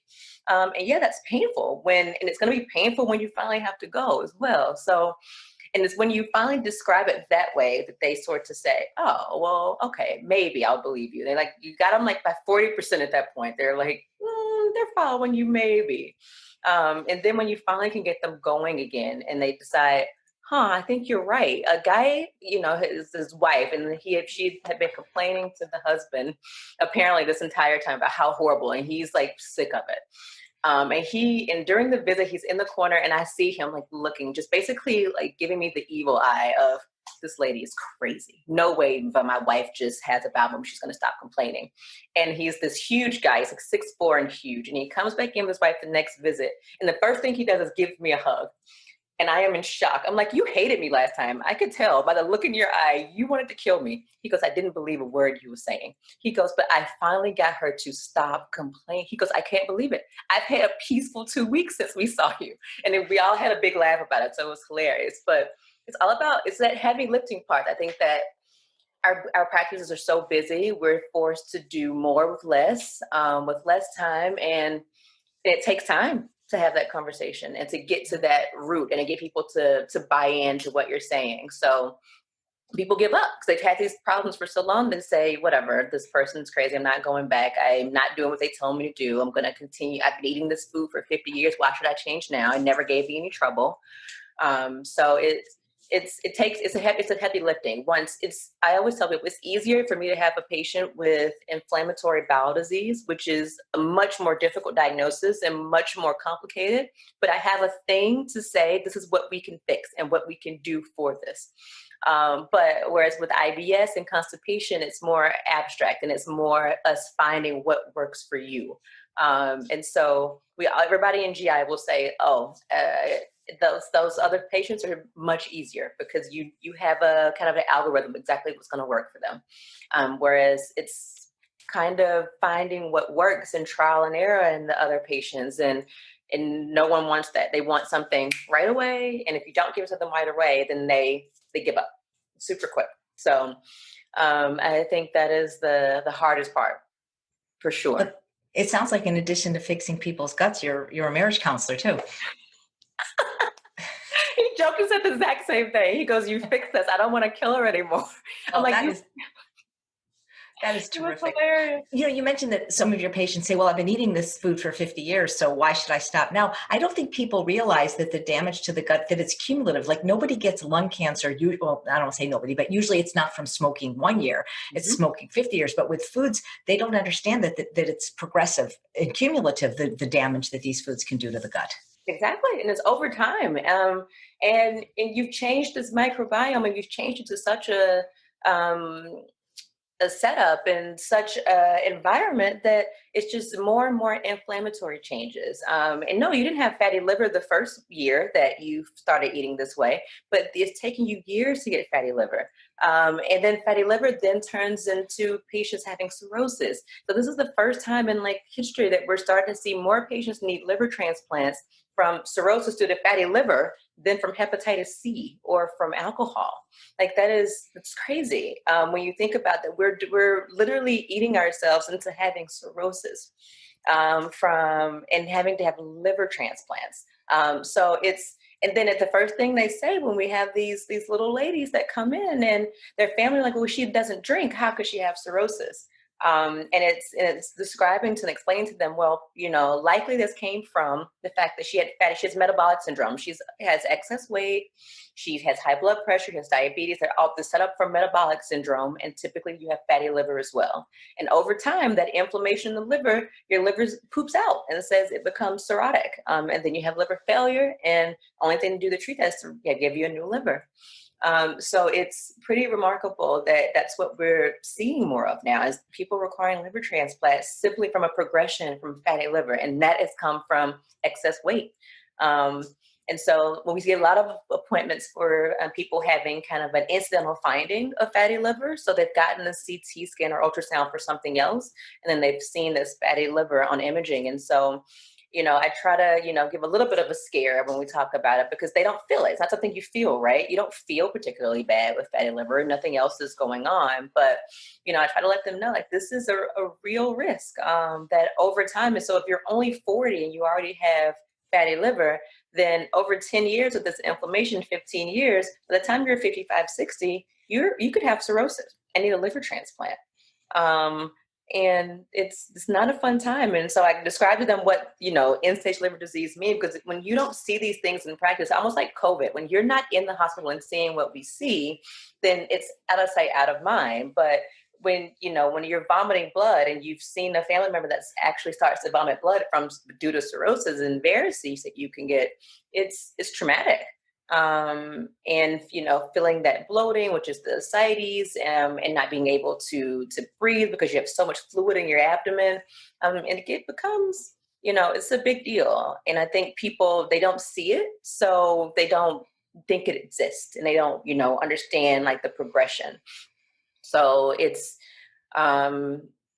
life-changing. And I think when the people that get it and decide, oh no, I don't, or they've seen somebody with cirrhosis, and they say, oh no, I'm not going down that path. I am getting this together.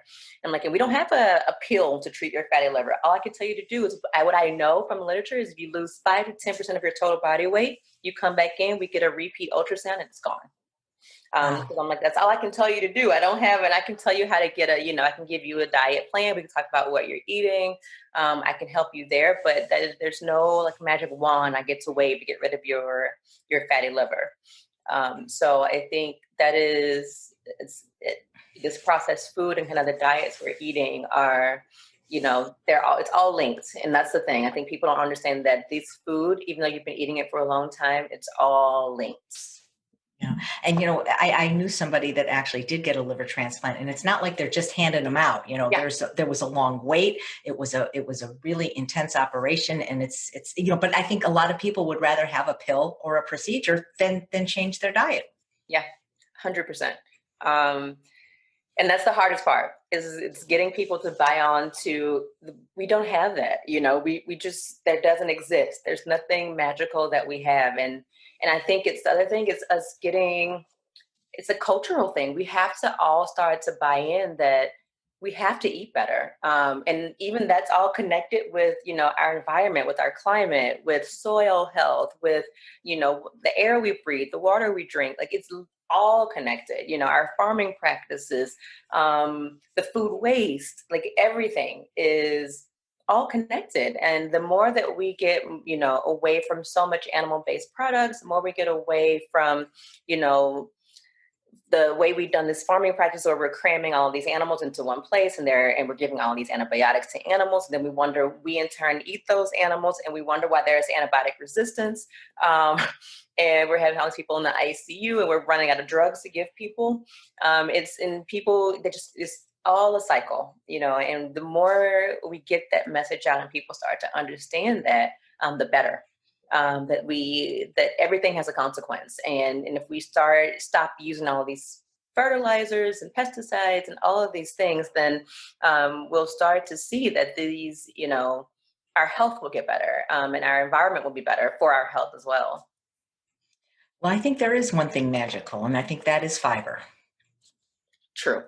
Fiber is the one thing that we could definitely do to increase our gut health. And that's in people, and it's all about getting more beans, more legumes, more grains, more fruits, more natural fiber. People also just want to take a fiber supplement rather than just eat the fiber. So and that's what kind of we preach every day. I'm like, I'm not going to tell you to count calories. I'm not going to tell you to do any of these things that I think are too difficult to maintain. I think it's more about getting more whole foods, getting things that are in its real natural state, that's unprocessed, and eating an actual apple rather than having like an apple sauce, or that you've got from the store that has, caramel drizzle and whatever other thing they put in it. And getting people to get back down to kind of just simple eating. I mean, and I almost believe that it's too simple when we talk about it. I'm like, but it's really that simple. I just want you to eat lentils and onion and garlic and Brussels sprouts and, just a little bit of quinoa, and just to eat actual food. Yeah, things exactly. you recognize, things that where if it can come, I tell them if it can come from the earth, if you can pick it from a tree or see it from a ground, we should eat it. And eat, and it's only, and I'm like, eat it. And how much should I eat? I'm like, eat as much as you want. There's only so many apples you're going to be able to eat. I promise you. You're not gonna gorge yourself and gain weight because you've eaten too many apples today. I don't think that's going to happen. So that's one of the things we talk about a lot, and just trying to give them as much data as I can on it to kind of change their minds about it. There was this recent study about byproducts of animal that get broken down by your microbiome. So people who ate more animal products, they had increased outputs of TMAO, which is trimethylene N oxide, which has been associated with increased cardiovascular risk and atherosclerosis. And so people that had increased diet in animal products were produced, their microbiome was such that they had this as a product. But patients that were plant-based, their microbiome was such that even if they had a 1 day of this animal-based product, they did not create the same TMAO byproduct because their microbiome was just not such to even oxidize it. And even they showed the same thing with giving people antibiotics. So that made us understand that it was associated with the microbiome itself, because if they wiped out the microbiome with like this broad spectrum antibiotic, you still didn't produce it. Although that changes, of course, as soon as you start back eating normal, that regular food again. But just trying to give people these little bit of pieces of information to prove, because the nutrition data is all over the map, and what people, get online and say it's healthy, and what, the keto group and the paleo groups and all, the gluten-free groups, and, everybody has a thing that they're kind of pushing. And my message is always, no, we don't have to do any of those things. You don't have to worry about kind of trying to stay in the keto phase. And all these things they're not able to adhere to them. They're difficult to withstand. They don't actually help with your gut health most of the times. If you're eating all these animal-based products, you may lose weight, but you're not helping the end game. And the end game should be your overall health. I don't want you to have a heart attack. I'd rather you can be skinny and have a heart attack because you have all of your vessels are chunk full of plaque from all the animal products you've been eating. So I'm like, okay, those products are great if you just want to lose weight and you don't care about anything else. But I would rather you be able to have bowel movements every day, have a normal microbiome, and to be able to not have colon polyps, colon cancer, and to decrease your risk for stroke and for heart attack. That's one, and I try to get that across, is that should be our goal, not just, the weight loss. Yes, I want you to lose weight, and you're going to lose weight. If you eat this way, there's no way possible that you won't lose weight.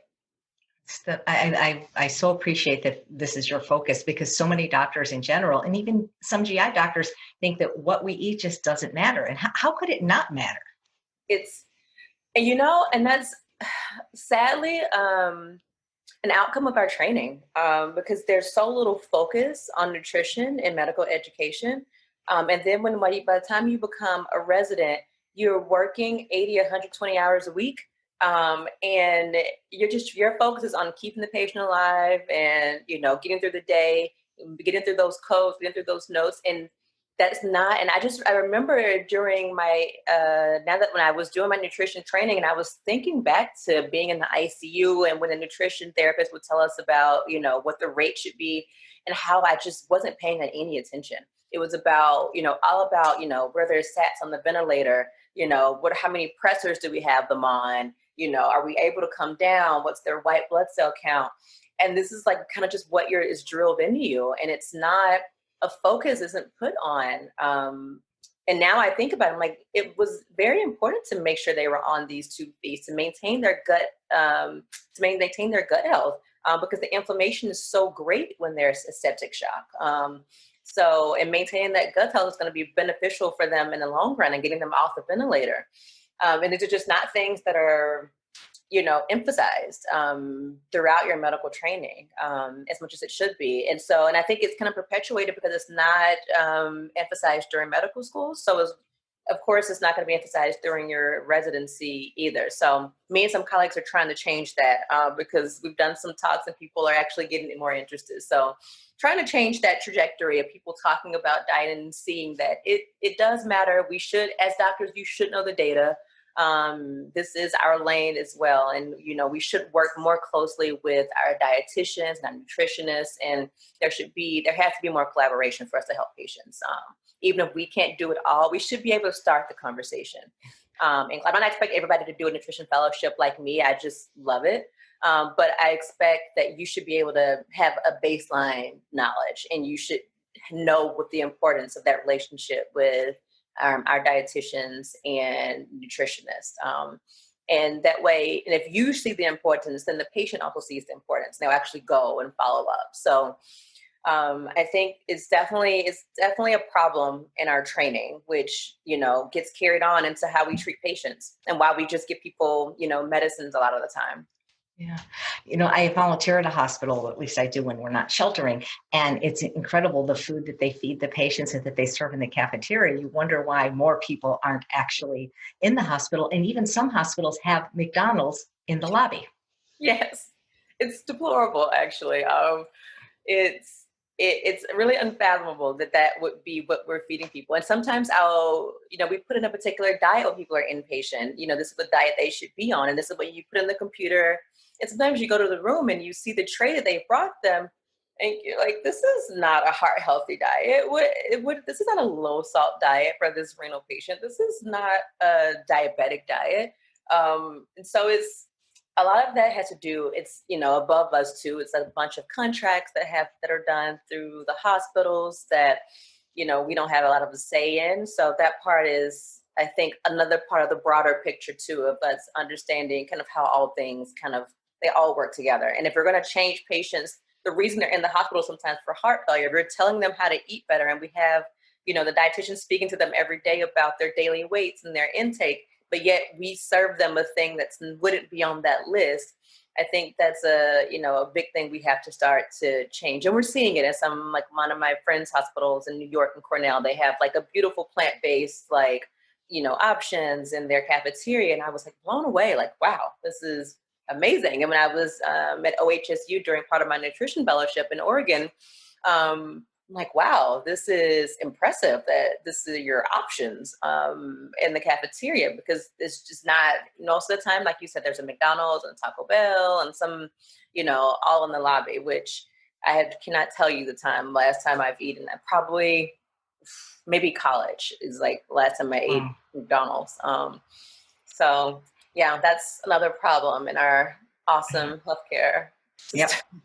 Unbelievable. So you mentioned there's so many things that can be detrimental to the microbiome: poor sleep, stress, antibiotics, meat, processed food. I forget what not exercising. What is going to help our microbiome? Can we improve it? Can we change it? Oh yeah, there's been plenty of studies that have shown that we can most certainly change your microbiome. And it can be changed quickly too, even within a week, just simply changing your diet. So some of the things that I recommend are, first, I tend to start a little bit slowly with certain people, getting off sodas. It's incredible how much soda a lot of some people drink. It blows your mind when somebody can say they drink 2 liters of soda in a day. So getting people off soda first and increasing that water intake, getting them off those sugary beverages, and then tackling those processed foods and decreasing how much fast food and, microwavable foods that people are eating. And then slowly increasing, I get them say, okay, if you could just give me 1 real fruit a day, and then we slowly get to 2 real fruits a day. And then, can we get some beans a day? Can we get, how many vegetables can we get in a day? Because some people, say, oh, I don't eat vegetables. That's not uncommon for me to be in clinic. I don't eat that. And I'm like, or I don't drink water. I'm like, you are water. What do you mean you don't drink water?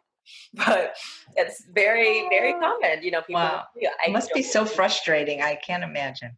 And it's saying the same thing kind of over and over and over again, and being kind of like shocked. I'm not shocked anymore because I've heard it so often now, but people that literally don't eat, you know, fruit, don't eat vegetables, and wonder why they have poor, you know, overall health. But getting into, you know, and that's how I slowly started getting people back to a better microbiome, is initially starting with, you know, liquids are always easiest, and then slowly getting them off of, you know, junk foods, and then slowly off of the fast foods, and then slowly creeping in at the same time, increasing their actual whole foods intake. And then trying to work, so many people are like meatitarians, as one of my friends calls himself, but trying to get them to get off of so much meat and like kind of have meatless days. And I use some of the blue zone populations as some of my evidence there, and tell them, you know, as we get older, I think some people think that as we get older, that it's just a rite of passage that you get high blood pressure and diabetes and high cholesterol. You take these pills and you spend your, you know, 70s and 80s just shuttling around to doctor's appointments. I'm like, you know, that doesn't have to be that way. Actually, we can change that reality. And the blue zone population shows us that. And those are populations, 5 populations across the world that have the greatest population of people over 100 that have active life years, though, that are still hiking, that are still working out, that are still cooking, that are still driving, that are still hanging out with their friends. And that's part of their lifestyle, is they eat mostly plant-based. If they do eat meat, it's about 4 to 5 times a month, which most people eat meat, you know, for every single meal from a day. So that's a big change for them. But I'm like, those are things that you know, they're all the things that we talk about for improving your overall health, or what these blue zone populations ascribe to. They believe in having a higher purpose. They believe in kind of social aspects of life with their family and their loved ones. They believe in kind of being there for one another to decrease their stressors. They believe in purposeful movement, so exercise and walking more, whereas some people will drive around to find the parking spot very closest. They believe in, like, you know, just walk. It's okay to just walk, take the stairs, and, you know, walk to the store rather than drive to the store, and getting adequate sleep, but also having fun. And so getting people to stress less and just try to, you know, embrace life and have some fun, I think are ways that I try to get people to improve their overall health, but but at the same time, their gut health. That's kind of simultaneously. So I'm a doctor prescribing fun and joy. With a lot of these GI issues, it's not a quick fix. So do things like probiotics or fecal transplants, can that help people get better faster? That's a good question.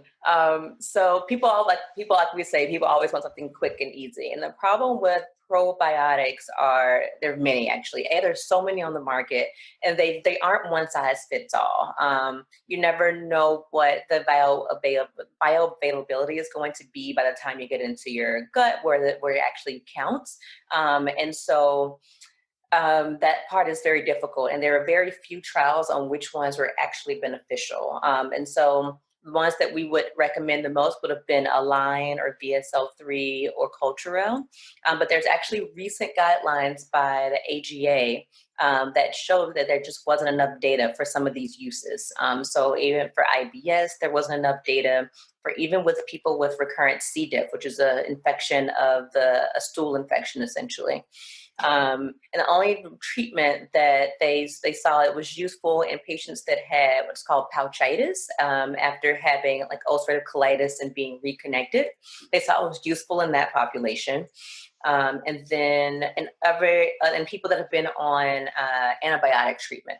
But otherwise, in the things that we were using it for, like in IBS patients, or in patients with recurrent C. diff, or people with acute infectious gastroenteritis, basically the data, there's not enough to tell us that this is actually useful.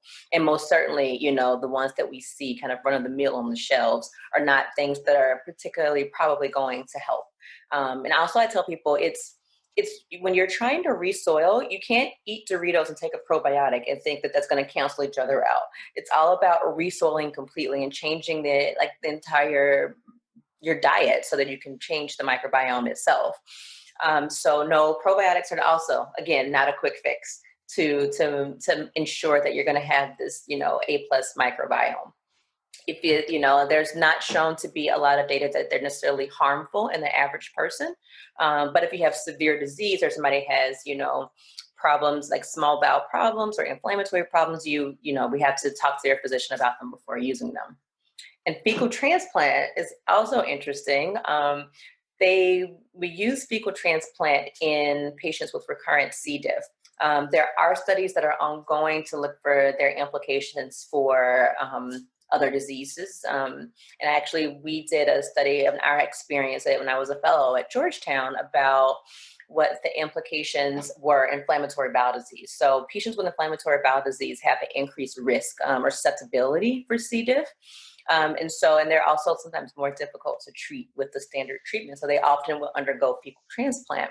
And we also would see in some of those patients that had pretty severe inflammatory bowel disease that we would see a change in their treatment in their kind of trajectory of their inflammatory bowel disease as well. And so we started to think, is this somehow also helping that as well? So because we did see that they had less flares. And it was like, okay, is this the chicken or the egg? Is it because we're treating the C. diff, or is this also changing their microbiome in such a fashion that it's also helping in the treatment of their underlying inflammatory bowel disease? So that part is quite interesting. And the problem, we just don't know enough about fecal transplant. Because there's been case reports because initially before we started using like a lab, we would have loving family members to donate stool. And we would have them come in and check their, to make sure they didn't have any other infections that they could also pass along. But then they would get a lovely blender and some instructions, and we have them blend their stool down, and we would bring it's amazing. And we bring them back in and we use their stool to implant into their loved one. Because presumably they should have a similar-ish microbiome if they live in the same household. And so, but one problem is before the screening of the stool was so strenuous, there was a case report that a lean woman had obtained the stool of a patient with obesity. And the lean patient that obtained the transplant started to gain weight after the transplant. And they researched it back and said, oh, this person that we got stool from, that may be a correlation there, which we've also seen in mouse studies as well, that we've been able to transplant from a lean to an obese and be able to change weight, and also the other way around. So that's the thing that, now all the stool has to go through like one major screen through kind of a central center. And it's like it's easier to get into Harvard than it is to get your stool like accepted by this group to be able to be used. Like, you have to be pristine stool, you have to be a certain BMI, no Medicaid, all of these requirements you have to meet. So I think fecal transplant is one of those things that once we learn more about the microbiome itself, the different strains, what strains are associated with more particular gut health or being lean versus obese. And we know a little about diversity and certain strains, but not enough yet to generalize. I think the more we'll learn that, the more we'll be able to pick super donors and to understand in more of a precise way of how to utilize it in kind of more broad kind of applications. So I think that science is actually quite interesting when we see, because we know their microbiome changes after people kind of eat certain plant-based diets for a week or Mediterranean diets. We can see a diversity increase, and we know that it can right back to what it was before if you resume your old diet. So we do have a lot of people that come in asking for a fecal transplant for, inflammatory bowel disease or, obesity, or just for their gut health, or these colloquial things they hear online about, what do they always ask about? Leaky gut, which is not a technical kind of GI term that we necessarily use or can be diagnosed, but people see it online all the time. They're like, can I have a fecal transplant to, change my microbiome? And this answer is still the same. There's still no, silver bullet that, changes everything, because I can give you this wonderful microbiome if we have it and do a fecal transplant. And still, if you go back to your same old habits of Coca-Colas and Doritos, and foods that you pop in the microwave, then you go right back to the microbiome you had prior. So it's still, same old answer from before, that no, there's no easy way. It's all about lifestyle and diet changes and improving that diet. Yeah. I'd like to meet the person who invented the fecal transplant or anything. Like, you're sitting around thinking like, boy, that'd be a great idea. Take somebody's poop, give it to somebody else. And as a chef, I'm not going to be able to get that blender image out of my head. Let me tell you, next time I blend, I'm like, oh my God, that's hilarious. Yeah. Could you talk about the correlation between meat and colon cancer? Oh, yeah, that's a good one. So there are several correlations. One is that we found with definitely red meats, there's an increased correlation in polyps, and then polyps turning into colon cancer. And then also we found through the thing we talked about earlier with TAMO, we've seen that production has led to kind of increased incidences of colon cancer as well. So we don't really know exactly kind of what it is in the meats in particular or why we have this incidence, but we know it because, especially with red meat. So people ask all the time, what should I eat? But the World Health Organization has definitely found that red meats in particular, and processed meats. So people, the bacons, the sausages, the hot dogs, all of these processed meats are more carcinogenic than, other foods. And so those are, and in particular, more carcinogenic and increased risk of colon cancer with those foods. Great, thank you. So, Dr. Laster, what is the truth about GI health? Ooh, the question of the century, the question about GI health. GI health is related to, if I can get everybody to understand, it's related to overall health. GI health is central to overall health. And what you put in your body is directly correlated with your health and with your GI health. And so getting patients to eat a more whole food diet, a whole food plant-based diet, getting more diversity of foods, a diversity of fruits and vegetables, drinking more water. These are things that are going to improve your gut health and thereby your microbiome and thereby your interactions with, with fiber and the gut brain axis with your short chain fatty acids, and decrease that incidence of metabolic syndrome. And so there's only upsides for improving your diet. And therefore, by increasing your overall health and your state of mind and your quality of life, and just feeling better overall and feeling less lethargic, in decreasing that level of kind of depression and anxiety, especially even surrounding those, physical symptoms and how they manifest with abdominal pain or distension or constipation. So I think gut health is really paramount and kind of the centerpiece of kind of what kind of keeps us together. And what's paramount to that is, whether we don't talk about it, no one says it, but what you put in is the biggest factor of kind of your gut health and keeping you safe and healthy. So I think that is the biggest take home for me, is making sure you pay attention to what you put in, because that's so important. And trying to get rid of those processed foods, drink more water, move more, just move. Moving more, being more mindful, meditation is going to be the most helpful thing you can do for your gut health. Terrific. Thank you so much, Dr. Laster. Thank you so much for having me. This was a good talk. I love it.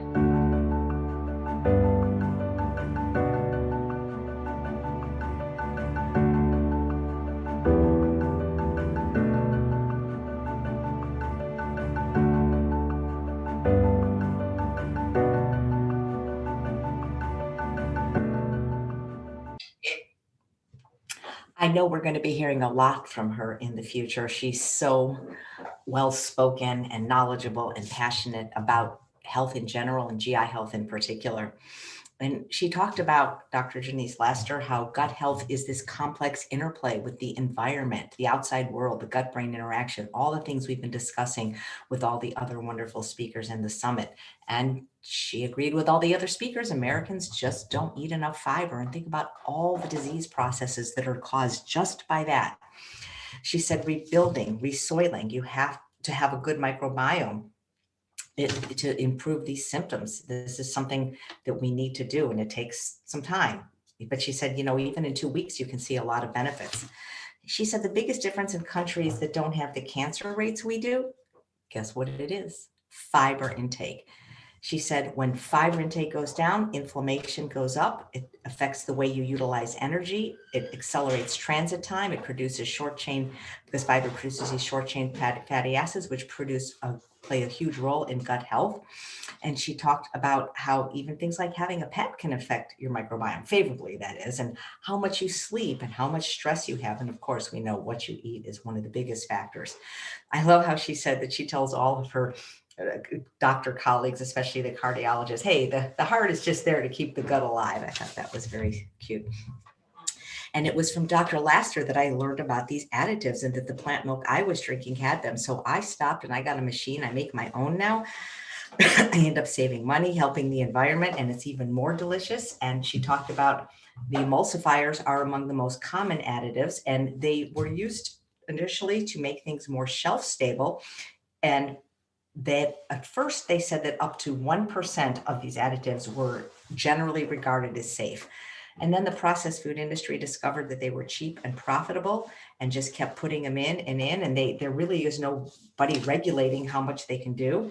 And the common ones like CMC and P80, polysorbate 80, they found in studies that as little as 1% of these additives in food, as little as 1%, which was the amount generally regarded as safe, could cause increased inflammation, which led to metabolic syndrome and a change in microbiome diversity.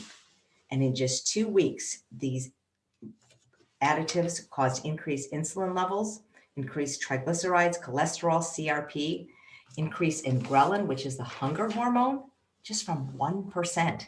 And I don't think any of the processed and ultra-processed food products have as little as 1% anymore. She said she tells her patients, just notice the correlation of how you feel when you eat these processed and ultra-processed foods versus when you eat healthy foods.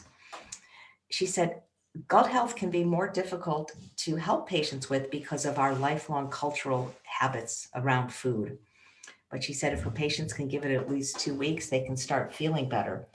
And she said sometimes it's easier to treat some of the very serious conditions like inflammatory bowel disease, where there's sort of a cookie cutter approach, rather than things like IBS and constipation, where each patient has to find what works for them. And she said, unfortunately, most people want a quick fix and they give up right away. Many patients do anyway. She says that people are now eating themselves into cirrhosis of the liver and liver transplants. We touched on fatty liver disease, I believe, a little bit with Lori Wellstat. And although she had mentioned that some of the Asian population can have it from the diet, that it mainly is from people that are overweight. And liver transplants, no fun. Let me tell you, I had a friend that had one, and there's a long list for them. So, and that is part of GI Health, your liver. And so excess weight is something definitely we can address with a whole food plant-based diet. And she said that people have to buy in that we have to eat better and that everything affects this. The soil, like Dr. Ron Weiss said, farming, the environment, the animals, it's all connected. And she said, you wonder why we have antibiotic resistance? Well, it's from eating all those animals. And she said, the more animal products you eat, the more TMAO. A lot of the speakers mentioned that. But she said that if you change your diet, you can change your microbiome in as little as a week. And we know you can change it unfavorably in as little as 3 days. So keep that in mind with Thanksgiving weekend coming up. She said, you can't eat donuts and take a probiotic. You have to resoil. And she ended with a very profound truth that what you put in, meaning what you put in your mouth, is the biggest factor in GI health. And so that is today, day 8. I hope you enjoyed it. I hope you will come back tomorrow for the finale when we have 4 more outstanding speakers, including the legendary John McDougall. Many people know him from the Starch Solution, but he actually wrote an excellent book all about the GI tract based on digestive health, and he's going to be doing a wonderful slide presentation. Then we have Dr. Serena Pasricha, who will be talking about what might be missing, an overview of the key habits and practices for gut health. And then we have a surgeon who's also a lifestyle medicine doctor, Dr. Erminie Van Dyken, who actually has to do a lot of these GI surgeries. And she's going to pose the question, are they necessary? And how might we be able to avoid them? And then we're going to end with someone who you've already met and loved, who did a wonderful cooking demo yesterday, Dr. Edwin McDonald, who will be talking about foods that harm and foods that heal the gut. Remember, there's still one day left. You can still share this summit for free with your friends, even if they haven't watched up till now. I think they will love the lectures tomorrow.